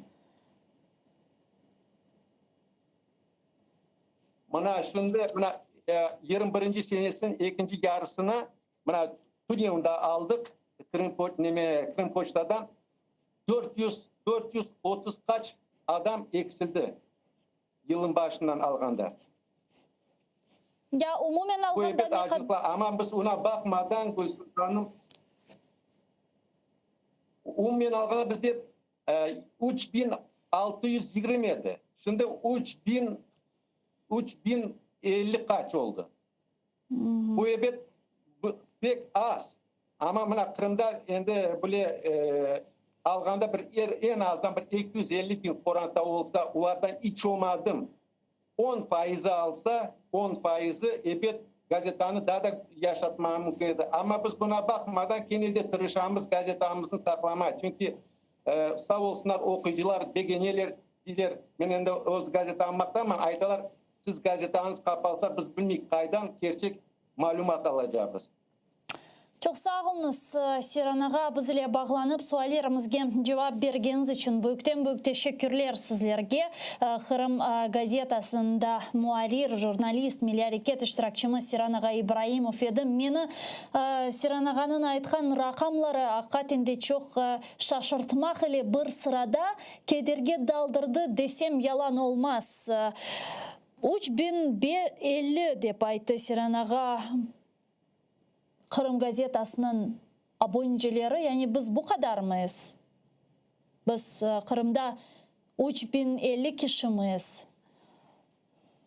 Yüz binlerden ibaret olgan Kırım Tatar halkı bugün özünün ana vatanında, Yarımada'da, yekane şekilde, mustakil şekilde çalışkan Kırım gazetamızga sadece 300-400 binden 3000 kişi mi abone ola? Bu hakikaten çok böyle hücur bir vaziyet, kederli bir vaziyet. Çünkü bugün biz bir-birimizni destek etmesek, biz bir-birimizge yardım etmesek, bizlerge kim yardım edecek? Biz bir-birimizge kol tutmasak, bir-birimizge sarılmasak, bizge kim sarılacak? Bugün bizim saklanılmamızın yekene şartlarından biri bu bir-birimizge yardım etmektir. Alacak olsak ATR telekanalının vaziyetine eğer ki bugüne kadar biz ayakta turgan olsak ki Ukrayna devleti ne yazık ki bizge mali böyle bir sorunlar yaratkan edi. Bu birlik olganımız sebebinden bizlerge vatandaşlarımızın sizinin ve diğerlerinin yardım bergeni sebebindendir ve biz bu yardımga işanı, bu ilhamga işanı bugün Ozerimiz mında nakıtada bulunup ne yazık ki zorluklarla karşılaşıp çalışmaga devam ettik ve mutlaka devam edecekmiz. Annen Kırım gazetasının da Yarımada'da yapkanına göre, Siranaga'nın aytkanına göre hiçbir şeyge bakmadan onlar çalışmaga devam ederler. Men Kırım'da olganda bargan edim Kırım gazetasının muaririyetine. Birçok kereler anda bulungan edim, çalışkanları ile bağlı böyle bir leyhalar çıkargan edim ve ne kadar zor şirayetlerdi hatta o vakitları bile çalışkanlarını men şahsen özüm gözlerimle görgen edim ve men hatta o vakitları aytaydık biz Kırım gazetasına abone olmak gerek. Bugünkü şirayetlerde daha çok abone olmak gerek, daha çok destek etmek gerek. Çünkü biz olmasak hiç kimse olmaz. Bu işgal etilgen Kırım'da bugün müstakil şekilde çalışmaga devam etken, Kırım Tatar tilinde çalışmaga devam etken, bizim istidatlı, kabiliyetli balalarımızın şiirlerini, eserlerini ayrı bir böyle çokrak degen rubrikada derç etken gazetalar yekene bir gazetadır. Onun için saygılı arkadaşlar, men her birimizni bu gazetanga abone olmaga çağıram. Bu sadece bilmeyim Bekir Ağa Mahmut'un ya da Siranaga İbrahimov'un gazetası değil ki bu bizim, bu мен халқымыздың газетасы. О себептен әрбіріміз дестек етмелі деп түшінем. Шақсы менің фікірім бойле, мен умут етем ке менен разы олмағанлар жоқтыр. Зира мұнда біз бірлік ақындала фетер екенде оны қорчаламақ керек олғаныны шымдыки шырайтлерде хусусан аңлаймыз. Бекер аға Мамут Ғалиба Бұзылешімді жанды бағда Қырым газетасының баш муарирі ве милли меджис азамыз. Бекер аға, селям алейкум. Алейкум селям, Гүлсім ханым. Бекер аға, мен сізні қайырлы хабернен қайырлайым, түневінде сіз көрдіңіз. Украина юқары шуарасы не тамыр халқылар әлі бағлы қанун лейқасына қабыл етті. Ве енді қанундыр Зеленский Украина президенті де оны имзалаған соңра тамамы еле ішке кірсетілмесіні беклейміз. Сіздің бұның әлі бағлы те сұратларыңыз недені бар еді? Бұл қанун етрафында біздің арамызда Мында да Киевте де әбет бөле базы не дейм, тартышмалар değil ama fikir paylaşıуда оле бір тараптан оле лафлар айтылайды. Бізге да күчлü bu kanunны çeşit bir eksiklikleri бар ve onu kabul edilse biz tasavvur etken redaksiyada ve maddeler ile kabul olunsun. Olmasa bizge başkası gerek mi degen öyle teklifler öyle pozitsiya var edi. İkincisi biz başlayık böyle kanunen çalışmağa son devir ve ketişat özü көрсетір. Biz ona bir şeyler koşacak olsak kaysı bir maddelerin tolduracak, güçlendirip bizim noktayı nazarımızdan güçlendirerek desek onu inşallah imkanı olur degen böyle bir ikinci pozitsiya oldu, noktayı nazar oldu ve ben bellesi bu noktayı nazar yendi. Çokluk galiba bunun taraftarıydı. Onun için işte şimdi kabul olungan son evet bu çok nice yıllar, belki 20 yıl galiba, kimdir beni tuz etsin, ona yakın beklenilgen kanun edi o. Ve elbette biz şimdi bekleyik tek bu kanunu değil, onunla beraber bizim halkımızın status hakkında o ende ziyade bazı bir siyasi meselelerge tokuna ve ende tolusunun bizim siyasi haklarımızın yerine getirecek bu anayasaga değişmeler. Eğer de bu kabul olungan kanunga bu noktaya nazarından bakılsa bu elbette ileri, yakşı ve halkımızın menfaatine çalışan kanun. Yani onu birinci basamak olarak kabul etsek ve yakın arada kalgan anda yatkan kanun leykaları da bir hareketke gelip olar da bu dünyanın kabul olungan gibi men için kanun kabul olunganı bir ne diyeyim sizge bir yanlılık bir sürpriz olmadı. Ama reyler elbette men bilesem çok insanga bir ne diyeyim işte bir meraklı oldu. Evet. Allah'a şükür demek Ukrayna'nın siyasetçileri ve cemaat fikri bu 6-7 yılın içine bayağı bir evrim yani evolüsya olunup biz onun şimdi neticelerini ve mahsulatını görmekteniz. Güzel, yakşı öyle olsun. Şunu soracak edim, mına Kırım Tatarlarının ikinci kurultayı tiklen alo eştes. Kırım Tatarlarının ikinci kurultayı tiklenilgeninden sonra çok mühim böyle bir vesikalar kabul etilgen edi ve Kırım Tatarlar aklarının gayradan tiklenilmesi yönelişinde bir hareketlerinin yapılacağına ve yapılmak için çok faaliyet göstergen sonra umutlarını besleyedi. Ki beslemege de devam etti. Mına Bekir ağa bu gibi aklarımızın tiklenilmesi bu kadar yıllarga çözüleceğini düşünediniz mi o vakitları?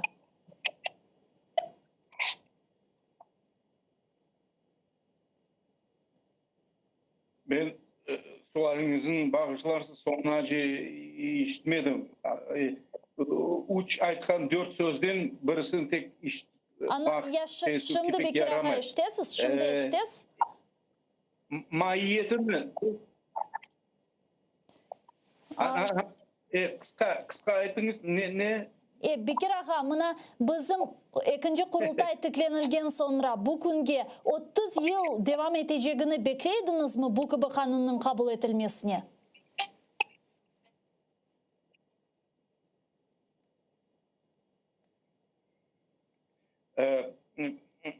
Anlağanıma göre men gene de sonki ne bitken sualınızı işitmedim. Alaka pek yaramay. Bu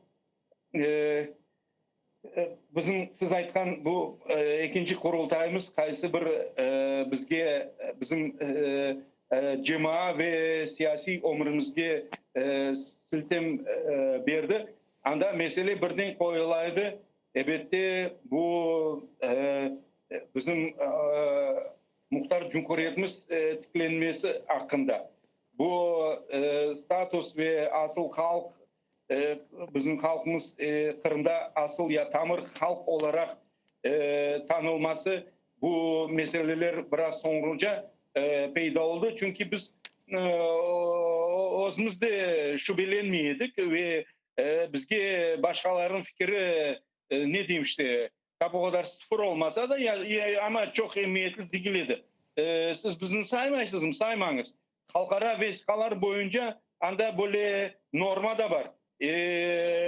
Asıl halk, tamır halk olmak için bu halk olsun öyle saysa bu da bazıda yeterlidir. Bunun için bu bizge o özünden bizim manevi duygularımız ve biz özümüzün bu toprakların, bu Kırım'ın, bu yarımadanın evlatları mahsulatı olarak özümüzün tanımamız bizge bu şey yeterli. Ama elbette bu kabul olunan kanun kaysı ki buna 18 mi 20 yıl evvelsi mi başlanıldı. Elde birinci leykaları hazır edi, birinci teklifler. Bu elbette bizim bu niyetlerimizin, isteklerimizin ve içki duygularımızın kanun kalbına, hukuk ceryanına koymakta. Elbette bugünkü zemanevi şaraitte bu çok mühimdir. Çünkü biz ne kadar çok bir şeyini aytsak ama o kanunlaştırılmasa memleket devlet kanunlarının, halkara kanunlarının tanılmasa, tasdıklanmasa o yani başkacasını aytayım. Tanılsa, tasdıklansa bu elbette bizim menfaatımızga ve bizim milli maksatlarımızga tabii ki pek yaxşı çalışır. Onun için ben sizin sualınızın öyle anladım ki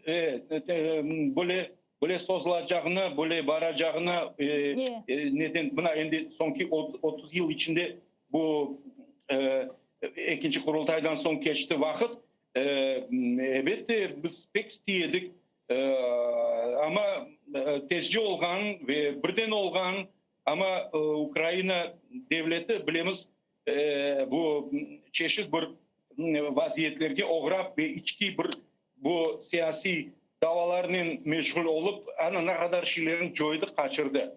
Peki ben de yavaş yavaş ne diyeyim işte özün bir yerge toplap degendayin ve bizim emniyetimizin de anlap inşallah de bu kalgan kanunlar da tez arada kabul olunup onlar hepsi bizim halkımızın tek statüsü bilmeyeyim ya da muhtariyeti değil bizim halkara ömrünün subyektliğini ende tanıgan gibi ve buna ende toğusunun geniş yol açılmasına inşallah hizmet edecek. Amin. Bizim de beklentilerimiz bundan ibaret. Çok sağ olunuz Bekir ağa. Bizle bağlanıp suallarımızga bergeniz için teşekkürler bildiremiz. Ne yazık ki katende alaka ve bağ çok yaman olğanı sebebinden kesik benim suallarım ulaştı Bekir ağaga. Onun cevapları da ne yazık ki bizlerge tam olarak böyle güzel bir şekilde ulaşmadı. Ama men umut etim ki növbetteki yayınlarımızda diğer misafirlerimiz ile böyle problemler yaşamamız. Men saygılar dostlar, sizden sağlıklaşmayın. 5 dakikadan sonra Zaman informasyon programması yayınımızın Ukrayna tilinde devam etti. Sonra bu studiyaga biz qaytacakmız ve bugünkü bu mevzuga bağışlangan müzakirlerimizni devam edecekmiz. ATR ile olmaz görüşkence.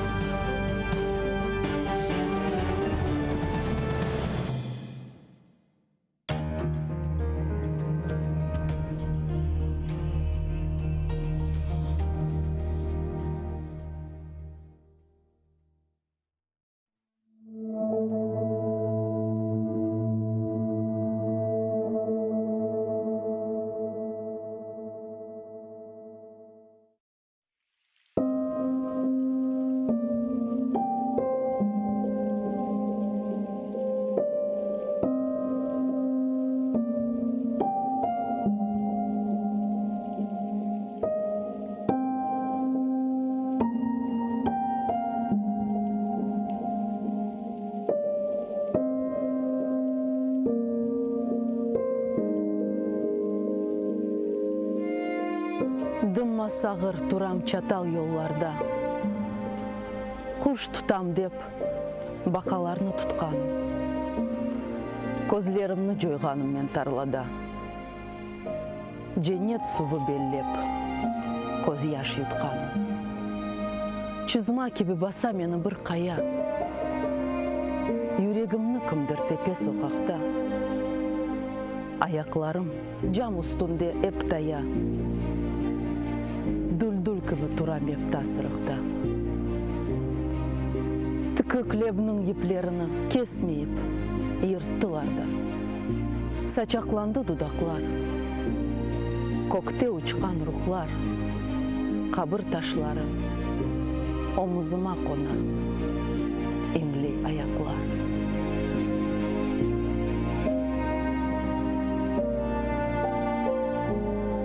Ерде ятқан юрегімні көтердім, юрексізге бағышладым ұмытны.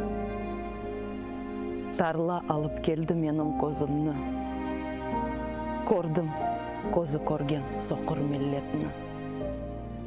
Қабырташтан қопқан парчаны, уфатып мен сілдім ертық лебіме. Сырықтаки мефта бірден жанланды, бегерлешті чықмыш ері қалбіме. Айды кеттік деген сеслер чалынды. Эйран олды дымма сағыр құлағым. Атеш яна дерсін дүл-дүл ялыны. Эйран олып, оксыз қалма топрағым.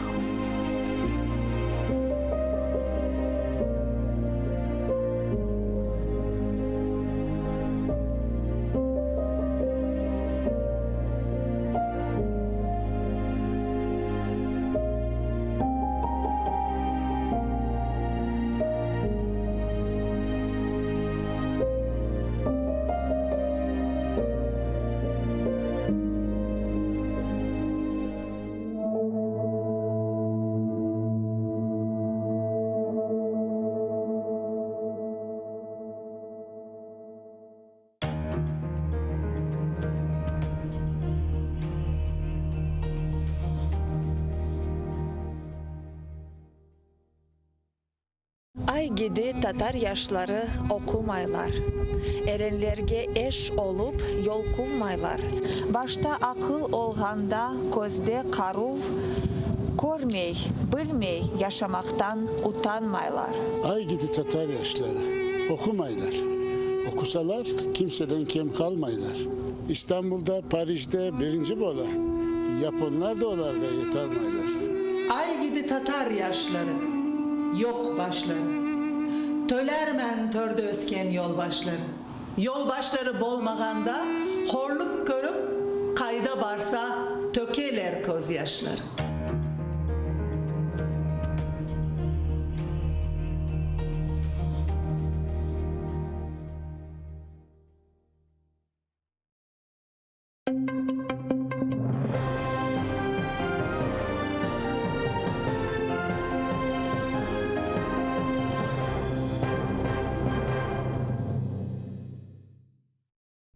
Ухвалення закону про корінні народи – основа. Наступний крок – закон про статус кримсько-татарського народу та внесення змін до Конституції України щодо створення кримсько-татарської національно-територіальної автономії. Про це в ефірі нашого каналу заявив народний депутат з фракції «Голос» Рустем Умєров. За його словами, прийнятий напередодні закон визначає термінологію, які народи є корінними в Україні. Тепер уряд має розробити проєкти для збереження ідентичності корінних народів, розвитку їх мови та культури. Рустем Умєров закликав кримських татар бути активними та підтримувати такі ініціативи. Реєстраційний номер 55.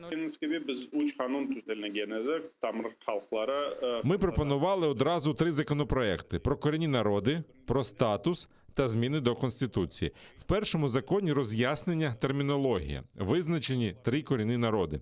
В другому законі ми показуємо свої національні інституції, як вони обираються, як працюють. Серед 3 корінних народів ми, кримські татари, складаємо більшість, і в нас є національні інституції, національні вибори. Для детального їх пояснення необхідний окремий закон. Закон про корінні народи – це база.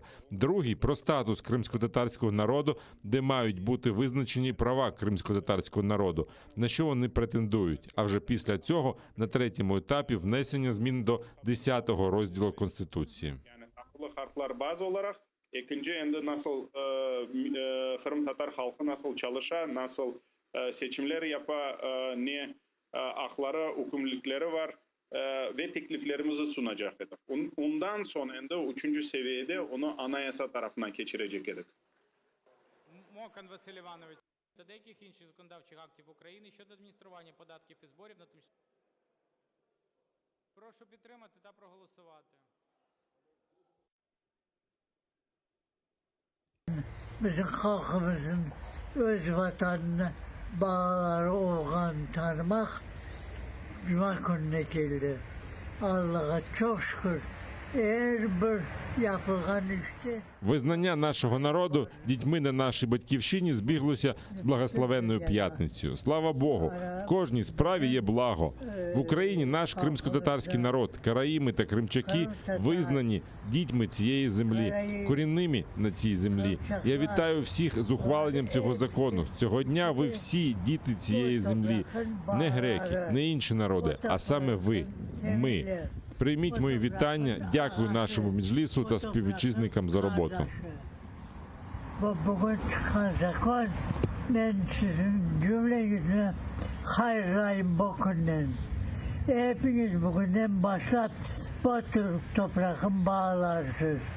Hiçbir ne grek ne bir 30 тисяч рублів штрафу. Окупаційний суд Судака виніс вирок Айдеру Аблякімову у справі про недонесення. За версією ФСБ, він не повідомив, що в 2013 році листувався у соцмережах з таким собі Уміджоном Дададжановим, якого ФСБ вважає учасником ІДІЛ. На думку адвоката Софії Шабанової, провина Аблякімова не доведена. Також в окупаційному суді не змогли підтвердити, чи існує Дададжанов, чи живий та де він перебуває.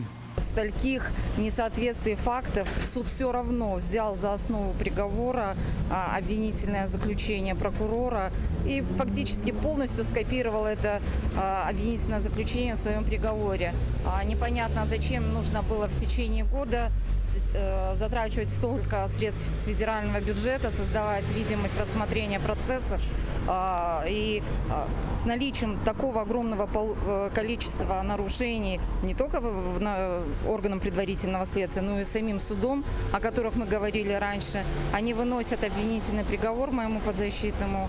Единственное, конечно, прокурор просил более суровое наказание, 50 тысяч рублей. Суд смягчил наказание и вынес сегодня Айдеру Аблякимову 30 тысяч рублей штрафа. Захист з вироком не згоден, хоч надії на російське правосуддя не мають, але збираються оскаржувати рішення. Аблякімов провину також не визнав, подякував народу, який продовж року приходив на засідання. В сегодняшнем судебном заседании суд вынес мне решение 30 тысяч штраф, с чем я не согласен. Хотел поблагодарить Джимат за поддержку, за небезразличность. Çok sağ olun, Allah razı olsun. У цій справі разом з Айдером Аблякімовим у серпні минулого року окупанти затримали ще 3 кримських татар в Нижньогірському та Совєтському районах, а також у Судаку, Енвера Топчі, Айдера Кадирова та Рідвана Умєрова. Окупаційні суди Умєрову та Кадирову присудили штраф у 30 тисяч рублів, а Топчі оштрафували на 40 тисяч. За версією російського слідства, невідома людина, нібито перебуваючи на території Іраку, закликала кримських татар на війну до країн Близького Сходу.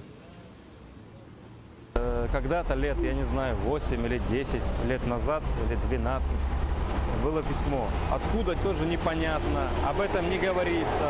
Мол, привет, как дела? Привет, приезжай сюда. А ты где? А вот там-то, там-то. Даже толком не было сказано. Да нет, ты что, не гони. Приезжай сюда обратно, будем здесь, да, ну все, давай, ладно, пока. То есть вот подобная переписка была лет, я не знаю, может 8-10 лет назад. То есть непонятно откуда, от кого, что, к чему. Вот за это происходит суд. В Крыму за последние, да, вот 6-7 лет, как мы живем при России, со всех сторон просто-напросто ущемляются права крымских татар. И пытаются это облегчить, такой, знаете, типа это вот экстремизм, терроризм. Но здесь никогда его не было и не будет. Это только лишь придумано и сами как бы Следственный комитет что придумывает, чтобы заработать свои звездочки, чины и зарплаты, конечно. Мы никогда не останемся в стороне, народ всегда будет поддерживать и будет выходить против. Как бы будем надеяться, что когда-то поменяется в лучшую сторону. Сильні зливи з градом прогнозують для Криму найближчими вихідними. Окупаційне МНС оголосило чергове штормове попередження з 3 до 5 липня. Очікуються потужні шквальні вітри до 25 метрів на секунду, а також сильні дощі та грози. Повідомляється про високу ймовірність нових підтоплень, аварій на об'єктах енергетики, можливе порушення транспортного сполучення тощо. Можлива небезпека для життя і здоров'я в разі падіння рекламних бордів, аварійних конструкцій, дерев та поривів ліній електропередач. Лиха очікують і в акваторіях Чорного та Азовського морів, а також у Керченській протоці. На Східному фронті наймасовіші обстріли за останні кілька місяців. Під Широкинем на Приазов'ї уламкове поранення дістав український воїн. Там окупанти били 82-ми та 120-ми мінометами. Стан бійця середньої тяжкості, його евакуйовано до шпиталю. Липень на Сході почався з масованих обстрілів ствольною артилерією та важкими мінометами. Окупанти обстрілювали українські позиції та цивільні квартали 122-мм гарматами. Також на Луганщині знову фіксували проліт російського безпілотника «Орлан-10». Бойових втрат немає, повідомляють у штабі. В напрямку населеного пункту Авдіївка окупанти здійснили 8 обстрілів з артилерії калібру 122 мм, мінометів 120 та 82 калібрів, гранатометів різних систем і великокаліберних кулеметів. Біля Золотого 4 ворог застосував безпілотний літальний апарат для скидання пострілів ВОГ-17. Також окупанти здійснили обстріл об'єктів цивільної інфраструктури та приватного сектору Авдіївки з артилерії калібру 122 мм, мінометів 120 та 82 калібрів. На обстріли російсько-окупаційних військ українські захисники відкривали вогонь у відповідь. А російські окупанти проводять вишкіл своїх диверсантів в загарбаних районах Донеччини та Луганщини. Про це повідомляють в Головному управлінні розвідки. Протягом цього тижня спостерігається активізація противником підготовки до проведення диверсійно-розвідувальних заходів. На передових позиціях окупантів збільшилась присутність особового складу розвідувальних та саперних підрозділів. Зросла кількість випадків проведення рекогносцировки місцевості російськими кадровими офіцерами Південного військового округу Збройних сил Російської Федерації. Кількість нових випадків COVID-19 в окупованому Криму стрімко зростає. Лише минулої доби на півострові додалося 4 427 пацієнтів. І це за сумнівними підрахунками окупаційної влади. Ще 10 людей померли внаслідок хвороби. В окупованому Севастополі рекорди захворюваності фіксують вже 5 днів поспіль. Там до 31 липня зупинено роботу гуртків та дитячих секцій. А до табору «Артек» спрямували війська хімзахисту з окупаційного групування Чорноморського флоту. Минулого тижня в дитячому таборі було виявлено спалах захворюваності. Зафіксовано більше 70 хворих, здебільшого діти з Російської Республіки Тива та працівники «Артеку». А на материковій частині України запущено онлайн-ковід-сертифікати. Вони мають зробити мандрівки до Європейського Союзу знову можливими. Поки що документи працюють у тестовому режимі та мають 2 версії – українською та англійською мовами. У сертифікаті підтвердження вакцинації від ковід, інформація про перенесену хворобу або негативний ПЛР-тест на коронавірус. Щоб отримати документ, треба пройти повний курс щеплення та завантажити на мобільний застосунок «Дія». Після цього у телефоні з'явиться електронна версія сертифікату, який в разі потреби можна роздрукувати. В МОЗі також нагадують, що вакцинуватися на вільній частині України можуть і наші співгромадяни з окупованого Криму. Записатися можна через мобільний застосунок «Дія». Для цього на Херсонщині діють 6 пунктів вакцинації. Зокрема, в херсонських міських лікарнях імені Лучанського, Троп'яних та Карабелиша, а також амбулаторіях Генішецька, Чонгара і Каланчака. Щеплення безкоштовне, з собою треба мати лише паспорт та ідентифікаційний код. У перший день шкільних канікул в ЄС літні мандрівники шикуються в черзі до литовища Брюсселя. 1 липня в блоці почав діяти сертифікат про вакцинацію. Він покликаний спростити подорожі всередині Євросоюзу. Сертифікат може бути у паперовому або цифровому вигляді. Він показує, що людина зробила щеплення чи тест, або ж нещодавно перехворіла коронавірусом, відтак має імунітет. Я їздив робити щеплення до Франції досить давно. Пішов в аптеку, щоб отримати сертифікат. Це було дуже швидко.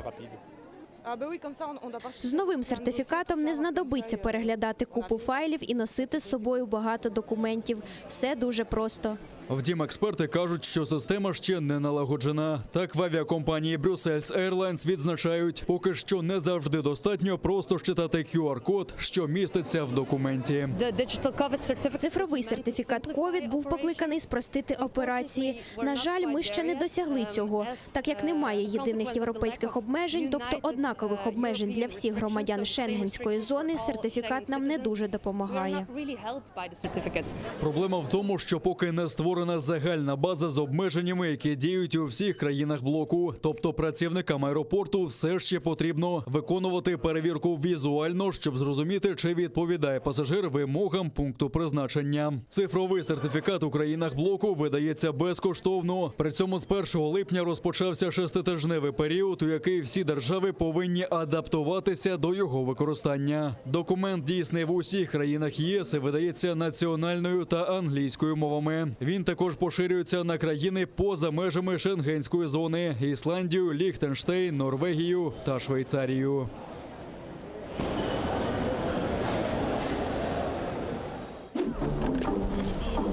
Житель Туреччини Курсат Джейлан з народження незрячий. Прогулюючись набережною в Барселоні, він орієнтується за допомогою білої тростини. Але це не звичайна палиця, а високотехнологічний пристрій, який виявляє перешкоди за допомогою ультразвуку і повідомляє про них. Він також інформує про магазини, кафе і ресторани, які зустрічаються по дорозі. Коли тростина виявляє яку-небудь перешкоду, вона одразу передає відчутний сигнал. Вона вібрує і тим самим попереджає мене. Ідея створити таку розумну тростину належить самому Курсату. Вона зародилася 3 роки тому, коли чоловік потрапив в ДТП. Він вибрався з машини, але орієнтуватися в просторі йому було важко.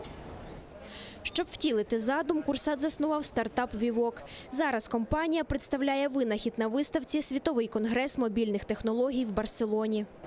Розумна тростина «Вівок» – це складний пристрій. Можна розгорнути його ось так. Тут є датчик виявлення перешкод, сенсорна панель, мікрофон, динамік, гіроскоп, а також компас, який забезпечує більш точну навігацію. Винахідник вважає, що технологічна виставка допоможе широко розрекламувати винахід. Ми хочемо змінити світ. WeWalk – це технологія, яка змінює життя прямо зараз, і всі люди з порушенням зору повинні дізнатися про це. У них повинна бути можливість користуватися такою тростиною.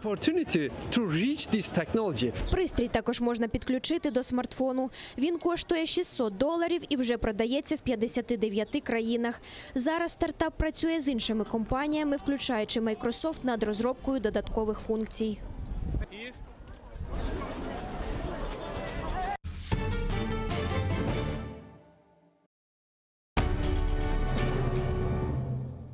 Ізраїльські вчені створили унікальний засіб, що містить природні інгредієнти. Краплі імуноков покращують імунітет при коронавірусних та респіраторних захворюваннях, а також сприяють полегшенню постковідного синдрому. Імуноков – надійна допомога.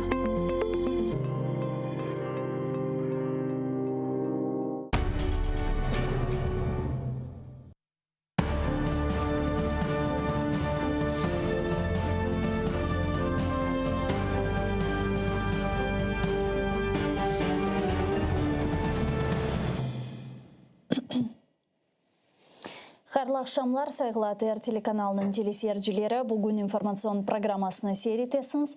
Студияда сізлер үшін мен Гүлсум Халилова чалшам. ВНФ-бетеке бұл программа девамында біз түневін бізім үшін чоқ мұйым тарихи қарар алынғаны меселесіні бөле бұрас эмоциялар синген сонра енді мұн дережесіні тапсиятлы желап етмеге тырышачақмыз. Сізде бізім яйнымызға қошыла білесіңіз. Экранларыңызға режиссерларымыз вақтынжы телефон номерасының тақдим етелер 073-419-41-58 Вайбер вастасылы студиямызға телефон шмаға имканыңыз бар, еді скайп адресімізні де қолана білесіңіз.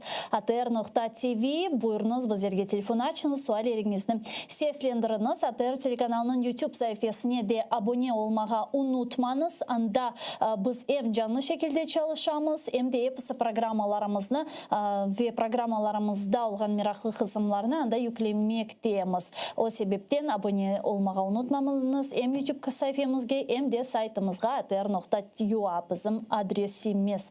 Сайғылы достар, мен есе Туневін Украина Юқары Шурасының бұл тарихи қарарына насыл алғаны еле бағылы бір лейханы шымды сейретмеге теклиф етем. Соңыра бұл студиямызға Милли Мejlis рейсіміз Рифат Аға Чубаровны давет етіп, бұл қанун лейхасы өзерінде çalışmalar не қадар девам етті, насыл шекілде девам етті. Бұл қанун бізге енді не бережек, насыл шекілде çalışacak ve en mühimi не вақыт çalışmaға başlayacak деген суалеріні сеслендірейджекміз. Ама ең башта Левха.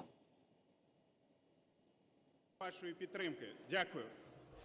Тарихи қарар. Украина Юқары Шурасы президент Володимир Зеленский тақдим еткен тамыр халықлар аққанда қанунны қабыл етті. 325 халық депутаты қол тұтты. 5 депутат рей бермектен вазгечкен. Оппозиционная платформа «За життя» фракциясы рей беруде асылы иштирак етмеді.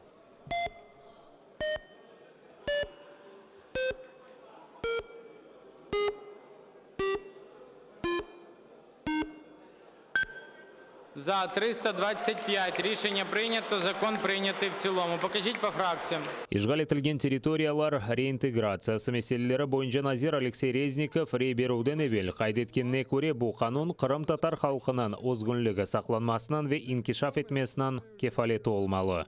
Цей закон є доленосним для людей, більшість яких знаходиться під тиском окупантів і їх небагато. Але немає в світі іншої держави, яка може боротися за них. Немає іншої влади, яка здатна забезпечити продовження їхньої історії. Ми можемо дати сигнал, який поверне надію багатьом, а в підсумку сприятиме повернення Криму та Севастополя. Русия тарафдары күчлерінің қаршылығы олғаны үшін парламенттің дегер чағыруларында тамыр халықлар аңламыны біле белгілемеге чаресіз едідей Қырым татар халқының лидері Мустафа Джемилев. Про права коренных народов стало можливым говорить лише після Революції Гідності в 2014 році. І першим таким актом стала постанова Верховної Ради від 20 березня 2014 року під назвою «Про заяву Верховної Ради України стосовно гарантії прав кримськотатарського народу в складі Української держави». Голос фракциясынан халық депутаты Рустем Умеров бұл қанун қабыл етілмесі тарихи вақияды. Қырым татар халқы қанун қабыл етілмесі үшін онларca yıl devamında күрешті деді. Усі країни, де є корінні народи, як правило, мають такий закон. Ми приводимо законодавство України у відповідність до міжнародного законодавства. Сьогодні дуже історичний момент. Ми 30 років чекали на цього. Як людина, яка приїхала в віці 9 років, от мені вже 39 років, от 30 років ми і чекаємо його. Канун кабул этелмесіне қол тұтмақ үшін бірчок халқы депутаты чықыш япты. Слуга народа фракциясындан халқы депутаты Виталий Безгин кезлевден. Русия пропагандасы русларны украинлерінің бұйық ағасы кібі көстермеге тырышып, Қырымда яшаған халқлар арасында душманлық яратайды дей. Ижғалесе тамыр халқының ақлары қоршаланма сиясеті олмағаны үшін олды деп сая. Він визначає кримських татар, караїмів та кримчаків як корінний народ. Він допомагає захистити їх мовні, культурні та інші традиції. Він допомагає їх органам отримувати державне фінансування і допомогу з донорських структур. Цей законопроект – це наша данина, і це те, що має розпочати, власне, повернення Криму, його інтеграції, стати вагомим першим кроком в плані дій Кримської платформи. Халық депутатларынан чоқысы тамыр халықлар аққанда қанун қабыл етілмесі ярымада ишгалден азат етілмесі үшін бұйық бір адым деп сая. Қабыл етілген ветеқаненді президент Володимир Зеленский имзаламақ керек. Кеченлері құрылтай делегатлары айдынлатқан мұражатында бұл қанун толысынен чалышмасы үшін Қырым татар халқының өз қадеріні белгілеме аққы. Қырым татар милли территориаль мұхтариет тешкіл етілме механизмлері ішлеп шығарылмақ керек деп білдірділері. Засіданні проект закону України про корінні народи України. Деген бойле лейханы сейреттік бераберлікте ве бізле шымды жанлы бағда Қырым татар милли межлис рейсіміз Рифат аға Чубаров бар, оны селямлаға мемнюнмыз. Рифат аға, селям алейкум да бір кере. Қайырлашым бар. Рифат аға, мен бүгінгі яйынымызда бұл демек эмоциялар біраз синген сондра тәфсилаты же базы меселеріні лаф етмеге істейм ве ең башта әлбетте ке сізлеріні бұл қанун қабыл етілгенінен қайырлайым, чүнки бұл өңеліште ақатенде чоқ фазла чоқ әрекетлер япылды ве не айет бұл тамыр халқар ле бағлы қанун лейхасы қабыл етілді. Бізні Қырым сейір ете ватандашларымызға бұның ле бағлы не айтмақ істер едіңіз, Рифат аға? Bu tamırlı milletler için kanunu kabul edilmesine çok insanlar çalıştılar ve gerçekten de burada ben şimdi bir kişinin böyle rolünü gibi böyle ayırmam. Ne kendimin ne diğer yakın yanındaki çalışkan arkadaşlarım gerçekten de senelerine çeşit türlü varyantlar bakıldı. Çeşit türlü insanlarımız, onlar çok şimdi Kırım'da yaşayırlar. Sonra gençlerimiz yetişkin sonra onlar da bizge yardımga gelmişler. Diğer milletlerin temsilcileri bu çalışmalar devam ettiğini ondan bağlıydı ki işte bu haklarımızı bütün Ukrayna toplumuna ve birinciden Ukrayna'daki siyasetçilerinin kafalarına gidirmeye gerekedi de anlatması pek çok zor oldu.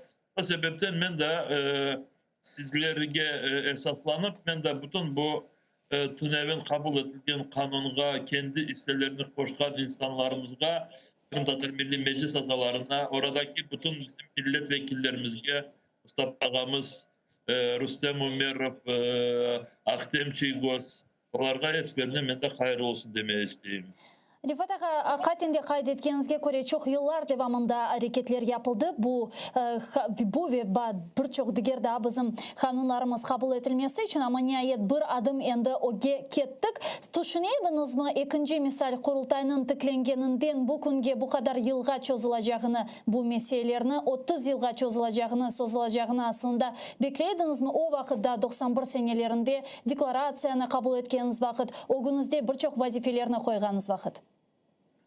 1991 senesi 26. iyun'da bu kurultayımızı topladığımıza o günümüzde daha neler olacağını çok şeyleri biz o vakit o kadar bilmez edik ve elbette insan nasıl bilsin yarın bir gün başına ne gelecek. Evet bazı şeyleri sezer edik ama o kadar dünya ve birinciden bizim Kırım'ın, milletimizin hayatı o kadar denişecekini elbette o kadar böyle ihtiyaçlarını bilmedik o vakit bilmezdik. Ama ne olsa da bize göre o vakit bilesiniz o vakit 80. senelerin 1980. senelerin sonunda ya da 1990 senelerin başında milletimizge bir şans verilmişti. Endi o zamandaki Sovyet Birliği milletimizi sürgünlükte böyle tutmağa endi gücü yok idi. Ama vatanga dönmek ve orada bütün hukukla bağlı meseleleri çözmek Moskova tarafından hiçbir ne istek var idi ne yapacağı böyle var idi ve milletimiz bunu o vakit çok tez sezdi de ve bu açılgan kapılar da kapatılmasın deyip tez milletimiz kendisi ve insanlar hepsi kendi korantalarını aman Kırım'a göçmeye tırıştılar ve işte o olaylardan baklı o vakit kurultayını toplamıştık ve bazı yerlerde bize öyle korunuyordu ki bana biz anladığımız meseleleri yarın diğerlerine de anlatacak da ve onlar anlagan son bizge kol tutacaklar. Ama anlayan kişiler bize kendi düşmanlıklarını toktatmadılar, azlaştırmadılar. Çünkü bizi görmeye istemeyen insanlar Kırım'da az değildi. Doğrunu söylesek çoksu bizi oradan istemezdi. Evet onların da kendilerinin sebepleri var idi. Bazıları çoksu bizden sakına ediler. Çünkü kendilerini kabayatlı bile duymasalar da ama kafaların içinde kabayatlı olduğunu bile ediler. Çünkü bizim evlerimizde yaşar ediler. Bizim toprağımızı kullanır ediler ve o insanlar bizim yeniden vatanımıza döndüğümüzü, kayıttığımızı, yerleştiğimizden çok korka ediler, sakına ediler. Ve bu korkularından bizi istemez ediler ve bizge karşı çalışır ediler. Aynı zamanda onları bu bizge karşı olan siyasi güçler, komünistler olsun, Sovyet Birliği dağılgan son bu komünistlerin Kırım'da gücü bir kereden bitmemişti. İnsanlar onu yaxşı hatırlaydırlar. Ya da bu Moskova, Rus taraftarları meydana çıktılar. Onlar hepsi bize karşı Kırım'da yaşayan kişileri kullanmaya tırışmış ediler ve bu sebepten Kiev, bağımsız Ukrayna'nın bu Kiev payitahtı ve Kiev'deki Ukrayna siyasetçileri bizim haklarımızı göz önüne almaz edilir de oradaki çoklukta yaşayan Rusların haklarını göz önüne alır edilir ve bu sebepten bizim bazı haklarımız yerine getirmesine siz söylediğiniz gibi 30 sene sürdü. Elbette bu pek çok ama şimdi bu 30 sene biz tek hakkımızı veriniz deyip böyle ellerimizi bir üstüne koyup da böyle oturmadık, beklemedik. Milletimiz çok sağ olsun. Milletimiz ne kadar zorlukta olsa da ama kendi korantalarını korçalamak, ayak üstüne tez ballarını ayak üstüne yetiştirmek, okutmak ya da hocalarımız ana telimizi hayırdan canlandırmak ya da bizim oradaki bestekarlarımız, artistlerimiz ya da alimlerimiz, insanlar, millet her bir taraftan kendisini ana vatanında hem böyle korçalamak hem gelecekte inkişafa hazır olmak için gerekli adımları millet her vakit yapar idi ve bunu çok yerlerde koordine yapan kurultayda sayılan Kırım Tatar Milli Meclisi ve 5 sene arasında yeniden sayılan kurultayının delegeleri. İşte bunu söylediğimi çok uzattım ama ona getirmeyi isteyeyim. Hayatta ve siyasi hayatta öyle olmay ki bir yerde niyetlerimiz, isteklerimiz olmadı da ve bekleyip dersin ki bu Oze'nin çetinde oturup ne vakit bu oradan geçen gemi gelecek de ya da benim denizin çetinde oturup öyle yapmadık. Milletimiz bütün bu Rus işgalciler gelmeyecek 23 sene bağımsız Ukrayna devamında bütün gerekli hareketlerini yapaydı. Becerdiklerimizi becerdik. Becermediklerimizge bizler fırsatlar hazırladık. Diyeceğim bugün becermediklerimize yarın fırsatlar ille verilir. Ya o fırsatlar gelir. Onun için çalışmaya gerek ve bu TÜNEV'in kabul edilen kanun birinci başlangıç adı. İnşallah ondan sonra diğer adımlar da yapılır. Ve Kırım'da Kırım Tatar Muhtariyeti kuruluşuna daha yeni fırsatlar açılır. Mına fırsatlar hakkında da laf etemiz. Yani Rifat Ağa 30 yıl degende Kennedy doğru mu sizce ayırmağa mına 2014 senesinden evvel olgan Ukrayna iktidarını ve 2014 senesinden endi kelgen Ukrayna hükümet ve iktidarlarını zira sonki 7 yıl ve 23 senelerini alacak olsak siz bu demek gradatsiyalarını belgeleysiniz mi? Evet. Burada bu birinci 23 sene devamında Kiev'deki çok siyasetçiler bir taraftan bizden de sakınaydılar ve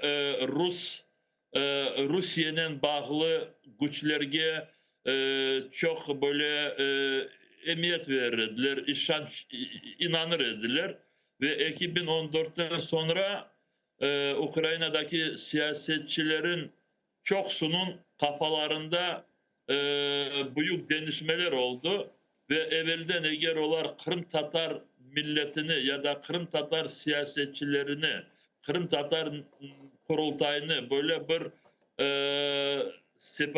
separatist güç gibi korgen olsalar 2014 seneden sonra bütün bakışları değişti. Ama ona bakmayıp gene de her bir bizim haklarımızı anlatmaya gerek. Ama 2014'ten sonra anlatması biraz kolayca oldu. Çünkü şimdi Ukrayna'da bizim haklarımıza birisi açıktan böyle karşı çıkmayı. Ama bu haklarını nasıl şekilde, nasıl formada yerine getirilmesine bazıları işte böyle boş laf ederler. Bazıları haklarımıza yok demeye olmaylar ama bizim haklarımız tiklendiğini istemeyler de ve bunu da çok uzatmaya istiyorlar. İşte bize buna dikkat olmaya gerek. Bugün hakikaten de böyle karşı çıkan aslında kulkunçlu bir mesele ama OPZJ'ni alacak olsak korgendirsiniz o haberini Rifat Ağa demek olar anayasa Ukrayna'nın anayasa mahkemesine bu kanunun lağu edilmesi için böyle müracaatta bulunacak ekenler ve sonra da PASE'de bu Rusya'nın temsilcisi Tolstoy da böyle bir çıkışta bulundu. Yani buna ne dersiniz? Bunun ile bağlı aslında bir, hakikaten de bir tehlikeler var mı? Ya da bu böyle olmayacak sadece aytılgan bir sözler. Yok, bu tünevin kabul edilen kanunga daha çok ataklar olacak ve ben bu Şopriç söze çıkanını kendim işitmedim ama Aktem Çigos yakında odama geldi de bana biraz anlattı neler söylediğini ve şimdi gerçekten de bu OPZJ tarafından şimdi bu kabul edilen kanunu iptal edilmesine bazı hareketler alıp varacaklar. Tek kendi isteklerinden değil, Rusya'daki şimdi rehberleri ve birinciden Putin ve Rusya'nın parlamentosunda çok bu milletvekilleri, onların milletvekilleri şimdi böyle bir şok şeklinde. Çünkü bakınız burada ne oldu? Bu kanun kabul edildikten sonra bu Moskova tarafından bütün uydurulgan masallar hemen kendi yerlerinden düştü, yok oldu. Çünkü masallar degenin bu tarihi mifler, böyle uydurmalar.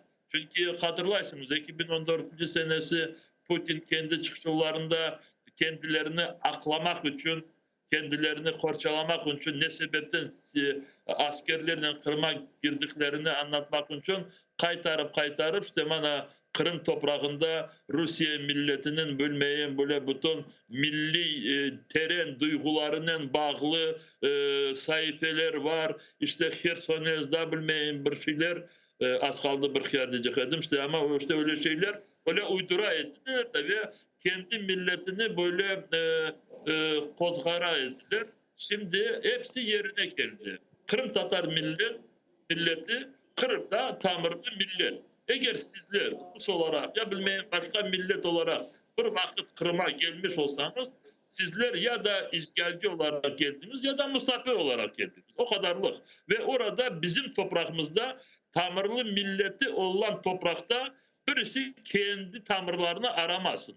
Varsınlar kendi vatanında arasınlar. İşte bu sebepten şimdi Rusya'nın rehberleri çok böyle bir keskinden karşılık gösterirler ve opozici gibi Ukrayna'daki siyasetçileri kullanmak için elbette davranırlar. Burada ikinci sebebi de var.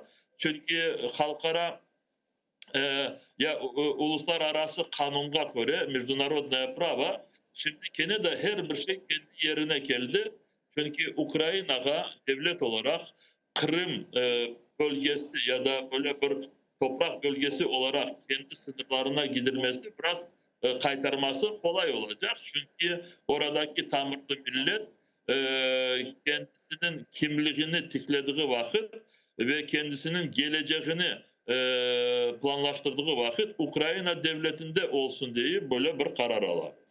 Yani demek istegenimiz bu kanunen Ukrayna demek Rusya'nın yıllardır alıp bargan teşvikatını darmadağın etti, doğru mu? Darmadağın değil ama düşürdü. Ben bugün sabahdan bu Moskova'daki bazı oradaki radyoların seslerini işittim.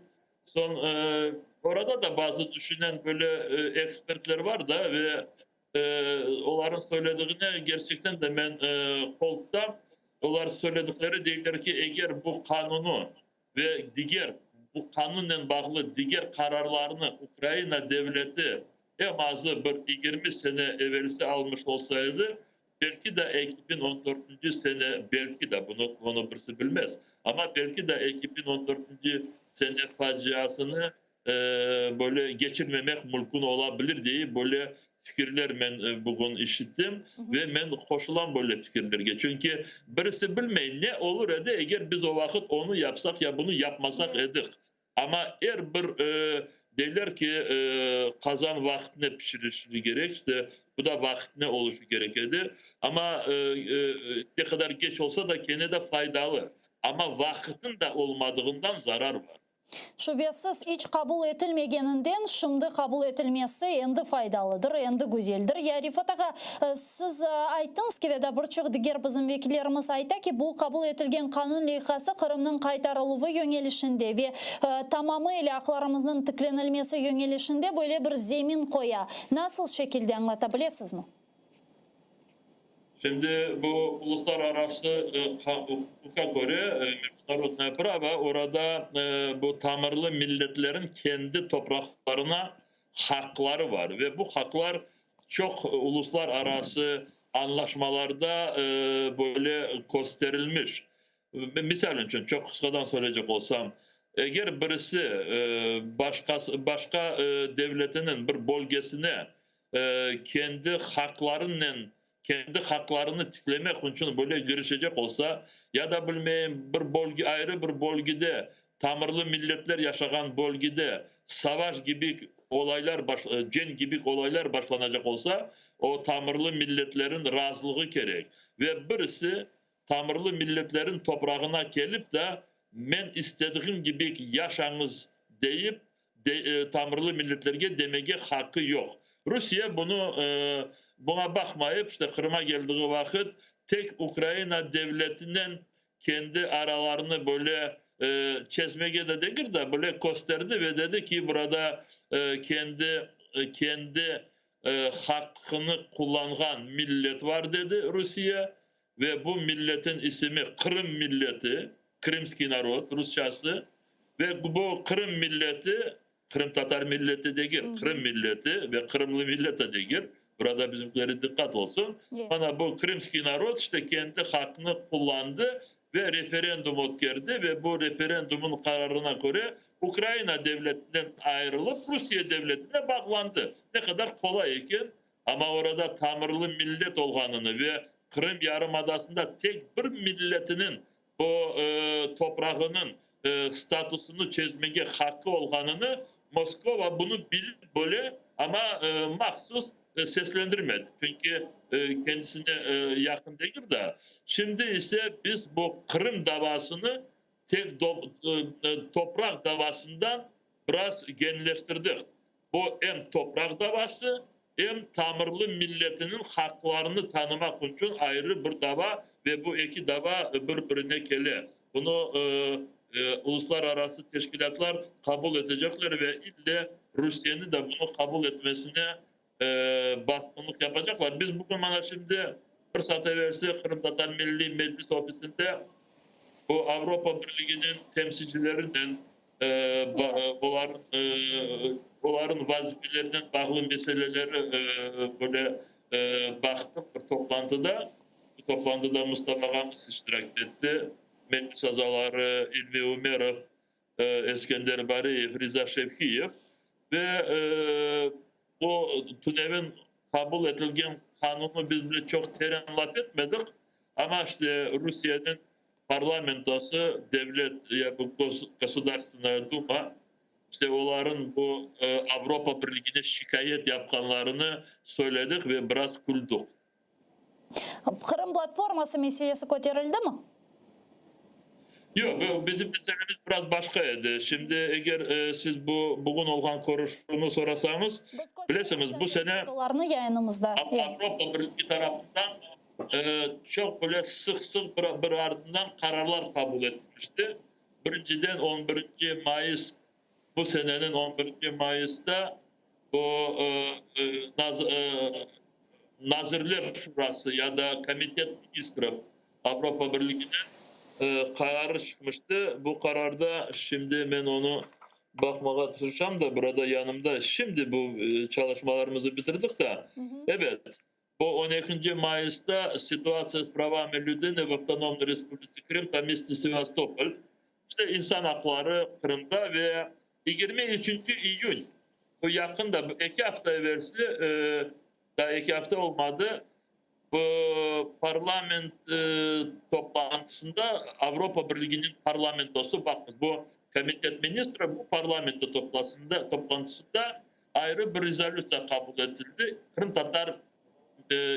Tatarların hakları ve durumu Rusya tarafından işgal edilen Kırım'da. Ve bu 2 tane kabul edilen kararlar çok böyle terin, çok böyle objektif, çok doğru olarak orada her bir şeylerini yazdılar ve o Nazirler Şurası tarafından kabul edilen kararda Kırım'dan bağlı her sene hesabat, atçot ne var Kırım'da değil böyle bir her sene böyle bir işte dokument, rapor hazırlayacaklar. Ve şimdi bizden akıl tanışmaya geldiler. Nasıl bu raporunu hazırlayabiliriz? Ve bizler dedik ki işte o kararının her bir noktasını bakıp çıktık. Ve gerçekten de Kırım'daki olan bütün baskınları ve bütün Rusya tarafından kabul edilmeyen bütün uluslararası tarafından gösterilen bütün işte Rusya'dan soran meseleler çözülmediğini gösterdik ve şimdi bütün bu en bitti de bu toplaşmamız belki o kadar incelemem ama bütün konuşmamız böyle bir formülaya geldi. Bizim pozisyonumuz Kırım Tatar milletinin 30 sene 50 sene bilmeyeyim ne oldu, ne olacağını beklemesi hiçbir çare yok. Rusya Federasyonu Kırım'ı işgal etken devlet şimdi orada bütün Kırım Tatar milletini ezip, parçalayıp yok etmeye getirirse bizim pozisyonumuz Rusya devleti bu yakın senelerde Kırım'a da en azı bir yarım milyon, 1 milyon kendi sakinlerini getirip orada yerleştirip son insan hakları deyip kıçırmağa böyle bir fırsatlar olsun. Ve bizim buradaki pozisyonumuz bütün bu şeylerini göstergen son biz dedik ki Avrupa Birliği ve diğer teşkilatlar Rusya'nı yalvarmak değil de Rusya'yı anlatmak değil de Rusya'nı mecbur etmek için yollar arayışı gerek ve bizden sorasanız biz deyik ki size yalvarmak, anlatmak zaman bitti. Yok bizde. Bizde tek Rusya'nı mecbur etmeye ve bu kararlarını yerine getirecek olsanız beraberlikte yollarını bulunuruz diye böyle bir pozisyonumuzu gösterdik. Biz bunu söylediğimiz vakit biliyoruz ki o delegasyon olduğu vakit delegasyonlarda Rusya'nın temsilcileri de ola. İşte biz bugün söylediğimiz mecliste ben eminim yarın Moskova'da hepsi açıklanacak orada. Ama bu gerçekten de bizim pozisyonumuz. Ben bunu bir kereden çok vaktimizi alamam ama söylemeye isteyeyim. Meclisin pozisyonu böyle ve biz bunu açıktan söyledik bu Avrupa Birliği'nin temsilcilerine. Dedik biz Kırım Tatar Milli Meclis olarak biz Kırım Tatar milletin o günde sorumluyuz. Milletimiz her gün soray ne vakit, ne vakit, ne vakit. Ne vakit bu Rus işgalcileri Kırım'dan gidecekler. Ne vakit orada serbestlik olacak. Ne vakit orada hepsi birleşecek. Ne vakit Kırım'ı mecburi Kırım'dan çıkan insanlarımız Kırım'a kayıtıp ana babalarını, yakınlarını görmeye çare alacaklar. Ondan da önemli. Ne vakit bizim hapiste olan yüzlerle kişilerimiz serbest olacaklar da kendi korandalarına gelecek ve ne vakit işte bu cenkni başlayan Rusya'nın rehberleri mahkemeye verilecek. Bu bizim pozisyonumuzu biz böyle noktaladık ve böyle açıkladık. Bundan endi bir türlü gizlilik yoktur. Bilirsiniz bu resmi delegasyonun pozisyonu biz sizi çok yaxşı anlayıq. Biz bunların hepsini raporda yazacak. Ama bilirsiniz işte Rusya gibi devletlerine bunu anlatacak. Biz dedik ki anlatımız elbette ama biliniz ki yarın öbür gün bizim başımıza gelen belalar size de gelebilir. Allah göstermesin. Çok ciddi şekilde böyle bir noktaladınız. Ardıgürü olsun faaliyetlerinizden. Ya Rifat ağa, eğer ki misal biz aytsak mına baskı endi yapmağa gerek, böyle bilmeyeyim yalvarmağa ve ilahri endi vakit geçti. Çünkü hakikaten de böyle bir not içerisinde bulunamız. Sizin fikrinizce Kırım platformasında böyle bir mekanizmalarını işlep çıkarma imkanları olacak mı? Toplaşacak liderlerinin beraber sadece böyle bir deklarasya kabul edip değil de bu deklarasyada böyle bir yol haritası, Kırım Kaytaroğlu'nun yol haritasını çizmeye imkanlar payda olacak mı fikrinizce? Şimdi bakınız ben bir de söyleyeyim de bunu Mustafa Ağamız bugün söyledi ve burada Mustafa Ağam söylediğinden biz de razıyız. Elbette ne kadar biz şimdi bu uluslararası teşkilatlar tarafından Rusya'nı mecbur etmeye böyle mekanizmler yapılmasa da ama bu Rusya'nı toplatması için uluslararası diğer devletler tarafından yapılan adımlarga, yapılan hareketlerge biz memnunuz ve biz onlara kendimizin teşekkürlerimizi bildiriyoruz. Mustafa Ağamız söylediği dedi ki eğer böyle bugün yapılan baskınlar Rusya'ya yapılmasaydı Allah göstermesin daha nasıl ağırlıklar, zorluklar ve nasıl da belalar milletimizin başına gelebilirdi. İşte onun için biz bir taraftan böyle teşekkürler bildiriyoruz.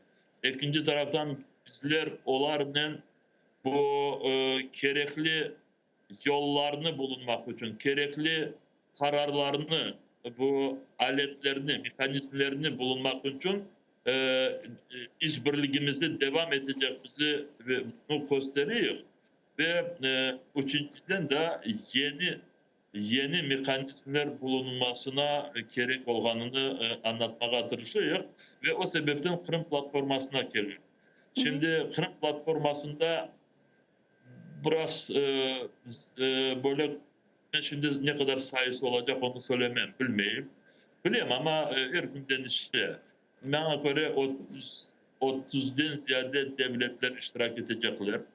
Ve bazıları en büyük böyle şekilde Cumhurbaşkanları gelecek, bazıların başbakanları gelecek, çoksunun dışişleri bakanları katılacaklar ve bu devletlerin bütün bu pozisyonlarını birleştirmek için bilirsiniz bazı böyle yumuşaklık demem, bazı böyle gelişken bazı koşulları biraz çıkaran tögerek yapmaya gerek olacak çünkü bu devletler hepsi katılsın.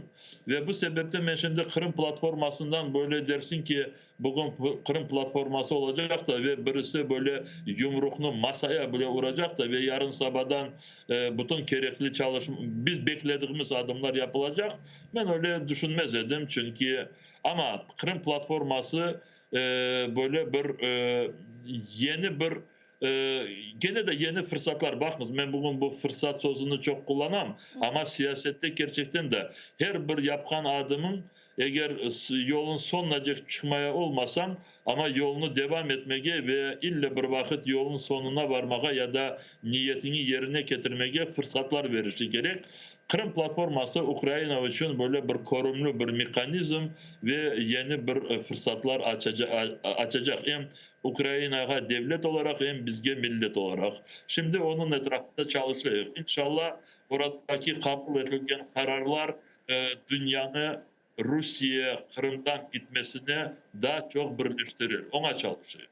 Ve son olarak Rifat Ağam'ın tünevінki alıngan tarihi kararga gelecek olsak, hakikatinde 325 milletvekili kol tuttu. Bu anayasa çoğluğunun alındı karar ki 226 rey verilmesi yeterli edi. Ama görgenimizge göre Ukrayna parlamentosunun çoğluğu, konstitusiyon çoğluğu bu tamir leyhamızga kol tuttu ve kabul edildi. Endiden sizin fikrinizce hakikatinde diğer bizim kanun leyhalarımız olsun Kırım Tatar halkının statusu ve anayasaga değişmeler ile bağlı kanun leyhalarına aynen böyle şekilde destek verileceğini umutlar beslemek gerek mi bizge ve seyretken semedeşlerimizge?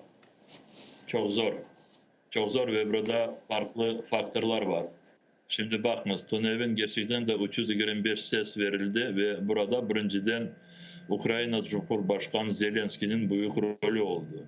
Tek kendisi bu leyhanı gönderdiği değildi ama o da yaxşı kendisi gönderdiğini ama Cumhurbaşkanı'nın oradaki hem büyük fraksiyonun kararına böyle nesi var işte gücü yete onun bu fraksiyonun kararlarına böyle bir sebepçi olmak ve Cumhurbaşkanı dedi ki bu kanun kabul edilsin ve hem büyük fraksiyondan ben şimdi o kadar da saymadım ama böyle karşı çıkan kişiler çok az oldu. Bir iki kişi oldu. Bir denesi işte bir taraf ya da oy vermediler. Ve ikinciden bizim oradaki milletvekillerimiz gerçekten de Mustafa Ağamız, Aktem Çiğgöz, Rustem Umerov bu ballar çok çalıştılar, çok sağ olsunlar milletvekilleri. Ben bazı böyle bazı riskleri de biliyorum da nasıl sonki dakikacık bazı bizge dost göstergen insanlar tarafından sonki dakikacık böyle beklemegen bazı böyle bir tepkiler aldık. Tepki desem işte böyle bir kendilerin meselelerini çözmeye getirişler da bizim bu boyumuza atıp o vakit. Şimdi bir iki saat kaldı rege koymaya. Elbette biz bu meselelerini sağ olsunlar hepsi koşulganlarını biz o kadarlık çözdük ama değil de böyle mesele çözüldüğü vakit hepsi burada kendi yapacağını yaptı da o sebepten 325 ses verildi. Yarın öbür gün mesela için Kırım Tatar halkı statüsü için kanun çıkarılsa gene de bunu bu çalışmaların başından başlamaya gerek ya da sıfırdan. Gene de Cumhurbaşkanlığına varmaya gerek. Başta ona anlatmaya gerek. O da orada bazı şeylerden sakınır. İşte son onun komandası var. Onun yanındaki olan danışmanları var. Ondan sonra milletvekilleri var. Ama ne olsa da biz şimdi hükümetin planlarına bu Kırım Tatar halkın statüsü kanun gelecek senesi kabul edilsin deyip çalışmalarımızı başladık. Bilmiyorum nasıl olur ama başladık çalışmalarımızı ve ikinci kanun bu Ukrayna Anayasasına değişmeleri gidirmesine. Ama biz bunları şimdi biraz ne yapayak da bu TÜNEV'in kabul edilen kanun daha imzalanmadı. Onun imzalanmasına da şimdi yanlışmaya istemem ama en azı benimce bir haftadan ziyade Cumhurbaşkanı'nın zamanı var. Ve kendiniz söylediğiniz opozıcı gibi söyleri şimdi bu imzalansa böyle bunu Anayasa Mahkemesi'ne vermeye hazırlanalar. Şu arada bu da imzalanmayan zaman devamında daha nasıl faktörler gelebilir bunu aslı bilmeye de olur. Çünkü çok taraflar bu kanun kabul edilmesini istiyorlar. Ama o kadar zorluklardan, meşakkatli yollardan keçken sizler, bizler bularga menimce endi hepimiz hazırmız. Atılacak taşlarga ve o taşlarını tepmege. Bana bugün birisi yazdı ki ben bir dakikanızda alayım da dedi ki Refat Ağa dedi bazı insanlarımız çok ziyade böyle kuvanalar dedi ama dedi daha kuvanmaya zaman gelmedi. Ben dedim doğru dedim eğer biz bu hem geleceğimizi bakmış olsak elbette daha yapacağımızı yapmadık da o sebepten daha çok çalışmalarımız var. Ama doğru bir adım becerdiğimiz vakit onu da milletle beraber gerçekten de açıklamaya gerek ve kullanmaya gerek. Çünkü insanlara bu güç verir. Ve bir kereden söylemeyi isteyeyim. Ne kadar böyle bizim milletimizge bağlı, faydalı, güçlü kanunlar ya başka bir yerde kararlar kabul edilse ne yerde olsun, Kiev'de, Strasbourg'da, bilmeyeyim, New York'ta, Washington'da ya da bilmeyeyim başka yerlerde milletimiz her vakit onu bilsin. Bunun sebepçisi milletimiz, halkımız, birlik olganımız ve her bir yerde, her bir ağırlıklarda parçalanmadığımızdan, böyle bir her vakit birbirimizi destek ettiğimizden ve bu sebepten milletimiz kendi kendisine sağ olayık değilsin ve gelecek bütün bu hareketlerge de her vakit hazır olsun. Sizlerge de büyük teşekkürler yapkan faaliyetleriniz için ve studiyamızdan bağlanıp sorularınızga cevap bergeniz için sağ olunuz. Kırım Tatar Milli Meclis Reisimiz Rifat Ağa Çubarov bizle canlı bağda edi. Saygılar arkadaşlar, hakikaten de men de Tunyev'in yayınlarımda ayta edim. Karar kabul edildi, çok güzel, sevindim mi? Sevindim. Baxtlıyım mı? Ne vakit ki Kırım azat olur, ne vakit ki bu alıngan kararlar, bu kanun leyhalar endi Kırımda çalışıp başlar, ne vakit ki Kırım Tatarlar özlerinin özgürlüğüne sahip olup, özünün milli territorial muhtariyetini kurar ve adalet yerini bulur, işte o vakit baxtlıyım dep aytmağa mümkün olacaktır. Şimdi ise kureş devam ediyor. 5 dakikadan Zaman informasyon programması sizlerini selamlayacaktır. Sonra görüşkence.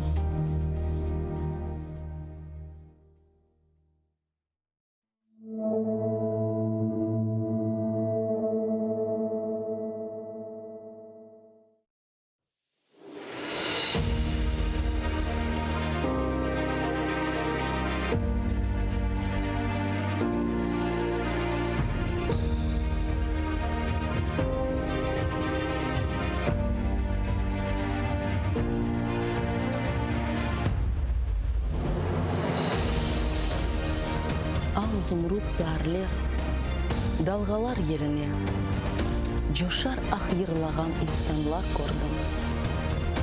Efsane sayıller, ormanlar ilinde, gurdeli davuşlu limanlar gördüm. Çağala sesleri tağlarını ağırtsa, ufuklar gülpempe nurlarla yana.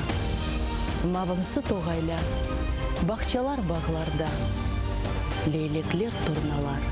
Seslenip kona.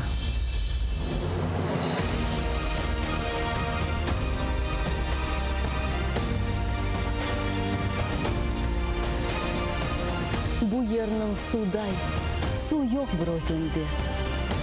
Toprağı mucize, ne saçsa insan. Kıblada küçük bir evçikte össem er yerin menimdir, ey Kırım Vetan.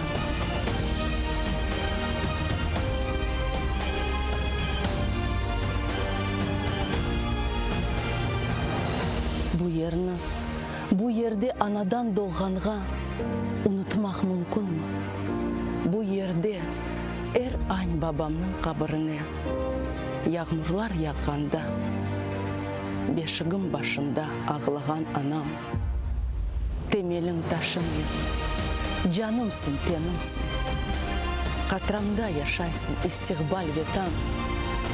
Эбеди еріміз, эбеди меніміз. Мұқаддес дияр, эй Қырым ветам.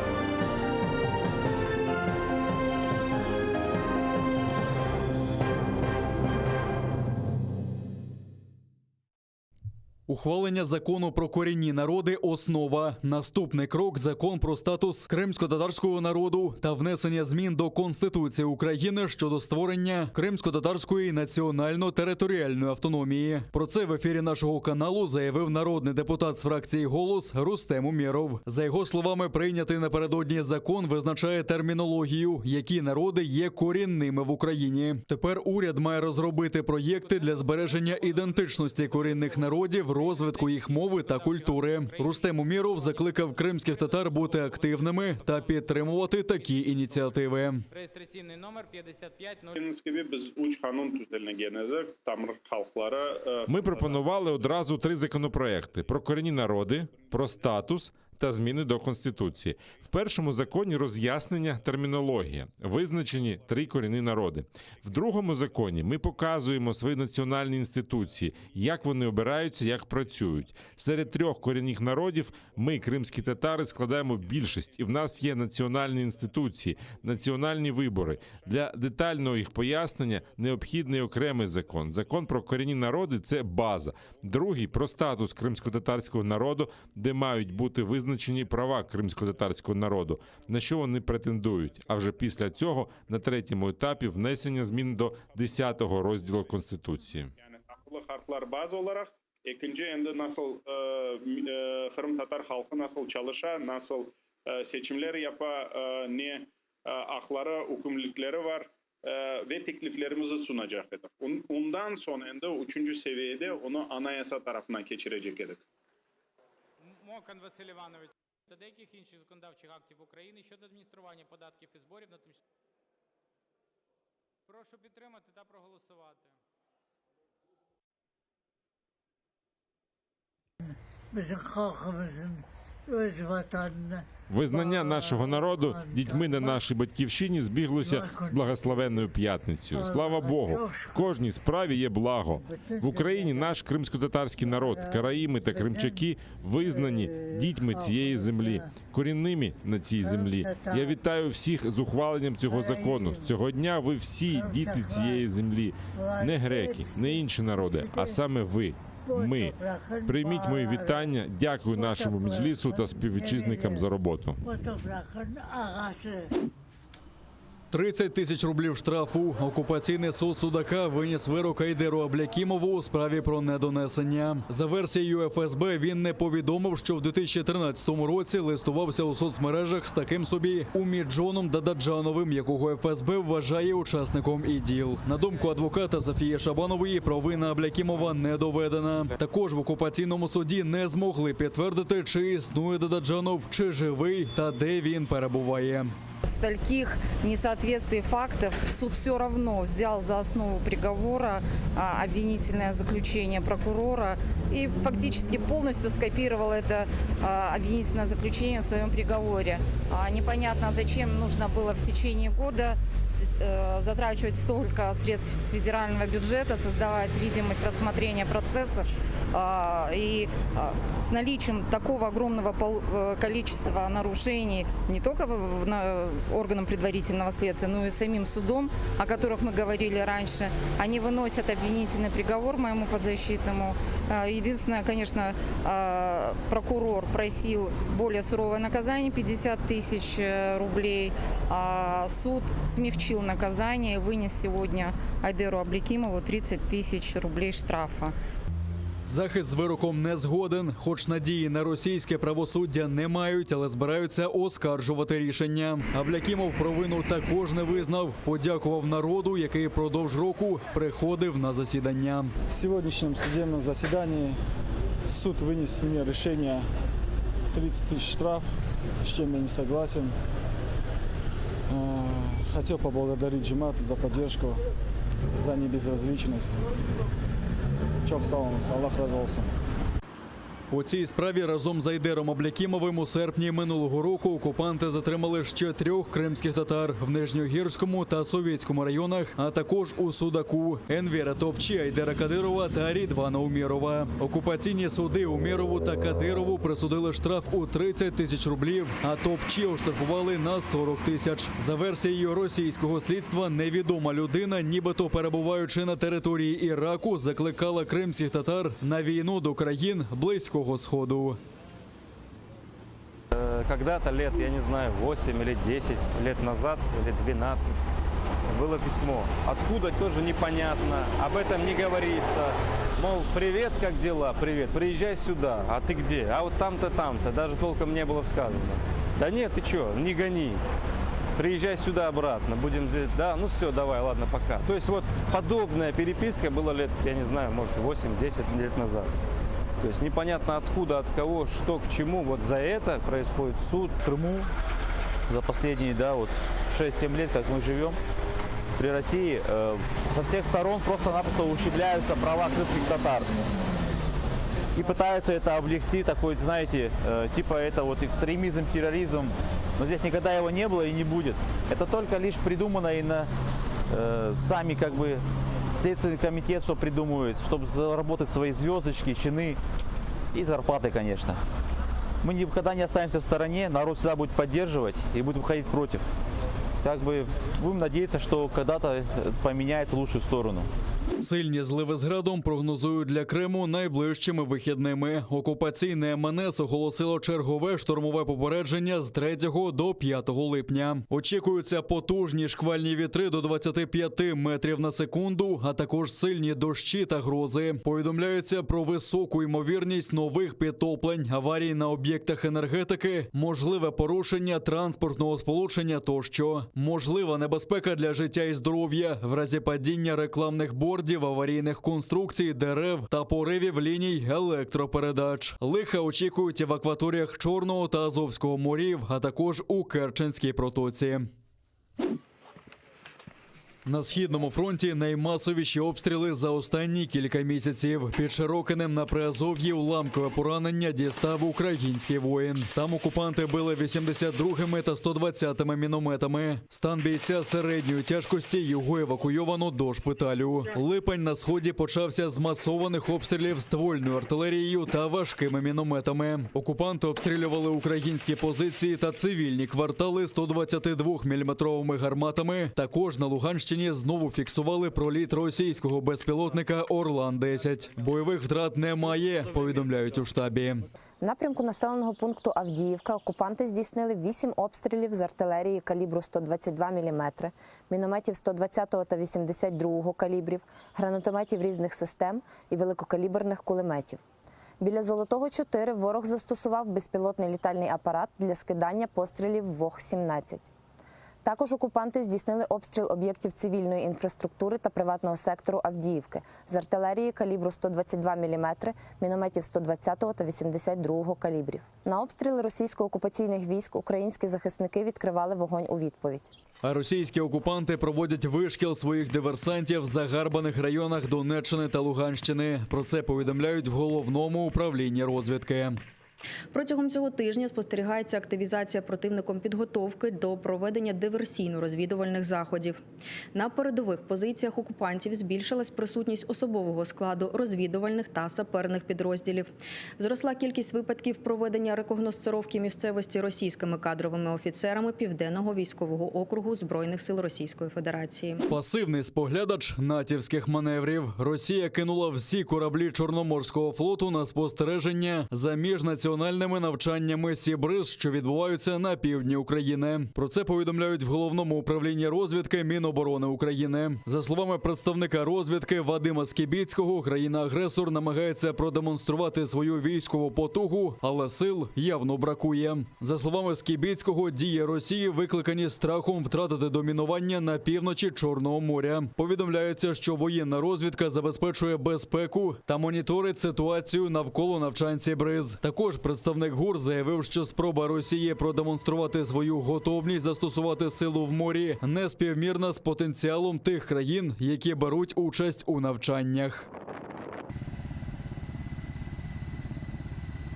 Кількість нових випадків COVID-19 в окупованому Криму стрімко зростає. Лише минулої доби на півострові додалося 427 пацієнтів. І це за сумнівними підрахунками окупаційної влади. Ще 10 людей померли внаслідок хвороби. В окупованому Севастополі рекорди захворюваності фіксують вже 5 днів поспіль. Там до 31 липня зупинено роботу гуртків та дитячих секцій. А до табору «Артек» спрямували війська хімзахисту з окупаційного групування Чорноморського флоту. Минулого тижня в дитячому таборі було виявлено спалах захворюваності. Зафіксовано більше 70 хворих, здебільшого діти з Російської Республіки Тива та працівники Артеку.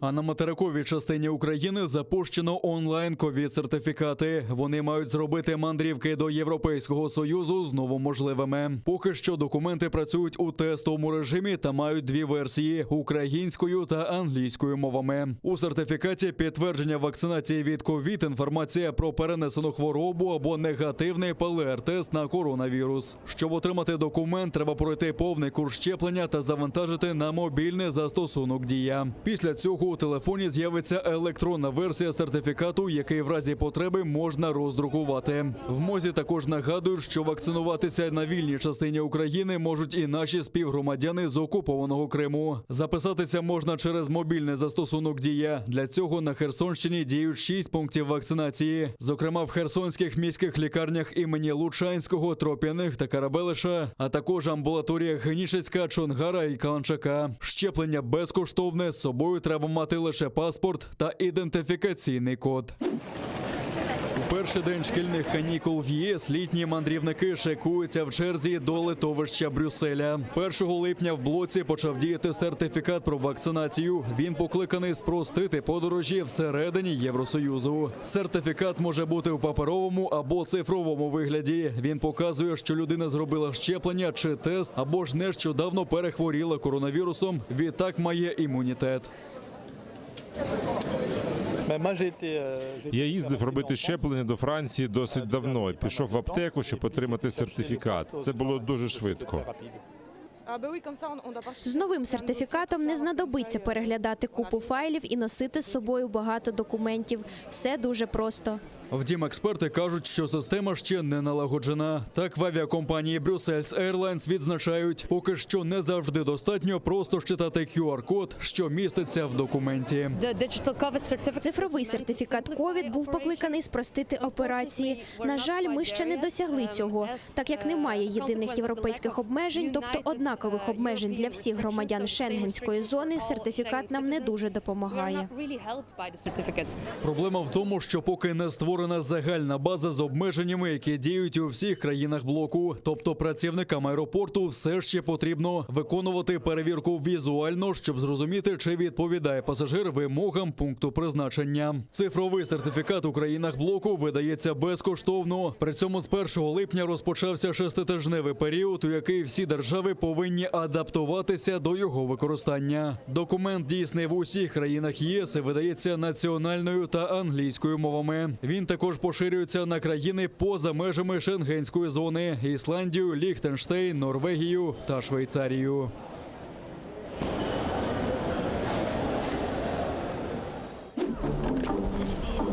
Житель Туреччини Курсат Джейлан з народження незрячий. Прогулюючись набережною в Барселоні, він орієнтується за допомогою білої тростини. Але це не звичайна палиця, а високотехнологічний пристрій, який виявляє перешкоди за допомогою ультразвуку і повідомляє про них. Він також інформує про магазини, кафе і ресторани, які зустрічаються по дорозі. Коли тростина виявляє яку-небудь перешкоду, вона одразу передає відчутний сигнал. Вона вібрує і тим самим попереджає мене. Ідея створити таку розумну тростину належить самому Курсату. Вона зародилася 3 роки тому, коли чоловік потрапив в ДТП. Він вибрався з машини, але орієнтуватися в просторі йому було важко. Щоб втілити задум, Курсат заснував стартап «Вівок». Зараз компанія представляє винахід на виставці «Світовий конгрес мобільних технологій» в Барселоні. Розумна тростина V-Walk – це складний пристрій. Можна розгорнути його ось так. Тут є датчик виявлення перешкод, сенсорна панель, мікрофон, динамік, гіроскоп, а також компас, який забезпечує більш точну навігацію. Винахідник вважає, що технологічна виставка допоможе широко розрекламувати винахід. Ми хочемо змінити світ. V-Walk – це технологія, яка змінює життя прямо зараз, і всі люди з порушенням зору повинні дізнатися про це. У них повинна бути можливість користуватися такою тростиною. Пристрій також можна підключити до смартфону. Він коштує $600 і вже продається в 59 країнах. Зараз стартап працює з іншими компаніями, включаючи Microsoft, над розробкою додаткових функцій.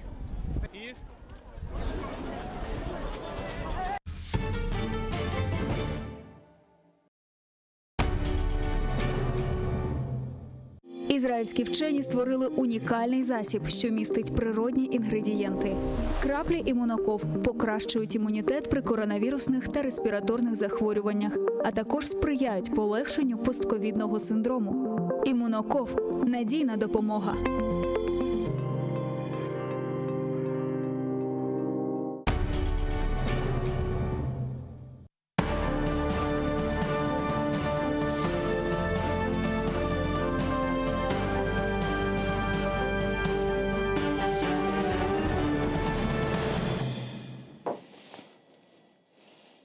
Assalamu alaikum, xayrlı akşamlar saygılar телеканалының телесерджилері.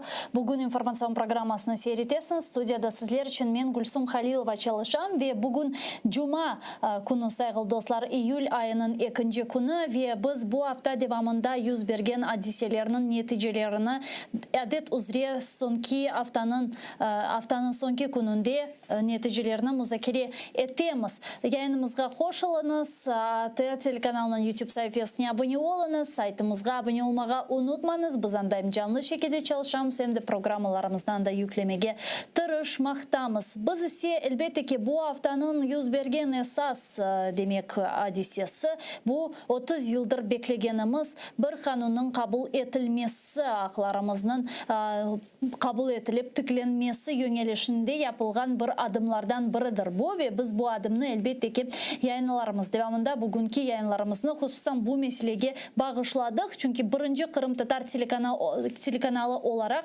Kırım Tatarlarının Ukrayna istiklalini ilan etkenden sonra 30 yıldır yapkan faaliyetinin bu gibi neticesi küçük bir galibi olarak sayılmakta. Ve elbette ki biz de onu bugünkü yayınımızda böyle şekilde müzakere etmesek olmaz deyip düşünüyorum. Onun için belki de yayınlarımızga endi koşulgan semiydeşlerimiz vardır. Belki de ekranları başında bundan evvel bulunmayıp şimdi ekranları başına oturganlar vardır. Onlardan ayrıca da bir kere hayırlayım ve TÜNEV'in bu karar nasıl kabul etilgenini seyretmege beraberlikte teklif ettim. Sonra misafirlerimizden bağlap bu meseleni müzakere etmege devam edeceğiz. Вашої підтримки. Дякую. Тарихи қарар. Украина Юқары Шурасы президент Володимир Зеленский тақдим еткен тамыр халықлар аққанда қанунны қабыл етті. 325 халық депутаты қол тұтты. 5 депутат рей бермектен ваз кечкен. Оппозиционная платформа «За життя» фракциясы рей беруде асла иштирак етмеді.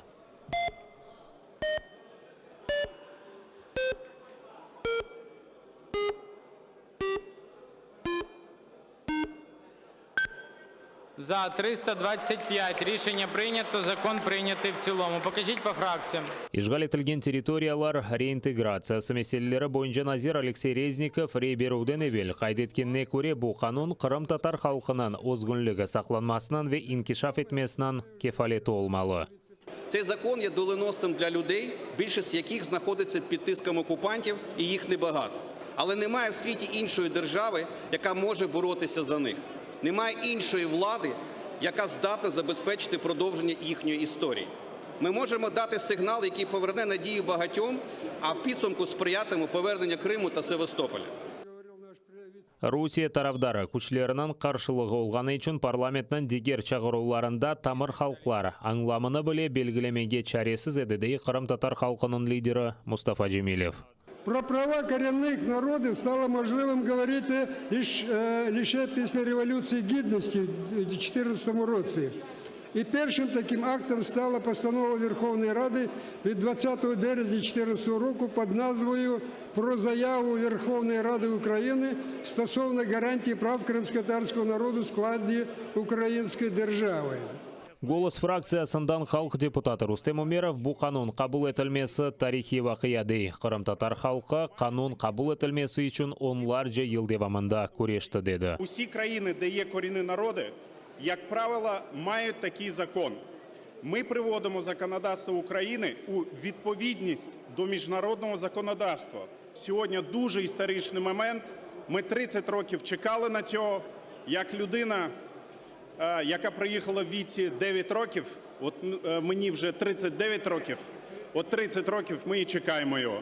Канун қабыл етілмесіне қол тұтмақ үшін бірчок халқы депутаты чықыш япты. Слуга народа фракциясындан халқы депутаты Виталий Безгин кезлевден. Русия пропагандасы русларны украинлерінің бұйық ағасы кібі көстермеге тырышып, Қырымда яшаған халықлар арасында душманлық ярата еді дей. Ижғалесе тамыр халқының ақлары қоршаланма сиясеті олмағаны үшін олды деп сая. Він визначає кримських татар, караїмів та кримчаків як корінний народ. Він допомагає захистити їх мовні, культурні та інші традиції. Він допомагає їх органам отримувати державне фінансування і допомогу з донорських структур.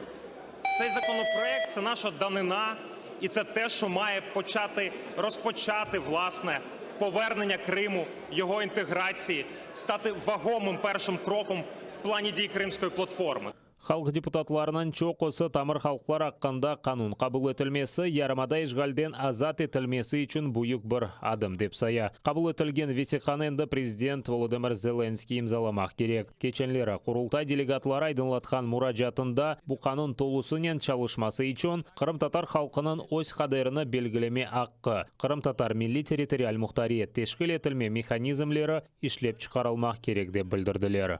Засіданні проект закону України про корінні народи.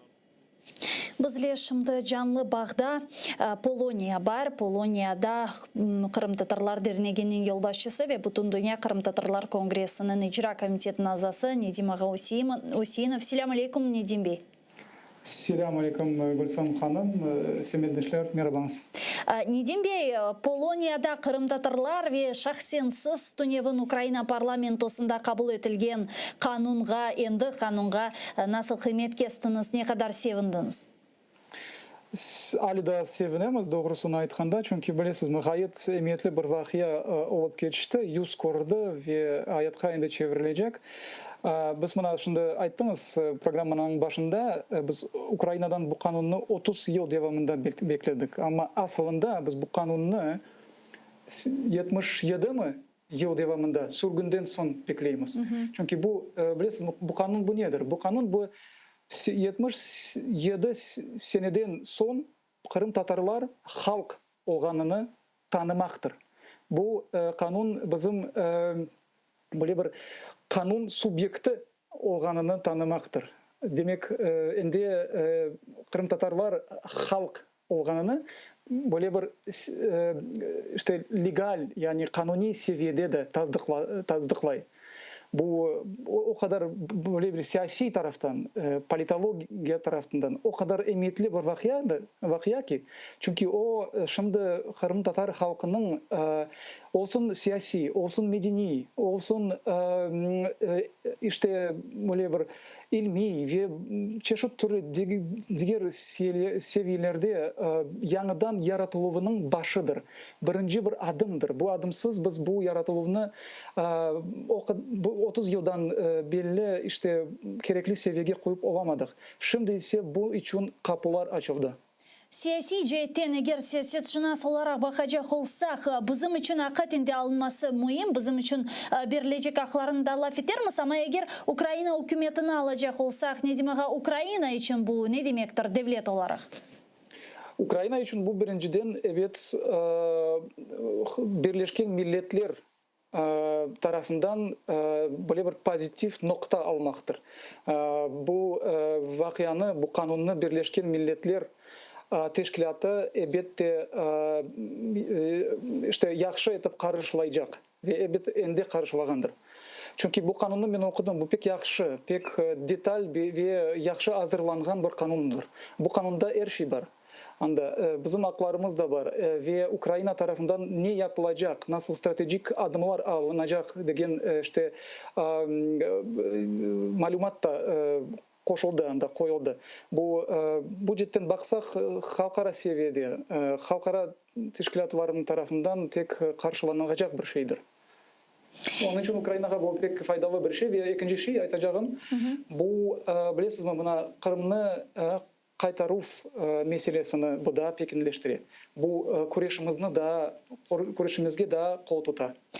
Nasıl şekilde bu böyle görünecek sizin fikriniz? Misal, akatinde Tamır halkları ile bağlı kanun loyihası kabul edilgeninden sonra birçok siyaset adamları, Nazirler Şurası ve ilahri bu kanun loyihası Kırım qaytarılığı yönelişinde bir fundament, temel yani zemin olarak kurula dep aytalar. Men anlamağa tırışam nasıl şekilde bu zemin rolünü oynayacak bu kanun loyihası.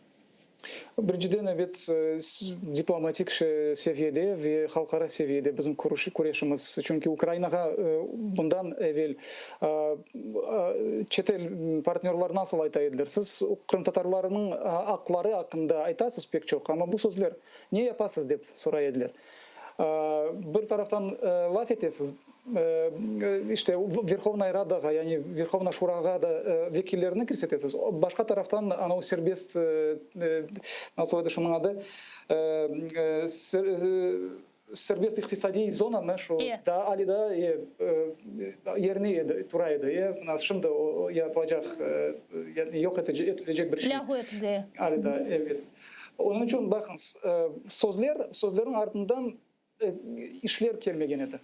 Gerekli bir seviyede yani beklenilgen bir seviyede. Şimdi ise bu kanun o kadar emniyetli bir şeydir. Çünkü bu kanun gösteriyor bütün dünyaya, bütün partnerlarımızga, çetel partnerlarımızga. Bakın biz şimdi bu kanunu kabul etken son bu kanun boyunca bütün siyasetini alıp baracağız. Ve Kırım Tatarlarının statusu da yükseltilecek öyle yapılıp. Şimdi eğer siyasi bu demek yönelişini bitirgen vakit da şunu soramağa isteyeyim. Sonra bunun derecesine geçer mi? Siz okudunuz kanun loyihasını, sizin bakışlarınız da çok önemli. Bu siyasi cihetten bakacak olsak görgendirsiniz Rusya'nın reaksiyasını ve bugün Rusya'nın Ukrayna'da olgan demek 5. kolonnası ve PASE'de hususan anda Rusya temsilcisi Tolstoy böyle bir çıkışlarda bulunup sanki dersin bu kanun loyihasının vatandaşlarının haklarını tamamıyla bozganını ayttı ve mındaki bu OPZJ firkasının temsilcileri bu kanun loyihasını demek konstitusyon böyle mahkemege, anayasa mahkemesine vereceklerini aytalar. Yani görgenizge göre her taraflama böyle bir atakalar kete bu kanun loyihasına. Sizin fikrinizce ne için böyle oldu? Ne için Rusya için bu kanun loyihasının kabul edilmesi hakikatinde büyük bir darbe kıbışımda görünüyor? Bakın çünkü bugünkü Rusya Sovet hükümetinin siyasetinin böyle bir devam edicisidir, öyle mi? Demek Sovet hükümeti Kırım Tatarlarını halk olarak yok etmeye tırışkan edi. Rusya ise Kırım Tatarlarını halk olarak asıl tanımağa işte niyeti yok ve tanımayacak hiçbir vakit. Çünkü bizni halk olarak kanuni seviyede tanısa o zaman biz Kırım Tatarlar birinci olarak ne yapacaklar? Avtonomiya talep edecekler. Son Rusya'nın parçası olmamağa tırışacaklar. Bunu Rusya ve Putin şahsi pek yaxşı bilirler. Onun için bu tek bir şey. Bu bir şeyini Rusya Kırım Tatarlarga berip olamaz hiç vakit. Ukrayna bunu verir. Onun için onların bu o kadar işte karmaladı onların siyasetlerinden de pek çok. Onun için onlarını o kadar rahatsızlandırdı bu kanun. Çünkü Ukrayna bunu verir ve Ukrayna ende halkara seviyede, gelecekte diplomatik böyle bir siyasi iş alıp barılığında deokupasya seviyede üzerinde Украина буңа темел қойды. Украина буға бір эсас құрды шынды. Русия есе бұл эсасқа қаршы бұтын сиясетін алып бары. Крымско-татарский народ деп адлай, ама оның içinde boş sözler, bir şey yoktur. Çünkü bizne олар кішкене бір этник бір группа кібі көстермеге тырышалар. Егер біз халық олсамыз, демек халқара канунлар бойынша, ось білесіз ме, мұқаддаретіне тайын ету аққыны да берecekler. Ama bunu Rusya hiç vakit yapmaz. Şimdi mukadderatımızı tayin etuf hakkına gelecek olsak, Nedim Bey nasıl düşünüyorsunuz? Endiden bu kanun lehasına esaslanarak bunu talep etmeye tamamıyla hakkımız olacak mı? Ve sizin fikrinizce bugünkü Ukrayna iktidarının bu gibi növbetteki adımlarını atmağa siyasi iradesi var mı? Evet, bu en esas adım, bu en esas bu işte elementtir bu bütün bu kanunda. Çünkü Ukrayna bizni halk olarak böyle resmi seviyede, böyle legal seviyede tanıgan son, endi bizim bilesiz mi böyle bir moral, yani bir yerde yazılmagan akımız değil de kanuni aklarımız var. Endi biz Ukrayna'dan ve bütün dünyadan bunu talep etmeye hakkımız var. Ve talep etkende biz bu vesikaga, bu dokumentke vereceğimiz adamlarını ve aytacağımız bakınız. Bu kanun bizge bu bütün haklarımızı verir. Biz halk olarak olganımızı tasdiqlay. Halk olarak biz öz geleceğimizni ve Kırım'ın geleceğimiz, öz toprağımızın geleceğini hakkında bizsiz, bizim iştiraksız hiçbir karar alınmaz ileride. Ukrayna hükümeti olarak karar alıp olamaz. Bizsiz Kırım Tatar halkının öyle bir işte sözünü dinlemezden ve bütün dünyada da işte çalışkan teşkilatlar Kırım hakkında laf etkende Kırım Tatarlarsız endi laf etip olamaz bu mesele boyunca.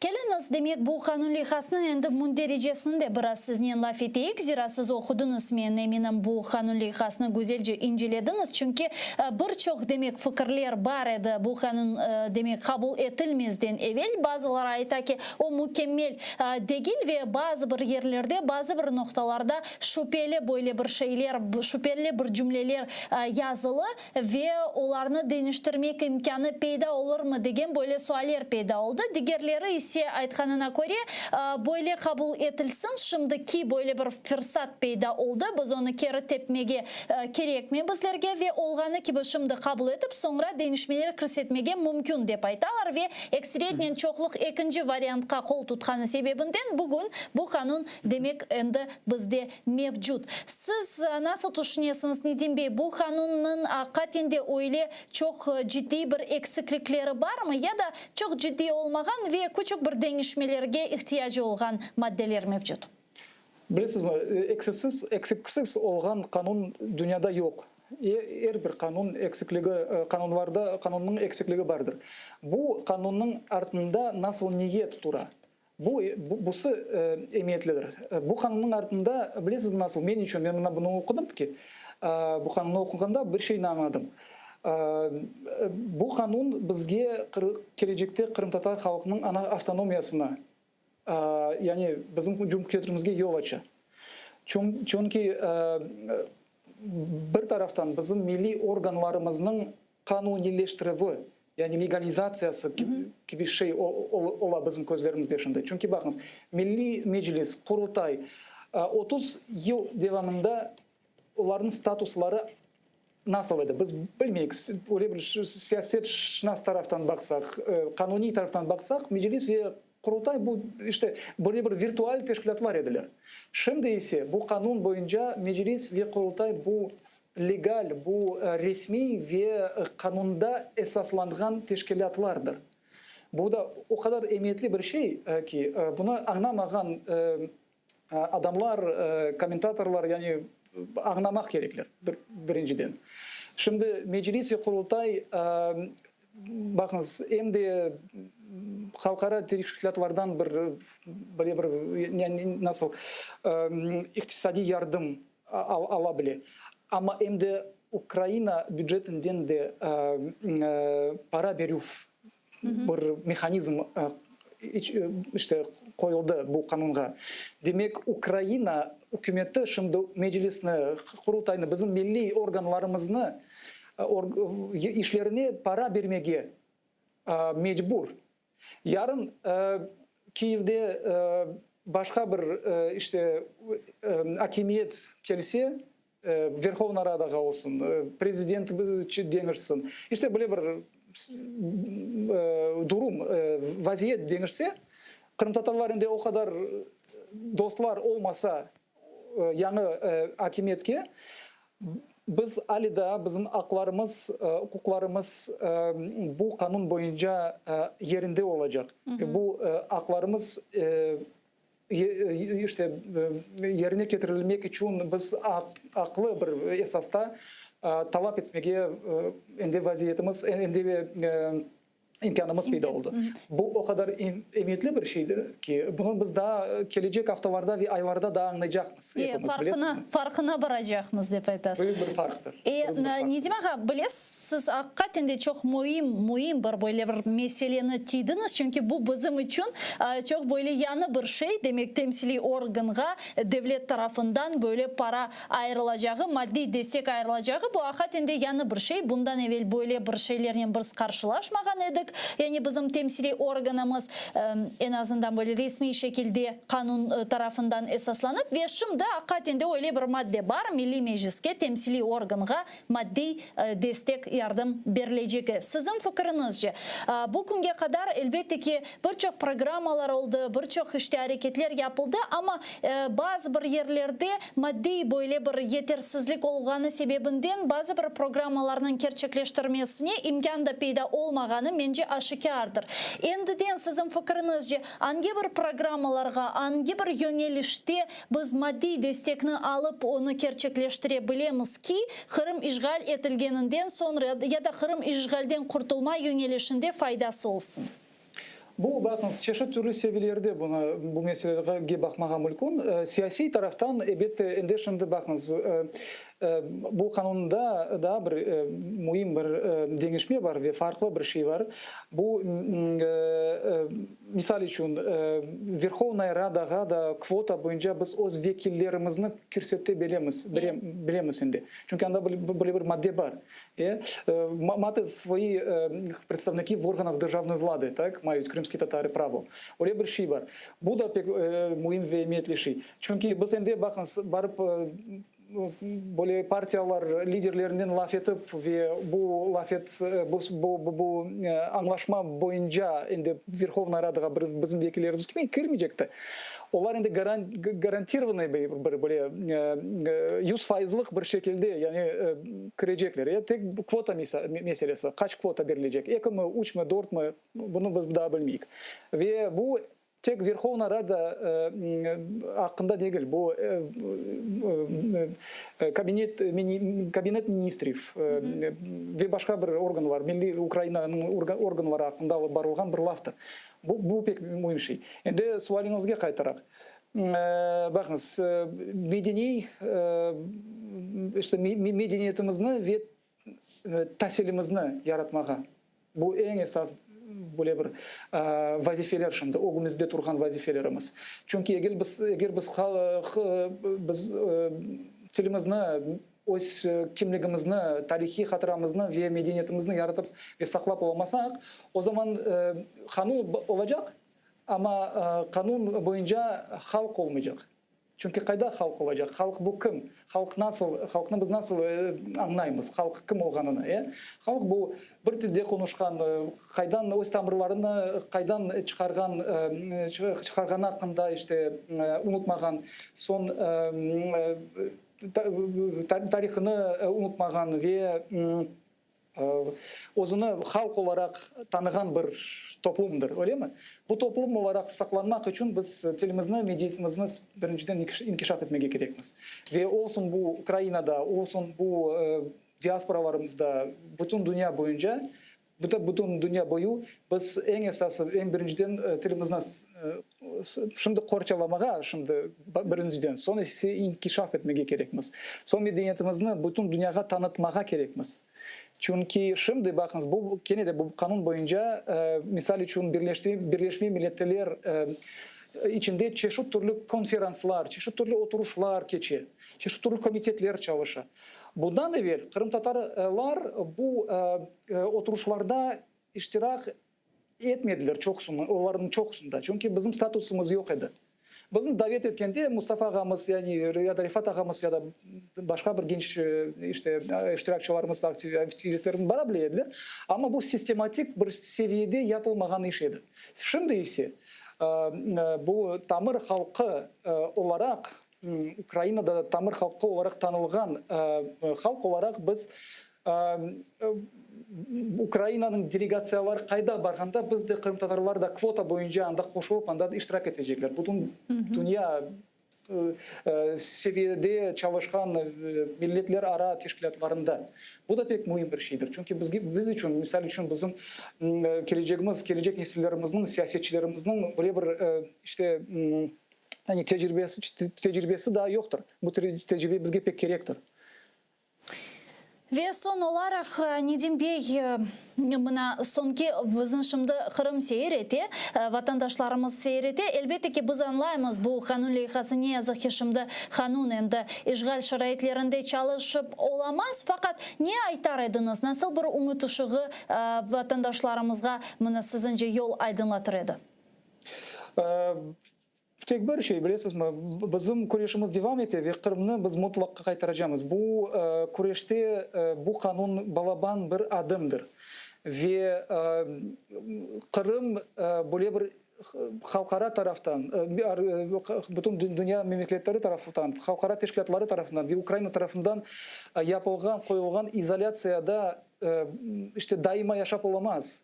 Ahır sonu o kaytacak bu Ukrayna'ya. Çünkü Rusya onu beceri almaz. Onu Kırım'ı böyle bir işte nasıl atayım iktisadi taraftan becerip olamaz Rusya.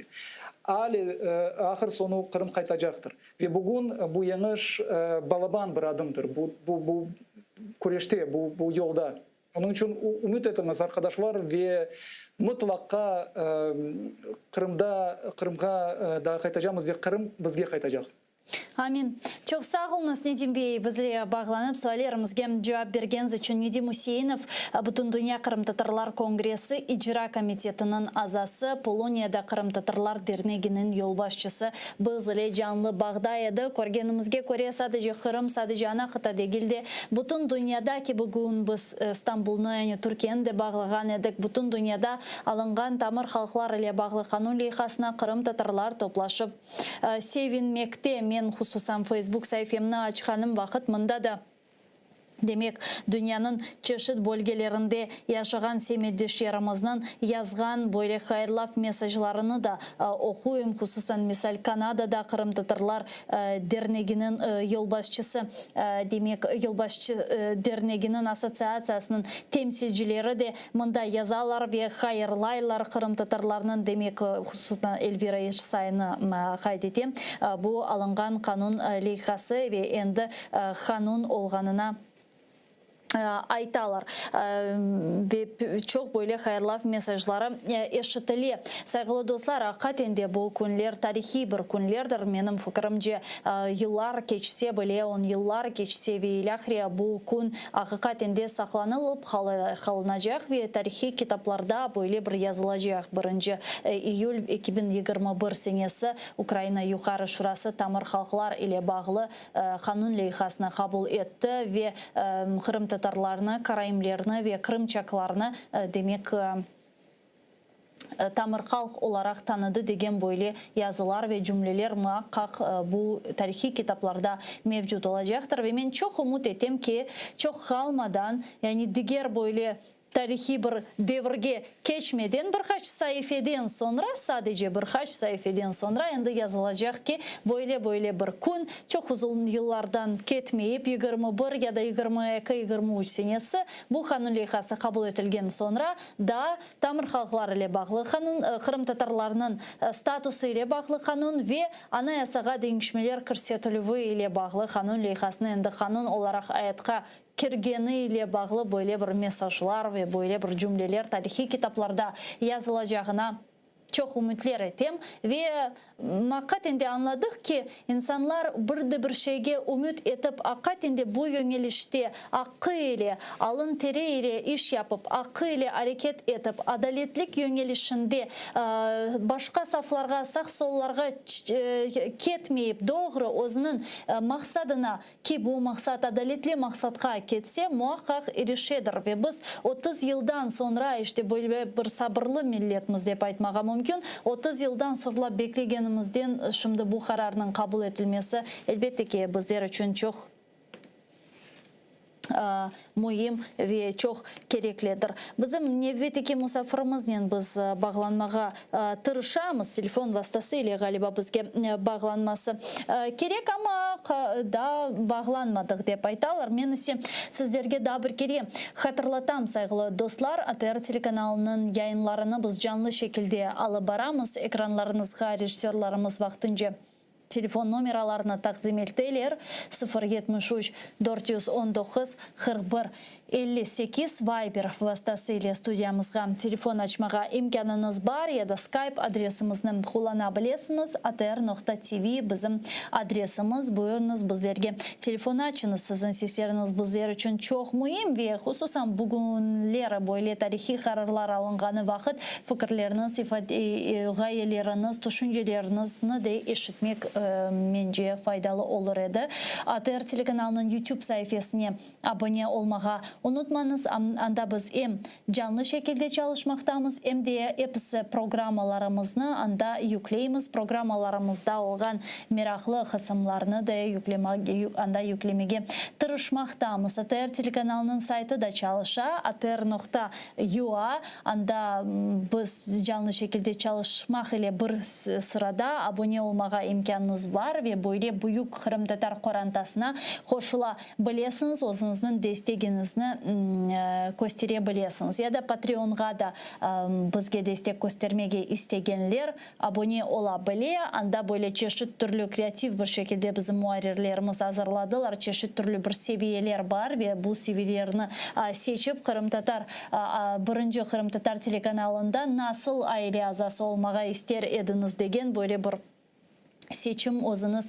gerçekleştirebilirsiniz. Biz ise sizler için her daim canlı yayınlarda çalışamız. Hangi bir zorluklarga bakmadan, hangi bir problemlerle karşılaşkanımızga bakmadan ki göresiniz siz de fark ettiniz ATR telekanalında elbette ki uzun bir müddet devamında biz böyle bir problemlerle karşılaşkan edik. Hususan bu problemler böyle Ukrayna hükümetinin maddi şekilde bizge yaratkan maniyaları sebebinden oldu ama şimdi aman bu maniyalarını endi böyle bir keçtik dep aytmağa mümkün. Şimdi bu imtihanlarını böyle bir keçtik ve yolumuzdan tepmeye de devam etemiz dep aytmağa mümkün ve canlı yayınlarımızı alıp baramız. Men çok umut etem ki öyle bir vakit gelir ki bu Tamır halkları ile bağlı kanun lehası kabul etildi ve mühim olan şey onun endi işke kirişetmesi. İşke kirişetilgeninden sonra diğer bizim halkımız için mühim kanunlar yapılganından sonra ATR telekanalı hakikaten de özünün tamamıyla işini devam edip tamamıyla özünün bundan evvel hem medeniyeti, hem tili, hem içtimai alı, hem iktisadi alı, siyasi alı ile bağlı yapkan hepsi güzel ve gerek olan programmalar gayet kayradan tıklenilir ve hem sabah programmalarında hem zaman informasyon programmalarında endi bizim alıp barıcılarımız sizlerine selam aleyküm deyip karşılap çeşit türlü hem eğlencevi hem informasyon hem analitik bu akşamki programmalarımızda işe kirişir ve biz işlerimizni daha faal şekilde devam ederimiz ve elbette ki bu yönelişte sizin desteğiniz bizler için çok mühim. Sizin bizim yanımızda olganımızı hissetmek bizlerge çok büyük bir güç verir. Hiç kimse düşünmesin ki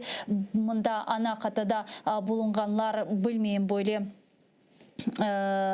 serbestçe kolay şekilde yaşay. Elbette ki işgal şaraitlerinde olmasak da sizge anda baskı yapılganına göre mında böyle baskı olmasa da vatandan uzak ve asretlikte yaşamak biliniz ki hakikatinde ki siz biliyorsunuz esli başlılarımız sürgünlükte oldu. Bu çok zor bir şey ve biz bu mında bir gün vatanga kaytmak umutuyla yaşamaktayız. Şahsen ben özüm adıma böyle aytabilem. Abminçit Ağa Süleymanov bizle video vasıtasıyla bağlandı. Abminçit Ağa selamun aleyküm. Aleykümselam.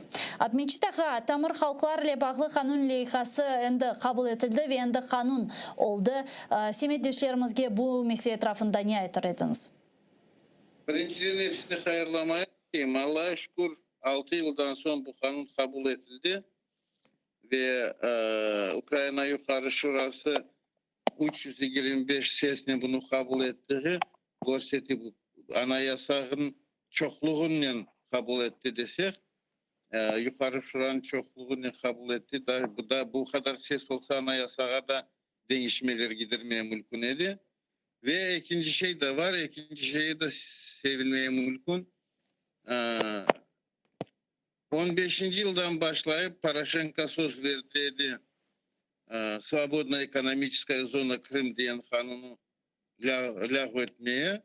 Ama bugün edesi o çalışır edi. O kanuna bakanda Kırım'dan gelen adamlar rezident değil edi. O evini, barkını, şeylerini onda bırakıp gelip Ukrayna'ya bir yardım yok idi de bir olmayacak bir kredi almaya da çaresi yok idi. Ve bu iki kabul edilen şey bir lağv edildi bu Свободная экономическая zona ve kabul edildi Kırım Tatarlar Tamir halkı deyip bu pek balaban menbelesem bir adımdır. Ve bu bütün dünya... Demek bu milli hareket yoluna 30 yıl evvelsi turganımız vakit aslında düşüneydiniz mi buna 30 yılga sozulacağını bu kanun leyhasının ve haklarımızın tıklanılmasını? 30 yılların birinci kurulda geçirinde biz çok şey belirledik. Tezci olacak. Bugündeki işgal de tezci bitecek diyen gibi düşünen gibi. O vakitte tezci bu şeyler olacak diye düşündük ama mahsus ki 14. yılacağız Ukrayna bize karşı kureşti. Ruslara karşı değil de bize karşı kureşti de ve onun için Kırım bu halde kaldı bugün iyice. Eğer bizden konuşsalar da o vakitte bu Tamir halkın lehasını, kanunu kabul etselerdi de ben belesem Kırım'ın işgalleri de olmaz dedi. Bize yol verseler bizim halka Kırım'ı Rusya almaya olmaz dedi. Ne yapayız? Böyle oldu 6 yıl geçen son birinci sefer Kırım'ın Yukarı Şurası'nın komitesine 15. yıl başında bu kanun dinleşildiydi. Ondan sonra 6 yıl geçti. Abminçit Ağa, mına elbette ki biz anlayımız bu kanun şimdi ne yazık ki Kırım işgal şaraitlerinde olganı sebebinden Kırım'da çalışıp olamaz. Buna imkan yoktur. Fakat eğer ana kıtanı alacak olsak, ana kıtada yaşayan Kırım Tatarlar için nasıl bir şimdi böyle imkanlar, yollar, fırsatlar açar? Birinciden bu büyük kol tutmak bütün dünyaya ve birincide bizim Kırım Tatarlara kol tutmak ve göstermek. Ukrayna memleketi bugün de Kırım Tatarlara kol tutayım. Ve hiçbir vakit unutmayacak Rusya Kırım'ı işgal ettiğini. Ve çaresi olduğu kadar bütün dünya nelerinde, organizasyonlarında, SPÇ'ye, OON ve bütün yerde İçinde de Ağustos ayında Kırımskaya platforma deyin bir da teşkilat peyda olacak. Bütün yerde tırışacak, yakınlatmaya, Kırım'ı kurtarmaya işgalliğinden. Biz hepimiz çok anlayız. Ukrayna'nın bugün de yalnız doğru yetmiyor. Ve kuru eğer bütün dünya kol tutsa kim kabul ettiği Kırım Ukrayna olduğunu bu işgallik tezce bitecek. Onların menbelleşim çaresi var da tezceleşmeye bu meseleyi. Ama gene de çok şey bize bağlı. Hem Kırım Tatar Milli Meclisi'ne ve Ukrayna hükümetine. Çok sağ olun Asap Mençitağa bizle bağlanıp suallarımızga cevap bergeniz için. Kırım Tatar Milli Meclis azası ve Kherson vilayetinde Kırım Tatar Milli Meclisimizin temsilcisi Abmecit Süleymanov bizle canlı bağda edi. Saygılı dostlar, men ise ne yazık ki bugün informasyon programmalarını yekünlemek mecburiyetinde hakikaten çok böyle mühim bir hafta oldu. Hakikaten çok mühim kararlar alıngan günlerini beraberlikte yaşadık. Cümlemizge hayırlı olsun dep daha bir kere aytmağa isteyim. Endiden bu kanunun çalışmasını bekleyecekmiz ve ATR telekanalının muhbirleri, ATR telekanalının jurnalistleri şüphesiz ki bu kanun nasıl şekilde çalışmaya başladı mı, onun çalışması için mekanizmalar, planlar tizildi mi, tizile mi, nasıl şekilde tizilecek, ne için geç kala ya da geç kalmay, ne vakit olacak, ne vakit endi bazı bir maddeleri omurga kirsetilecek degen suallerini biz muhakkak yayınlarımızda açıklap sizlerge gösterecekmiz bu episi prosesini. O sebepten ATR telekanalının ekranları başından ayrılmanız. Kanun kabul etildi ama her şey şimdi başlana. Görüşkence.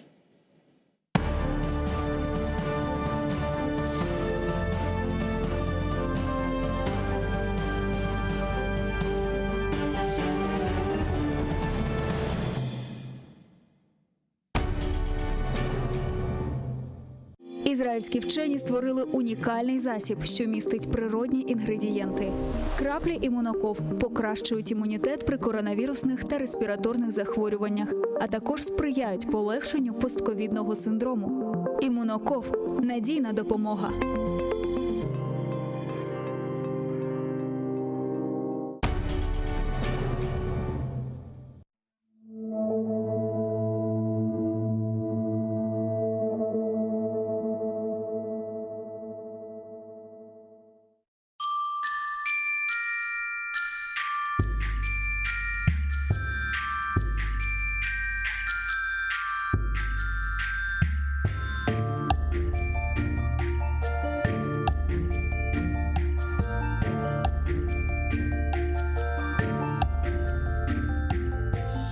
Eşit yumuşak yapraklarının türkülerini, yarın kelse pencereden yarık ursa, eşit Kırım'ımның dülberligini, kuşlar yırlap azbarından uçsa, eşit bu kırlarım kökten yüksek, kuru ozenimның kokularını, güller aça, pişe taze otmek, tuz kokusu, deniz dalgaları.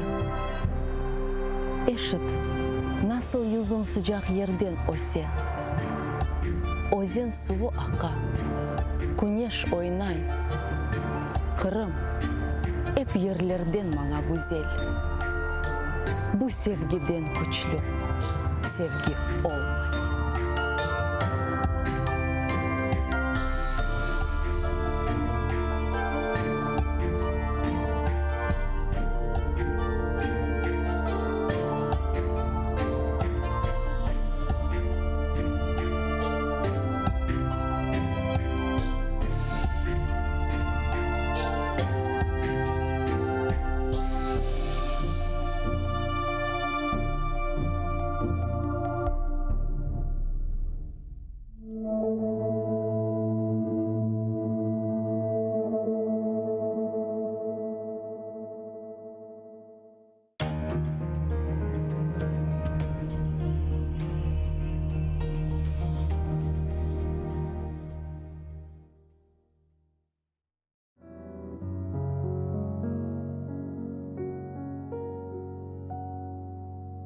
Қырым cennet дегіл достар.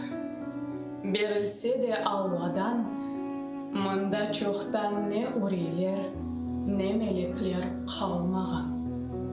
Қырым cennet дегіл достар, сіз cenнетке қызманыз, алландырып, баландырып, ялан ресім сызманыз. О, тек қара деңіз дегіл, сазлығы бар, гөлі бар, суындан туздамы келген, қавырап қалған чөлі бар. Дүлбер олып көрінсе де, қарағындан тышындан, қасым айы кіргенден соң, жан тоңылыр қышындан. Қырым cennet дегіл достар, пек хорланған денішкен, мында неже yol айрылып, неже yollar кесішкен. Неже yıllar мында аяқ басмаған қалмаған, селбелерге торбаларны асмағанлар қалмаған. Неже yıllar ешілада оған керван сарайы, еміш біткен бағларында, чөллерінде қорайы. Зәрләчсіз берекет жоқ, бақчасында, бағында, суф қалмаған қара суфда, салғыр деген ағымда. Келмешектің бір сойы алайым деп тұрышқан, кентлер, көйлер борықсызған, түтінлерінен қырышқан. Қырым, Қырым, бір заманда бәлкім cennet едің сен. Енді ise женімнің қапысына келдің сен. Қайтып келе саңа яңы жан бережек тамырын. Шу тамырын еле бағлы бұрғыдан, сырың. Қырым, сені құртарырмыз, сон мақсатқа етерміз, яда сендай таптауырда олуып сонып кетерміз. Қырым, бәлкім біреулерге сен бір cennet мекансың, бізге ise cennet дегіл. Қырым бізге ватансың.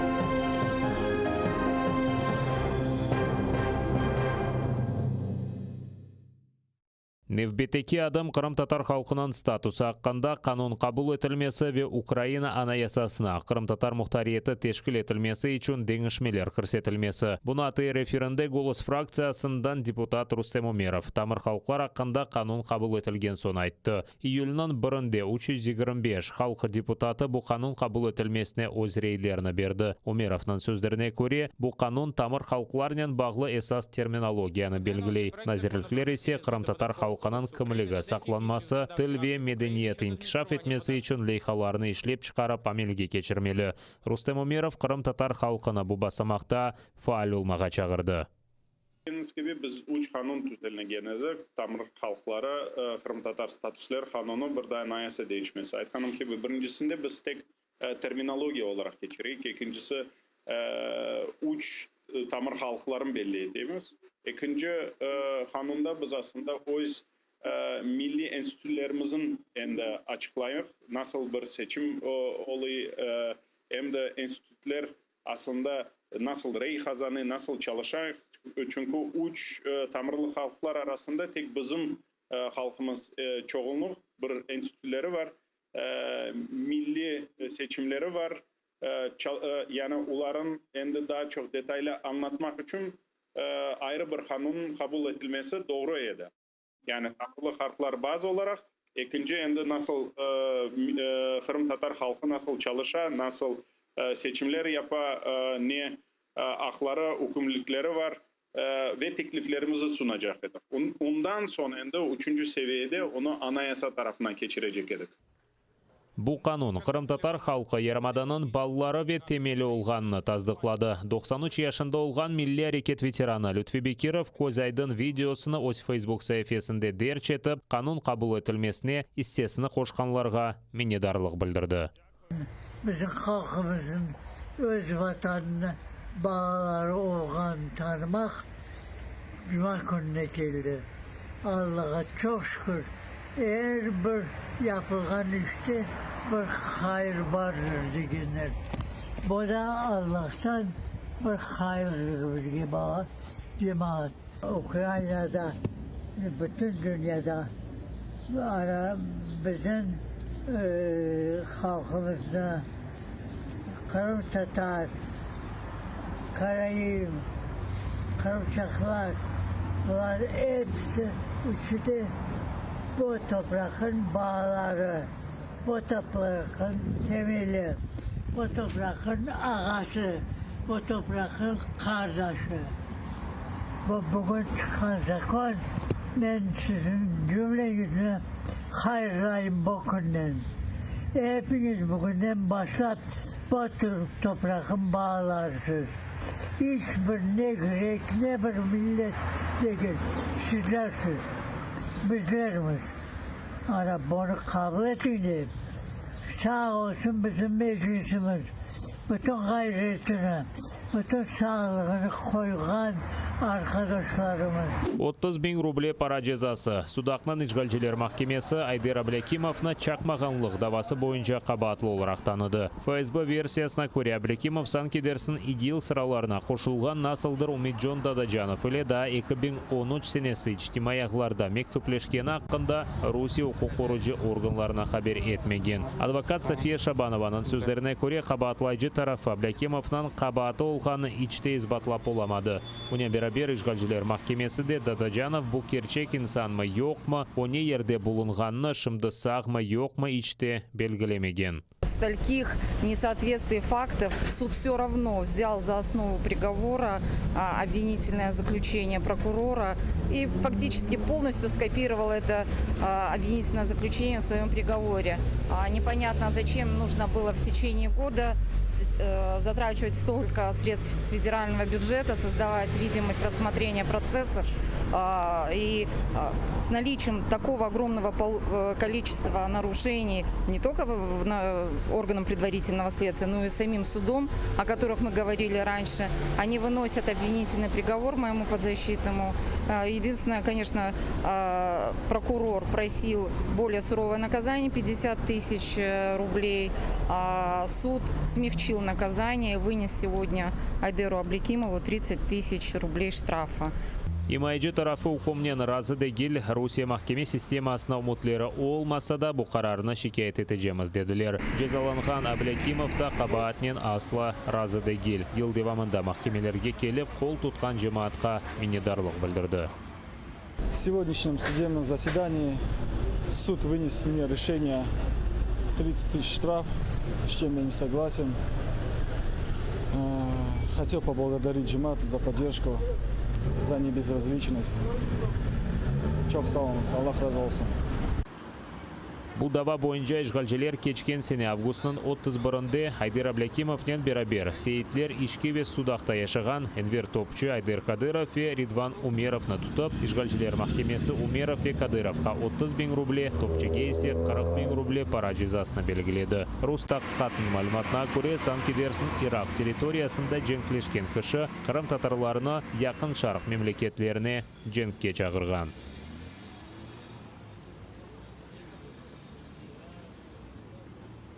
Когда-то лет, я не знаю, 8 или 10 лет назад, или 12, было письмо. Откуда, тоже непонятно, об этом не говорится. Мол, привет, как дела? Привет, приезжай сюда. А ты где? А вот там-то, даже толком не было сказано. Да нет, ты что, не гони. Приезжай сюда обратно, будем здесь, да, ну все, давай, ладно, пока. То есть вот подобная переписка была лет, я не знаю, может 8-10 лет назад. То есть непонятно откуда, от кого, что, к чему. Вот за это происходит суд. В Крыму за последние, да, вот 6-7 лет, как мы живем, при России со всех сторон просто-напросто ущемляются права крымских татар. И пытаются это облегчить, такой, знаете, типа это вот экстремизм, терроризм. Но здесь никогда его не было и не будет. Это только лишь придумано и сами как бы Следственный комитет что придумывает, чтобы заработать свои звездочки, чины и зарплаты, конечно. Мы никогда не останемся в стороне, народ всегда будет поддерживать и будет выходить против. Как бы будем надеяться, что когда-то поменяется в лучшую сторону. Қырымда автосоны бұрчақнен күчлі сағана қолажағы тахмин етілі. Ишғалжелерінің февхуледай назерлігінде июльнің 3-ден 5-не қадар невбетеки фуртуна телекесіні илан еттілер. Ел саниеде 25 метрге қадар есежегі күчлі яғмурлар ве фуртуна олажағы бекленілі. Яңа су басуы, энергетика объектлерде қазылар, нақлият өзішіні тоқтата білі. Реклама тақталары, қазайы иншаатлар, тереклер янында бұлын мамағари жайтылы. Қарави азақ денізлер акваториялерінде ве кереч боғазында да табиат афеті olması beklenili. Украина шарқында соңғы бір қачай девамында ең көчлі ұжымлар. Широкина жеварында Украина аскері яраланды. Анда ишгалжелер 82 бе 100 грамм калибрлы майынлар атқан. Аскеріні ағыралда хастаханеге еткізділер. Июль айы жебеде артиллерия тіртібатлары ве ағыр майынларнен ұжымылы башланды. Ишгалжелер Украина арбелері позициялары вемескен кварталларны топларнен ұжым еткен. Бұнен бері Луганск вилетінде кенеде Арлан 10 рус пилотсыз учыжы алетінің учышы қайды етілген. Оғыз штабының мәліметіне көре інсан ғайыплары жоқ. В напрямку населеного пункту Авдіївка окупанти здійснили 8 обстрілів з артилерії калібру 122 мм, мінометів 120 та 82 калібрів, гранатометів різних систем і великокаліберних кулеметів. Біля Золотого 4 ворог застосував безпілотний літальний апарат для скидання пострілів ВОГ-17. Також окупанти здійснили обстріл об'єктів цивільної інфраструктури та приватного сектору Авдіївки з артилерії калібру 122 мм, мінометів 120 та 82 калібрів. На обстріли російсько-окупаційних військ українські захисники відкривали вогонь у відповідь. Рус ишгалжелері ise Донецк пе Луганскның запт етілген районларында өз диверсантлары үшін талимлер кечіре. Бұны істихбаратның баш идаресінде білдірелер. Протягом цього тижня спостерігається активізація противником підготовки до проведення диверсійно-розвідувальних заходів. На передових позиціях окупантів збільшилась присутність особового складу розвідувальних та саперних підрозділів.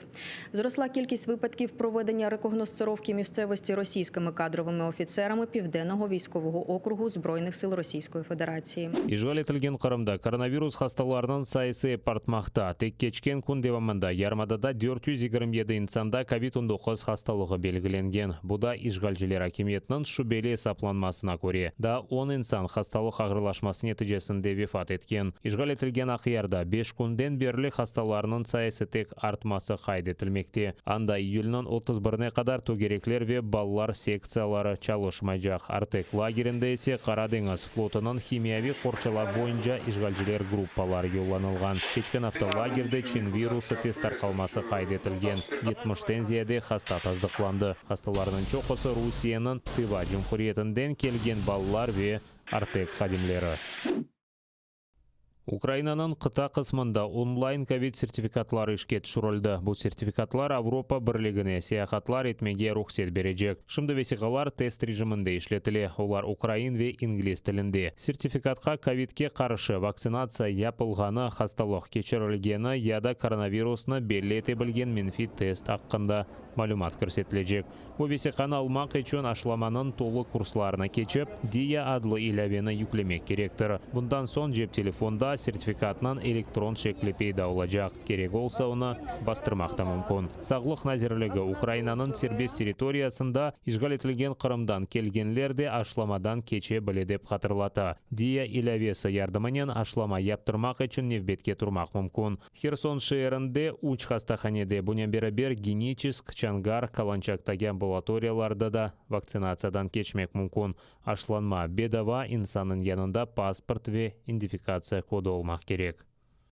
Авропа бірлігінде мектеп тәтелерінің ilk күні яз сияхатчылары Брюссель лиманында невбетке тұрып сыраларға тізіле. Июльнің бірінде блокта вакцина аққанда сертификат ішле башлады. Бұл сертификат Авропа бірлігі ішінде сияхатларына саделештірмек үшін япылған. Сертификат кәғыт яда электрон шекленде ола біле. Оңа ковидке қаршы вакцинация яптырылғаныны, хасталық кечірілгеніні яда коронавирусны белі ете білген Минфит тест аққында малюмат көрсетіле. Фақат экспертлер бу системада яхшы чалышмаганны кайд эти. Брюксель аба лиманында шымды сертификаттаки QR-кодны укып алмак yeterli olmaганын айталар. Меселе шундаки Европа бирлигинде сыңырланууларнен олган умумий базада япылмаган, яни аба лиманнын ишчилери yolcu баражак yerinin талапларына уйгун олуп олмаганын аңламак үчүн аля тешкировна кечирмек керек. Электрон сертификат Европа бирлигине кирген девлетлерде бедаба берили. Июльнын 1-ден башлап бутун мемлекетлер бу сертификатка уйгунлашмак керек болажак 6 апталык муддет башлай.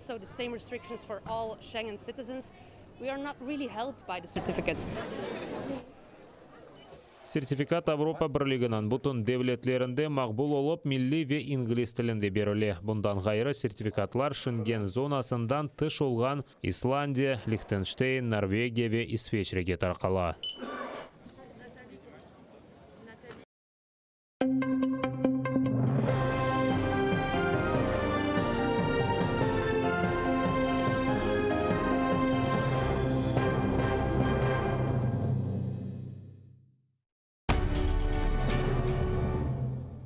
Ізраїльські вчені створили унікальний засіб, що містить природні інгредієнти. Краплі імуноков покращують імунітет при коронавірусних та респіраторних захворюваннях, а також сприяють полегшенню постковідного синдрому. Імуноков – надійна допомога.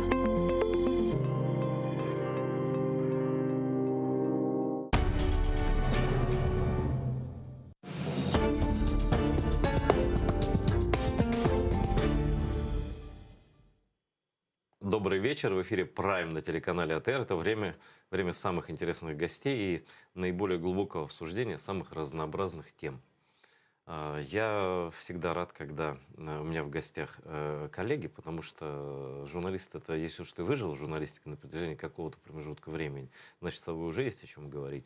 А когда этот коллега еще и очаровательная женщина, да еще и шеф-редактор телевизионного канала 24-го еще к тому же, да, то это втройне приятнее. Олена Трибушна у нас в гостях сегодня. Доброго вечера. Салям алейкум. Был я на вашем канале. Бывал. Бывал, да, скажем так. Давно не приглашают. Ну, это хорошо, что не приглашают. Значит, у вас все нормально. Вот. Но шеф-редактор это зверь вообще, особенно на телевидении. Я уверен, что вы держите своих сотрудников постоянно вот в руках. Нет? Наверное, да. Журналисты люди же творческие. Их, если не держать в руках, они сидят бездельничают или такого на креативе, что потом не выиграешь. Творческий — это когда не хочешь сказать другое слово. Нет, когда другое слово сказать не хочешь, говоришь творческий. Я бы этого творческого человека... Вот, я пришел в редакторство, ну, уже судьба привела, такая тяжелая, постепенно. Я был газетным редактором, на телевидении редактором не работал, слава богу, никогда. И так как многие смотрят ваш канал, который делает команда под твоим руководством, хотелось бы узнать, что за человек руководит этим творческим коллективом. Ну, о себе, трохи о себе. Я пришла в журналистику вообще случайно. Это была иллюзия и заблуждение. У меня мама работала журналистом. И в какой-то момент у меня вообще другая профессия. Я закончила торгово-экономический университет. И... Могла бы нормальным человеком успешным бизнесменом, может быть, даже олигархом. Но мне было скучно на моей первой работе.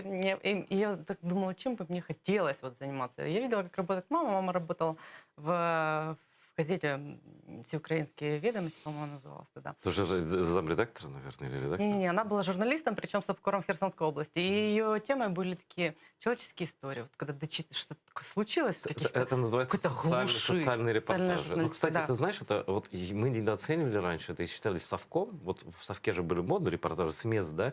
И мы такие потом, когда совок прошел, мы все от этого раз и в криминал. Давай вот это все писать жареное на Западе. И потом даже я видел небольшие тексты, которые я в той газете газете я работал, выпускали про людей. Интерес к ним всегда большой. И твоя мама занималась в Херсонской области тем, чем надо. Я так понимаю, что обычным людям, нормальным людям, далеким от политики, это интересно. Ну, ты написал какие-то такие статьи, которые ты дочитываешь до конца, и вот это хочется плакать из-за того, что людей так плохо. Мне показалось, что это интересно, и я начала... А я еще на тот момент переводила книжки с английского на русский, украинский. И, в принципе, это я считала, что у меня есть опыт какой-то там редакторской, писательской такой работы.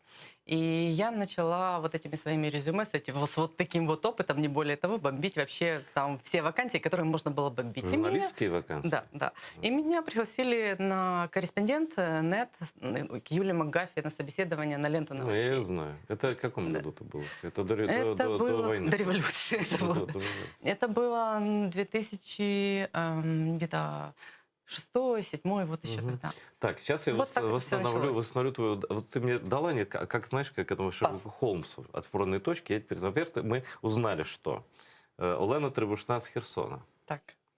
Тоже это... Это почти Крым. Деталька, это когда почти Крым, да. Знаешь, да, где крымских татар много живет? Ну, там, да. Это Новоалексеевка. Это первое, что мы узнали. Второе. Она действительно долго отбивалась от профессии журналиста. Потому что родиться в журналистской семье, ну, это почти определенно. Это как родиться в семье железнодорожника на станции в Казахстане где-нибудь, там, где есть там 2 юрты и шлагбаум. Все. Да, знаешь, как про женщин-журналистов же говорят, мать журналистка горе в семье. Горе в семье, да. Вот.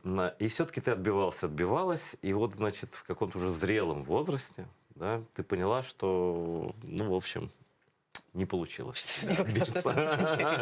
Что засосала опасная трясина. При том, что, знаешь, у меня характер вообще для этого не создан. Я довольно такой, закрытый человек. Я не очень люблю общаться с людьми, а это же профессия, которая, предполагает постоянное общение с кем-то. Для меня это реально было таким вот каким-то многие талантливые люди ломаются, потому что не могут общаться.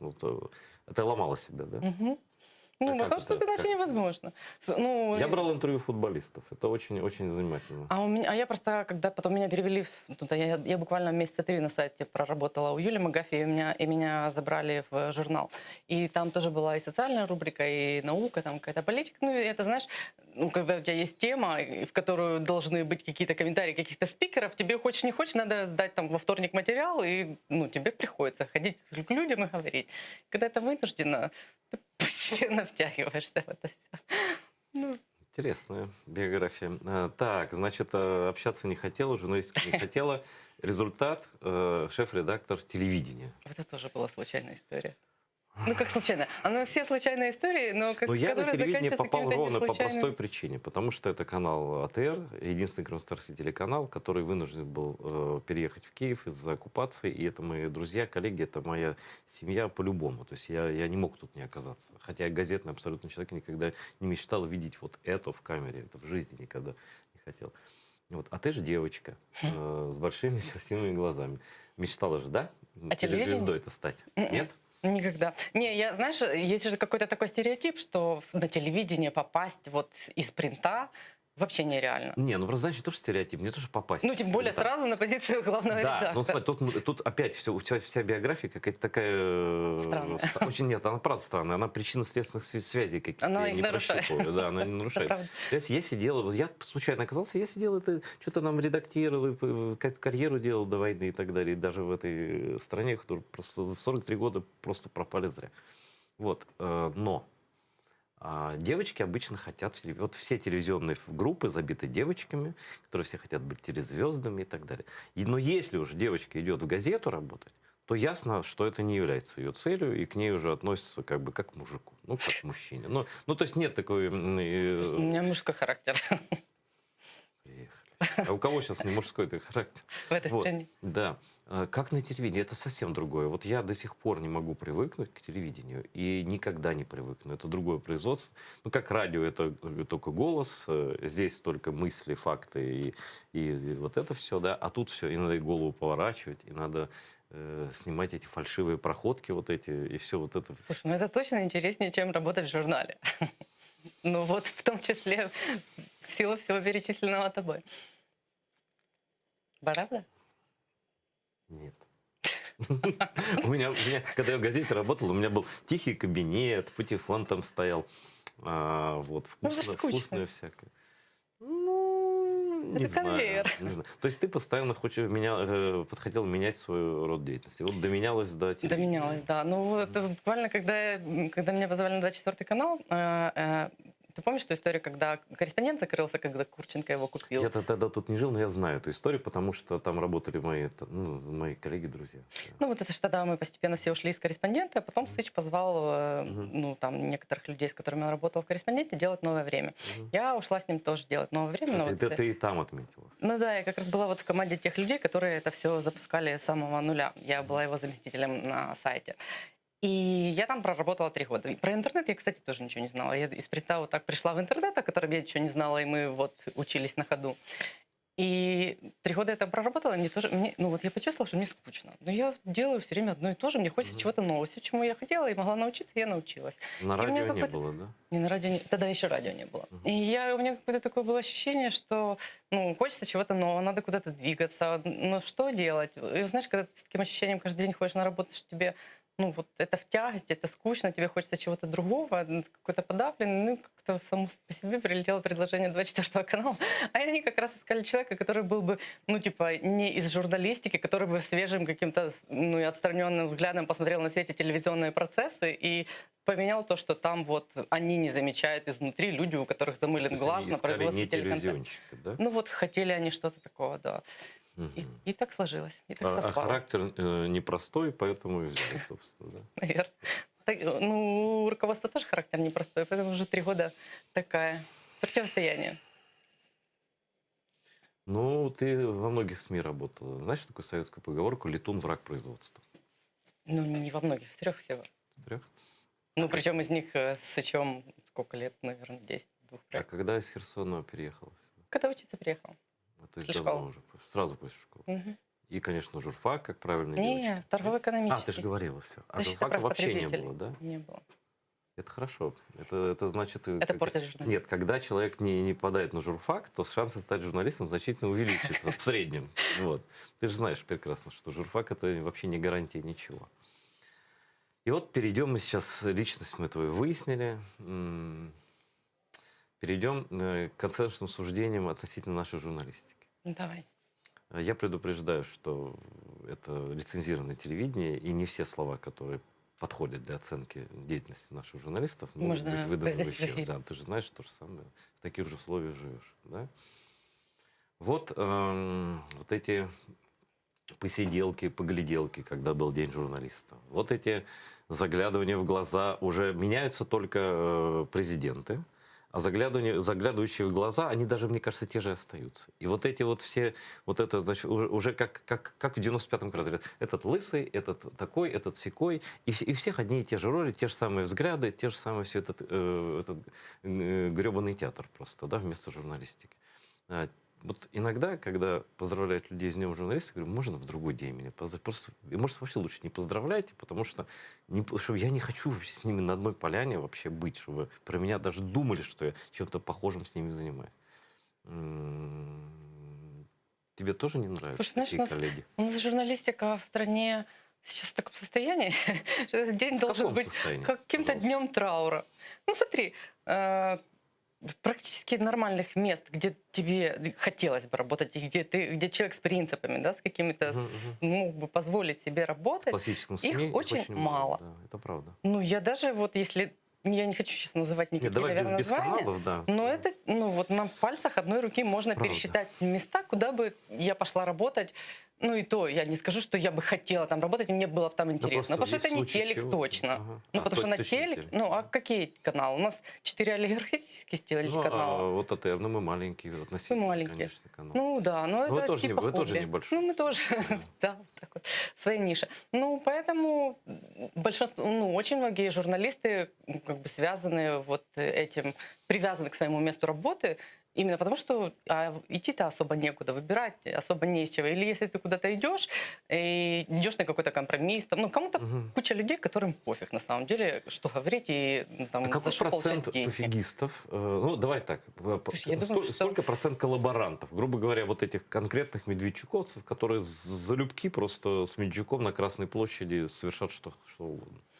Ну, я думаю, что какая-то... Ну, вот все, кто работал на тех телеканалах... Сколько их всего? Я думаю, что вот прям убежденных и разделяющих полностью, и отстаивающих, вот, и готовых защищать там до конца этих интересов, я не думаю, что там прям было большинство. Мне кажется, большинство все-таки людей, которые там работали, это люди, которые вот сами для себя находят какое-то внутреннее оправдание, почему они Ты сталкивалась? Вот, допустим, приходил, наверняка же приходят люди, или резюме там звонят, или через знакомых. Обычно же через знакомых, ведь журналистику только по блату можно попасть, через блат или через сестру. Вот.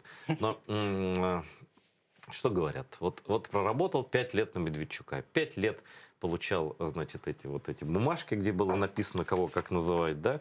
Бумажки, это я знаю, как на российском телевидении мне рассказывали, и тут сюда приходят указивки, как освещать то или иное событие в Украине, и вот ты тараторишь или снимаешь там. Ну, давай, журналист. Ну, я рассказываю реальные истории. У меня есть таких несколько примеров. У меня работает мальчик, который работал когда-то на Ньюзване. Он был тогда начинающим журналистом, работал где-то там в регионах, и он сейчас, вот, ну, он мне не раз говорил, что он благодарен нам, что мы забрали его оттуда, потому что когда он всем этим занимался, он реально, он признается, что он работал там подставкой под микрофон, что надо было подъехать вот к их политическим там представителям, кто там в город приезжал, просто подержать микрофон, ну или сказать в эфире то, что тебе сказали. На выборах они реально обслуживали, ну вот по этим всем темникам, все, что надо, все работали. Они понимали, что они делают. Но он был молодой, начинающий, и вообще вот, ну, без особых каких-то там, не знаю, ценностных ориентиров, ну, не привили, как-то так не сложилось.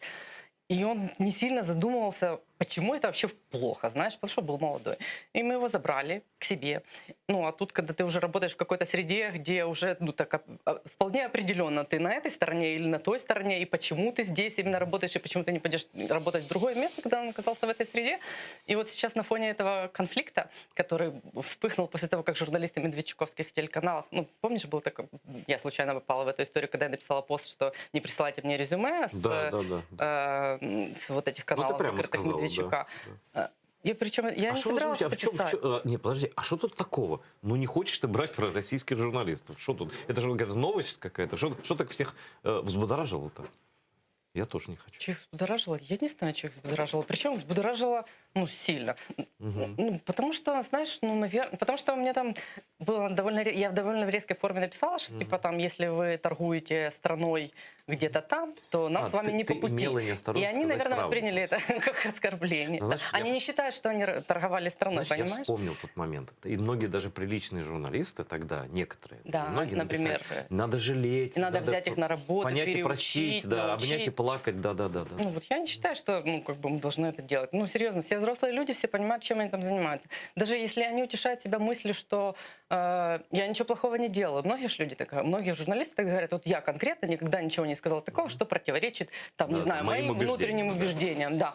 А то, что несется все вокруг, я вообще не виноват. Ну, я так не считаю, потому что ты есть гвинтиком вот этой вот машины, с одной стороны. А когда ты работаешь, ну, даже если ты работаешь на каком-то там, не знаю, большом национальном телеканале, который не гонит вот эту вот откровенную такую пропаганду российскую, которая была на медведчуковских телеканалах, ну, ты все равно вот есть элементы вот этого механизма, который, ну, есть той самой большой политической коррупции. Ты работаешь и обслуживаешь, ну, фактически интересы олигархов. В конечном что бы ты ни делал, что ты там не говорил, как ты там бы не утешался мыслью о том, что ты ничего такого не говорил. Ну, то есть я в этих вопросах, ну, так, от вас уходили же люди, в том числе и на каналы, ну, скажем так, напрямую уходили на Украину ушли люди тоже. Ну да, кто-то, ну, у кого-то, кто-то умеет себя уговорить, что вот он себе может это позволить, что это допустимая для него, приемлемая история. А где вот эта репутационная граница для тебя? Вот, за которой все уже тогда, чувак, ушел, вот это перешел, все, я тебя не знаю. Что человек должен сделать или чего не сделать для этого? Ну, смотри, наверное, тогда, когда я говорю, что я бы не взяла на работу людей, которые работали там, ну, мне кажется, это вот для меня, ну, то, что делать нельзя. Ну, нельзя осознанно подыгрывать врагу, если твоя страна 7 лет воюет. Хорошо. Твое определение врага на медиаполе. Вот какие критерии, что это враг? Украины, твой личный? Там. Ну, я думаю, это люди, которые, ну, не знаю, не называют вещи своими именами, но же многие телеканалы, даже, ну, вот, те, которые остались после закрытия Медведчука, но подхватили их риторику, они же все равно продолжают эту тему, что, ну, Россия, ну, там не с Россией мы воюем, и Украина тоже виновата, и это народ все ни при место чем, разборок там, да. Запада с русскими, и гражданский конфликт, ну, там же все равно эти люди продолжают, которые ходили на Медведчуковский канал, теперь они то же самое говорят, там, например, не знаю, на нашем. Ну, понятно. Да. Это одно и то же. И как, наверное, между собой там ругаются или дружат, это имеет какого значения, они говорят одно и то же. Ну, и когда ты понимаешь, что, ну, все вообще не так, и ты понимаешь, что эти... Ну, и причем мы же понимаем, что эти люди не заблуждаются, наверное, не знаю, им кто-то не запудрил мозги, они, наверное, тоже, ну, гораздо лучше понимают, что там происходит, чем так, как они говорят. Я считаю, что если Homo sapiens умеет пользоваться вилкой, ложкой и ножом, то уже он несет полную ответственность. Вот если мимо рта ложку... Если ты мимо рта ложку проносишь, тогда с тебя другой спрос уже, да?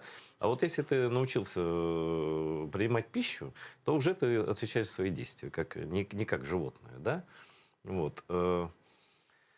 Но давай так, по-честному. Мы находимся в меньшинстве. И в меньшинстве значительном, да? Значительное большинство — это системные вот эти холдинги огромные, олигархические они, там, какие там, да? Вот. И мы такие, конечно, тут изображаем из себя какую-то там, ну, правду, да, там, честную журналистику, но масса — это они. И люди воспринимают как журналистов вот этих подставок к микрофону, или эту вот телеведущую, которая заранее пишет сценарий, там, где пророссийские спикеры у нее там говорят, да, потом ее там президент чем-то кормит, да, этот манипулятор, который просто, ну, под каждого ляжет и так далее, и все их считают и так далее, и так далее. И как бы это все хавается. И когда президент появляется, ну, даже если президент пригласил журналистов там, на какой-то пикник, когда президент появляется на этом пикнике в компании вот этих журналистов, которые когда-то работали на телеканалах Медведчука, откуда которые все пытались, это неслось, и с ними селфи делать. Знаешь, пытались что? Извините, я перебил. Он же пытался, там, один из них, из Википедии упоминания убрать, что они работали на Ньюзване, да? Да? Да. И делать с ним селфи, продолжай, извини. Ну, этим самым президент подогревает вот какое отношение к журналистам. Да, вот это очень большой вред. И я ему хотел бы сказать, если бы я знал его лично, что, Владимир Александрович, когда вы рядом с собой, а тем более, ты же заметила, что приличные люди, которые там были на той встрече, да, они не подходили, потому что самоценный человек, он вверх не нарушает социальную дистанцию. А те же прям подходят, знаешь, как вот это, ну, как вот, я не знаю. Слушай, потому что для них это тоже какой-то способ легитимизации себя в глазах общества. Я с президентом, я крутой журналист. Ну, с очередным, да, я думаю, там у них альбомы, вот просто альбом «Я и», да, и все президенты, начиная там с Кравчука и дальше все. И одни и те же глаза, и все вот это все то же самое, да. А ему-то зачем это надо? Вот он же понимает или не понимает, что он имеет дело на самом деле с проститутками, которые к нему относятся точно так же никак, как ко всем остальным. Он их так не воспринимает. Слушай, там нету такого, мне кажется, вот у него внутреннего водораздела, что вот это прям совсем хорошо, а это совсем плохо. Мне кажется, там все настолько вот размыто, что почему? Они для них не так, как для нас. Вот люди, которые с другой стороны. Но она у него, мне кажется, стерта. Я думаю, нету таких вот четких вот хорошо, плохо, добро, зло. Поэтому, ну так, все какое-то гибридное. А почему нет людей, которые скажут, друзей, там, я не знаю, Владимир Александрович, ну, смотрите, нельзя говорить, что я считаю хорошим СМИ «Страна ЮА», например, потому что это пророссийское контролируемое издание. Нельзя там вот этим уделять внимание, потому что это Медведчук, ну и так далее. Смотри, а тут все просто. Посмотри, кто его окружение. Его окружение — это люди, которые читают «Страна ЮА», Смирнов, Татаров. Я имею в виду те, которые его ближайшее окружение. Они сами читают это, читают вот те делают телеграм-каналы, может, а некоторые ведут эти телеграм-каналы. Кто ему скажет? Я вот буквально на днях с кем-то говорила вот об этой же теме, что возле него нету людей, которые скажут, что вот это плохо. Там есть буквально пару человек, каких-то нормальных, адекватных его окружений, которые понимают, вот, ну, которые, во-первых, компетентны, а во-вторых, ценностны. Ну, самоценные, которые не приспособленцы. Ну, вот условно, там, да. условный Кулеба, например, возле него есть, который мог бы ему объяснить, что вот это делать нельзя, потому что Запад это воспримет плохо. Вот это мы сделали плохо, так делать неправильно. Но даже он, насколько я понимаю, перестал уже пытаться это говорить, потому что его не слышат. Потому что там хотят слышать хорошие новости, а не какую-то правду не очень приятную. Ну, просто когда президент страны, и он же и личность еще, ко всему прочему, рядом вот с такими людьми, с которыми, ну, журналистское сообщество не здоровается просто вообще. Ну, Так вот он это стоит... его окружение, мне кажется, это его среда. Блин, ну я не хотел бы верить в то, что человек хочет иметь среду такой. Слушай, они не любят никого, кроме денег и кроме власти. Завтра, они его завтра затопчут просто, вот просто по нему пробегутся, как стадо свиней. То есть они ему сколько их не корми, ну как бы, понимаешь, еще я бы с подхалимами еще понимал бы, да, вот когда вот люди подхалимы такие, и вот я прикормил себе тут вот этими свинки бегают розовые. Так они уже перебегали 6 президентов. Но ты же понимаешь, что они и про тебя то же самое будут. И что ты их корми, что не корми, у них есть другие жизненные ориентиры, и это точно не служить вот тебе конкретно. Понимаешь? У них свои интересы. Вот чуть перемкнет где-то, они посмотрят рейтинги, у тебя падают, да? И тут же ты будешь полным дерьмом. Прям, вот. Смотри, ты сейчас говоришь уже, наверное, не про самый ближайший круг. А вот если брать людей там типа Ермак и Шефер, у Ермака главная национальная идея, знаешь, какая? Чтобы Владимиру Александровичу вот все сделать так, чтобы ему было хорошо. Ну, смотри. Шефера тоже просто, чтобы все было хорошо. Давай так, с точки зрения, какая должность у людей, которых ты назвала? Это люди, которые должны облегчать... Подносить бумажки. Я тебя нанял не для того, чтобы ты решал проблемы, а не для того, чтобы их создавал. И понятно, что у него куча проблем. И он делегирует полномочия и смотрит, вот это делается, направление закрыто, закрыто, закрыто. И ему, как руководителю, комфортно. Он выстроил систему, да, и так далее. Но, кстати, так.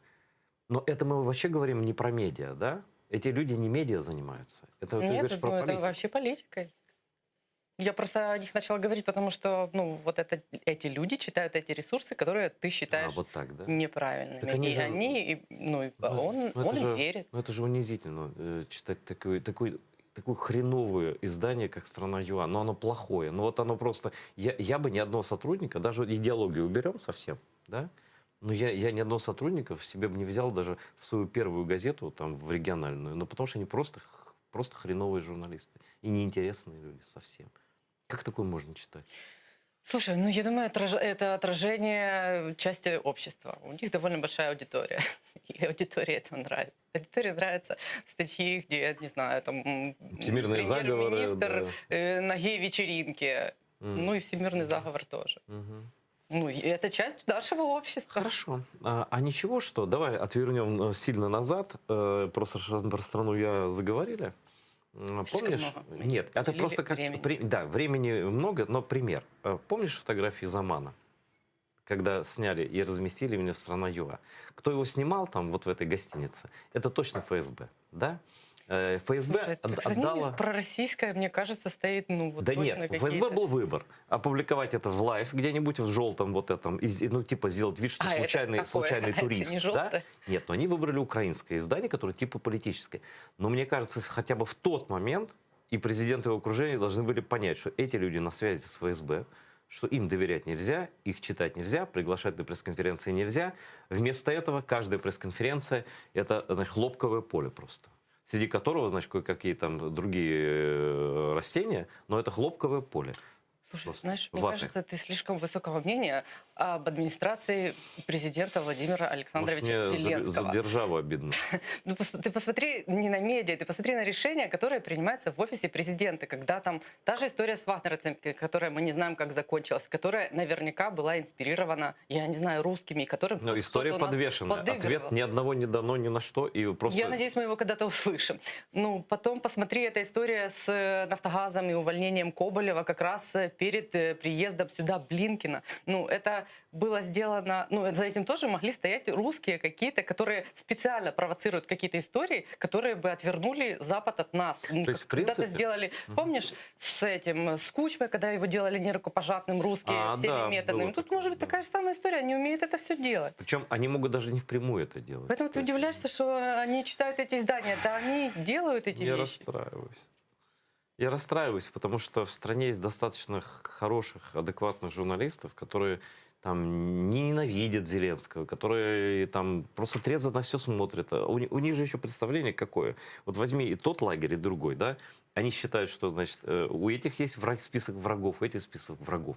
И вот это деление на врагов, и они точно думают, видно, ну, может, по себе судят, да, что вот этот журналист, раз он один раз написал что-то такое, да, все, значит... Порохобот.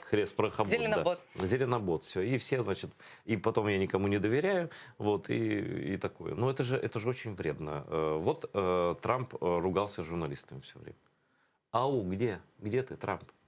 А журналисты остались. А журналисты остались. У нас вечная профессия. Я вот за это ее люблю. И надо так ценить вот это положение, когда говорят, вот ты пойдешь ли ты в политику? Да в жизни никогда. Зачем? Вот у тебя же есть коллеги, которые в политику пошли, знакомые, коллеги? Друзья. Журналисты? Да. Именно журналисты? Да. Ну, Сережа Лещенко. Но они все потерялись там, на самом деле. Ну, Сережа не потерялся. Ну, я не хочу обсуждать его. Просто, другие кто пошли. Ну что? Слушай, ну знаешь, ну, наверное, да, я просто думаю, что ценность этого для них лично была то, что они увидели те процессы, о которых они писали снаружи, они увидели все изнутри. И оказалось, что это вообще, ну, вот немножечко не так, как они себе представляли, как даже они себе представляли. Ну, Сережа Лещенко, Мустафа Наим были, я считаю, хорошими журналистами. И разбирались во многих вещах там, ну, намного больше, чем, наверное, большинство журналистов в стране. И они говорили, что вот там изнутри все выглядит вот совсем не так, как мы себе представляли, когда были журналистами. Другое дело, что, знаешь, после этого в журналистику с этими знаниями вернуться невозможно. Вот, почему невозможно? Наверное. Объясни это. Слушай, тебя уже не будут воспринимать журналистом, если ты был политиком, работал на конкретные там политические силы. Я думаю, что вот это себя вот так вот снять, повесить и начать сначала, ну, невозможно. Тебе просто не поверят, тебя будут воспринимать как политика. Мне кажется, что... А может, им самим неинтересно. Что Рахманин вернется. Может быть, куда ему еще возвращаться? Нет, но он реально хороший журналист. Хороший журналист, мне очень было жалко, я ему журналист. лично говорил, что мне так жалко, что ты уходишь. И я не хотел этого говорить, но эта партия точно его не заслуживала, потому. Да, она вот сейчас пришла в то состояние, вот это все абсолютно логично, то, что с этой партией произошло. Ну да, это было такое, знаешь, неожиданно, когда он туда пошел. Ну и, в принципе, от него самого были какие-то ожидания большие, я не знаю. Мне кажется, журналисты, они всегда... Ну, как журналист он точно бы влиял на политику больше, о чем я тогда Сергею сказал. Да. Потому что в составе такой фракции, которая ничего не решает, раз, очень слишком маленькая, да, и в которой все там половина друг друга ненавидят в итоге, да, и сейчас это просто стыд и позор на это смотреть. Я надеюсь, что Сергей Рахманин вернется, и все, кто у нас смотрит, у нас политизированная публика, они наверняка помнят его материалы и читали все эти 20-30 лет, сколько он там журналистики. Вот это мне насправді жалко. Слушайте, вот, кстати, Рахманину, может, и не сложно будет вернуться. Он, но он в принципе, ничего нигде, такого не сделал, за что его бы потом, чтобы ему вспоминали неправильно. Да, и потом он сидел чисто в парламенте, уже не сидел где-то в каких-то там, при всем уважении. Я не знаю, зачем эти советы директоров, я не знаю. Вот я их тоже лично знаю, людей, о которых ты говоришь. Мне кажется, журналистика это настолько интереснее, чем любые советы директоров. Может, это, знаешь, как раньше было РНБО, место почетной ссылки отставных политиков за заслуги перед обществом. Так теперь на Кледове-Рады там еще и хорошо платят. Напомнил про деньги, я сразу погрустнел. Ну ничего, мы продолжим разговор. Скажи, пожалуйста, ты из журналистики, наверное, уже не уйдешь. Вот мне кажется, все-таки тебя засосало. Нет? Слушай, я, может быть, и уйду, потому что, когда мне больше некуда будет идти, вообще, в принципе, и так некуда сейчас. Если мне придется уйти отсюда, возможно, это будет последнее мое место работы. Есть сейчас варианты для любого человека. Есть вариант, это блогерство. У меня есть YouTube-канал, где я делаю интервью. Ну вот. Так это не приносит денег. Мне придется работать, мне придется где-то. Потому что мы только начали его, и в принципе он таких больших денег не приносит. Да, мы с коллегой начали делать канал. Интересно, а как называется? Є питання. Є питання? Посмотрю. Про что? Ну, такая видеоаналитика, видеоблоги, интервью. Ну, вот буквально за последнее время я поговорила с Рябошапкой, туда записали интервью с Данильком. В воскресенье с Анчарком встречались. Ну, такое, о политике, реформы, коррупция. Ну, почему тебя тут нет здесь? Здесь Я коллега у тебя. буквально еще только пару недель как начала я туда писать, раньше он сам только делал. Я подписался.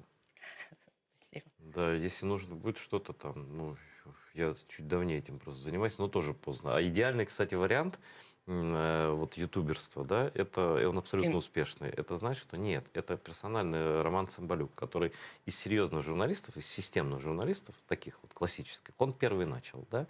И это человек, который, он начал, у него очень успешный канал, у него и честный, и успешный. Ну, и, причем кстати, он мне рассказал, что он это сделал вообще абсолютно органическим путем, без всяких там вложений, вливаний. Ничего, я это знаю точно. Но он очень рано начал, и он нам с Аркадием Бабченко, вот так просто, он, до убийства, еще когда Бабченко был жив в той жизни, он нам купил 2 штатива таких и дал ему один и один мне. В итоге я дошел сразу, где-то через несколько месяцев начал этим заниматься. А Бабченко самый такой, он самый застарелый такой, вот упрямый лысый черт, но все равно он сейчас начал, и тоже нормально, да. А у Ромы вообще канал окупается. Я считаю, то есть это реально. Я считаю, что это ниша. Ну, я считаю, Ниша, что это конечно. путь. И, ну, то, что мы сделали за 8 месяцев, то, что я вижу, как это может расти и как оно растет, ну, это может быть Причем, прибыльной историей, ну, да. вообще для журналистов, для независимых каких-то маленьких проектов. Я думаю, что вот это наш путь. Потому что журналистика классическая, ничего хорошего в ближайшее время не случится, несмотря ни на какие инициативы Владимира Александровича, что-то сделать с олигархическими телеканалами. Давай оставим Владимира Александровича. Вот, поговорим вот о таких вещах, которые я иногда, вот я не понимаю, как профессионал, я просто не хочу вмешиваться и спрашивать ничего не хочу. Я не собираю ни сплетни, ни слухи, ни какие-то мнения. Я хочу мнения, потому вот как извне ты наблюдаешь, самая точная аналитика. Вот человек, которого я не знаю, а ты знаешь, наверное, чешский гражданин Фиала, да? Он вдруг покупает «Украинскую правду». Мы и не знаю, зачем, почему Алена Притула продала, там, вообще не знаю. Но вот чего он хочет? Это же влиятельные СМИ, да? У него уже есть радио, есть еще одно СМИ политическое, теперь «Украинская правда». Говорят, что ничего не изменится, но я не верю, что ничего не меняется, все равно что-то изменится, да? Вот это, чего он хочет? Кто он такой вообще? Он искренний человек, который желает Украине там чего-то. Это не олигарх. Вот как это вообще смотрится? Смотри, если рассматривать прям по тем 4 критериям, то Томаша Фиалу можно вообще отнести к олигархам. У него есть медиа, у него есть этот его инвестбизнес, да, который довольно, я думаю, что он довольно большой, какие-то признаки монополии чего-то где-то, может быть, там можно будет найти. У него есть влияние на политику, я думаю, ему можно при желании пришить. Я думаю, он отрицает, что он напрямую финансировал «Голос», но финансировали «Голос» люди, которые работают в компании Фиалы. Это тоже можно каким-то образом, там, я не знаю, трактовать как участие в политике. Но то, что я видела изнутри, я же не знаю, что у него там в голове, но то, что я видела, работая в его проектах, и то, что я знаю из того опыта, какие ресурсы и какие организации он финансирует, ну, он реально вот человек, который хотел бы помогать тому, чтобы в Украине построилась нормальная, то есть у него какая-то идея в голове есть, да? Ну, смотри, у него же бизнес инвестиционный, не только инвестиционный, и ему важны, я думаю, эти правила, вот честные какие-то правила. У него есть истории, когда у них отжали торговый центр SkyMall на Московском мосту, причем отжали люди Порошенко. Каким-то там странным образом, через корпоративные вот эти какие-то сложные истории, ну, это сделал Грановский, да, который контролировал всю судебную систему. Отвоевать это назад, доказать, что это невозможно. Все. И так у нас работает все. И он в этой системе работает уже 10 лет. Я думаю, что ему хотелось бы, чтобы тут работало все, ну, хотя бы как в Чехии, откуда он. И он вкладывается в такие вещи. Он финансирует очень много... Я не хочу его сейчас защищать. Нет, я ни в чем и не обвиняю. Я просто не знаю. Я не знаю. Просто для меня новость такая. Я всю жизнь считал, что «Украинская правда» вот это Алена Притула, да. И тут раз, и совсем и другой... Он точно не будет хуже, плохо. У нас никогда не было его вмешательства в какой-то То есть у контент него есть вообще принципы, никогда. которые все-таки он никогда не переходит. Я просто не знаю, я тебе поинтересовался, потому что у меня вопрос доверия к СМИ, это вопрос все-таки доверия к личностям. Ну так вот я воспринимаю. Слушай, он финансирует несколько вот этих таких экспертных инициатив, да, которые занимаются какими-то темами реформ. Нет, я знаю, но смотри, но есть еще такая вещь в украинской журналистике. То есть ты не веришь в то, что он купил медиа, потому что он хочет позитивных изменений, преследует личные какие-то интересы, но ты не понимаешь, ни в коем случае. Я просто появился новый игрок большой, потому что НВ все-таки это НВ, да, Украинская правда увеличивает как бы влияние в разы, потому что, ну, просто это издание такое, да. Ну, я думаю, что он хотел бы влияния. Но смотри, я думаю, знаешь, почему он купил ИП? Я подумаю, что они поняли на новом времени, оно же стало прибыльной такой историей. Да, это заняло сколько-то там лет. Серьезно? Прийти к этому. Но вот именно если брать отдельно сайт, то они, они стали не только безубыточными, они стали прибыльными. Я думаю, что он понял, что с «Украинской правдой» можно тоже сделать. Она не будет ему там каким-то ермом на шее, а будет нормальным ресурсом. Поэтому, ну, во-первых, это не телевидение, но в любом случае не так обременительно финансово. Да, это в разы, на порядке. Существующий да, проект, огромная аудитория. Да, и с редактором, там, с профессиональным, там, с сотрудниками. Его можно только развивать, в принципе. А еще знаешь, что я думаю, что могло сыграть роль? Насколько, где, я не помню, по-моему, он в интервью где-то сказал, что он жалел о том, что когда Медведчук скупал телеканалы, что он не вмешался в эту историю и не взял себе что-то. Медведчук скупил несколько проукраинских каналов, кстати. Ну да, а если там такая какая-то подобная, похожая история ожидала «Украинскую правду», которую, если вдруг Притула... Я так понимаю, что она к нему пришла, она, наверное, хотела ее продать, если он решил не повторять эту ошибку. Да, давай это уже не додумывать, тем более, что и людей, о которых мы говорим, мы знаем, и я ни в чем, конечно, их не обвиняю. Я просто говорю, что мне интересна мотивация. А ты как-то работала? Я спросил. Я бы другого не спрашивал. Я у тебя спросил, потому что ты работала, знаешь, да? Вот. Есть еще одна вещь, которая меня в украинской журналистике пугает как тенденция. Это любовь к сливам. Это и в политике тоже. Я сливов не смотрю.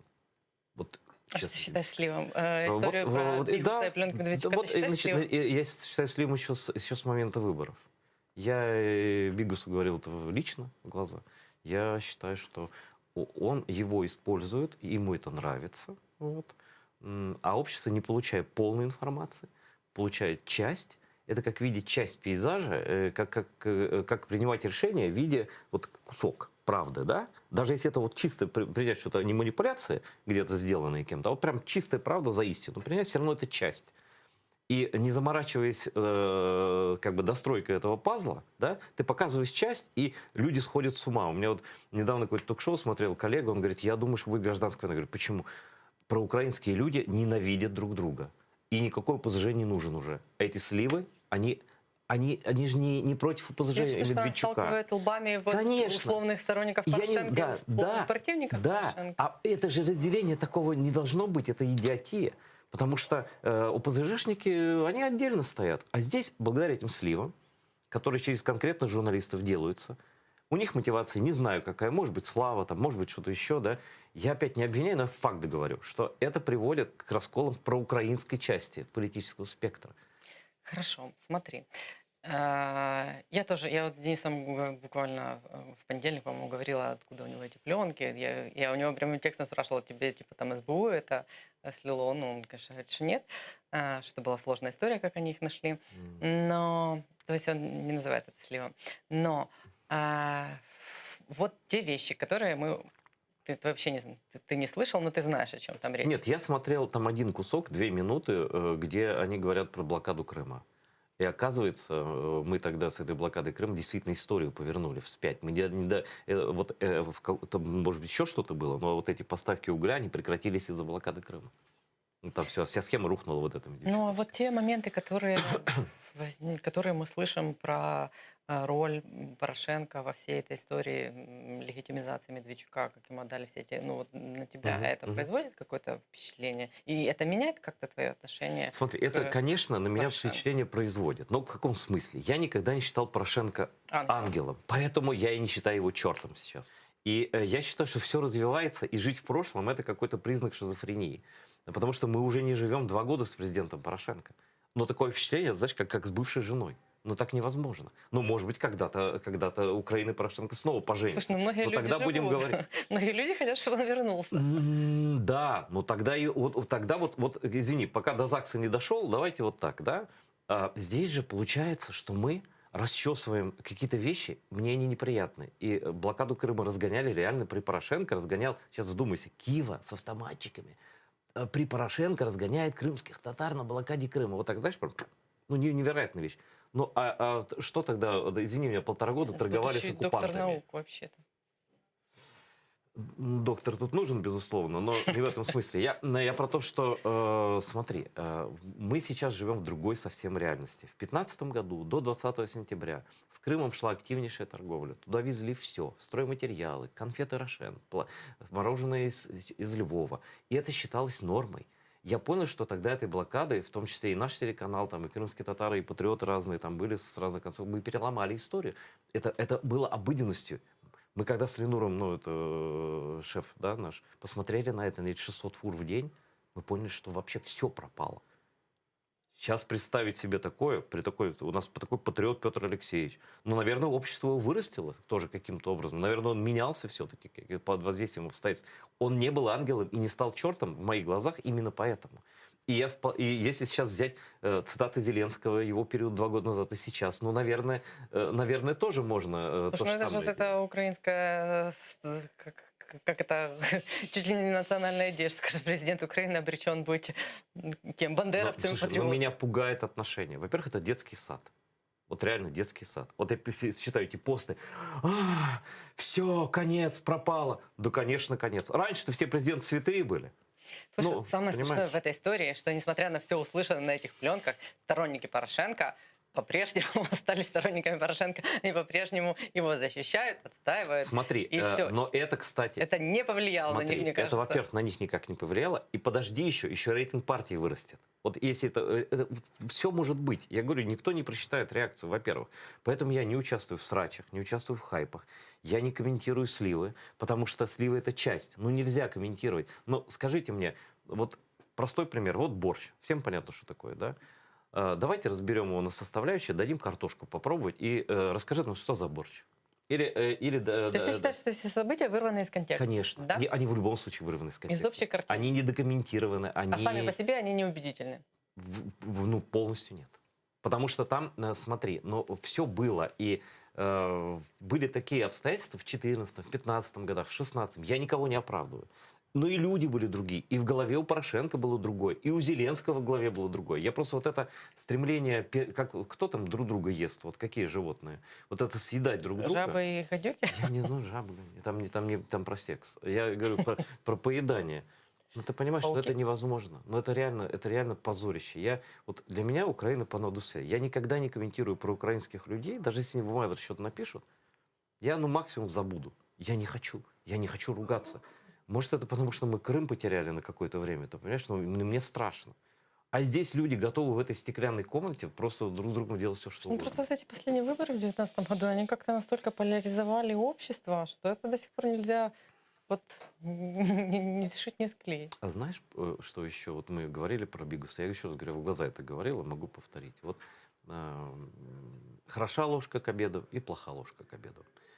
Не дав полную картину происходящего, дать кусок достать картошку из борща и показать, что вот смотрите, какое все говно, да, и действительно, картошка из борща, она не эстетична абсолютно, да, это и в период выборов. То есть Зеленский, конечно, скорее всего, все равно бы победил, но победы с таким близким к тоталитарным режимам результатом, это неестественно, это продукт влияния, продукт...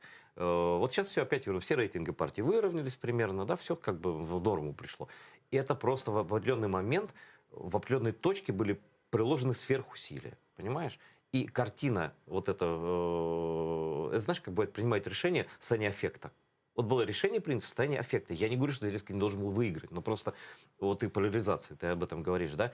Я твой приговор, ты вот это, ты клоун там. Потом, и вот дошло наше общество, наконец, до клубники и воротника рубахи.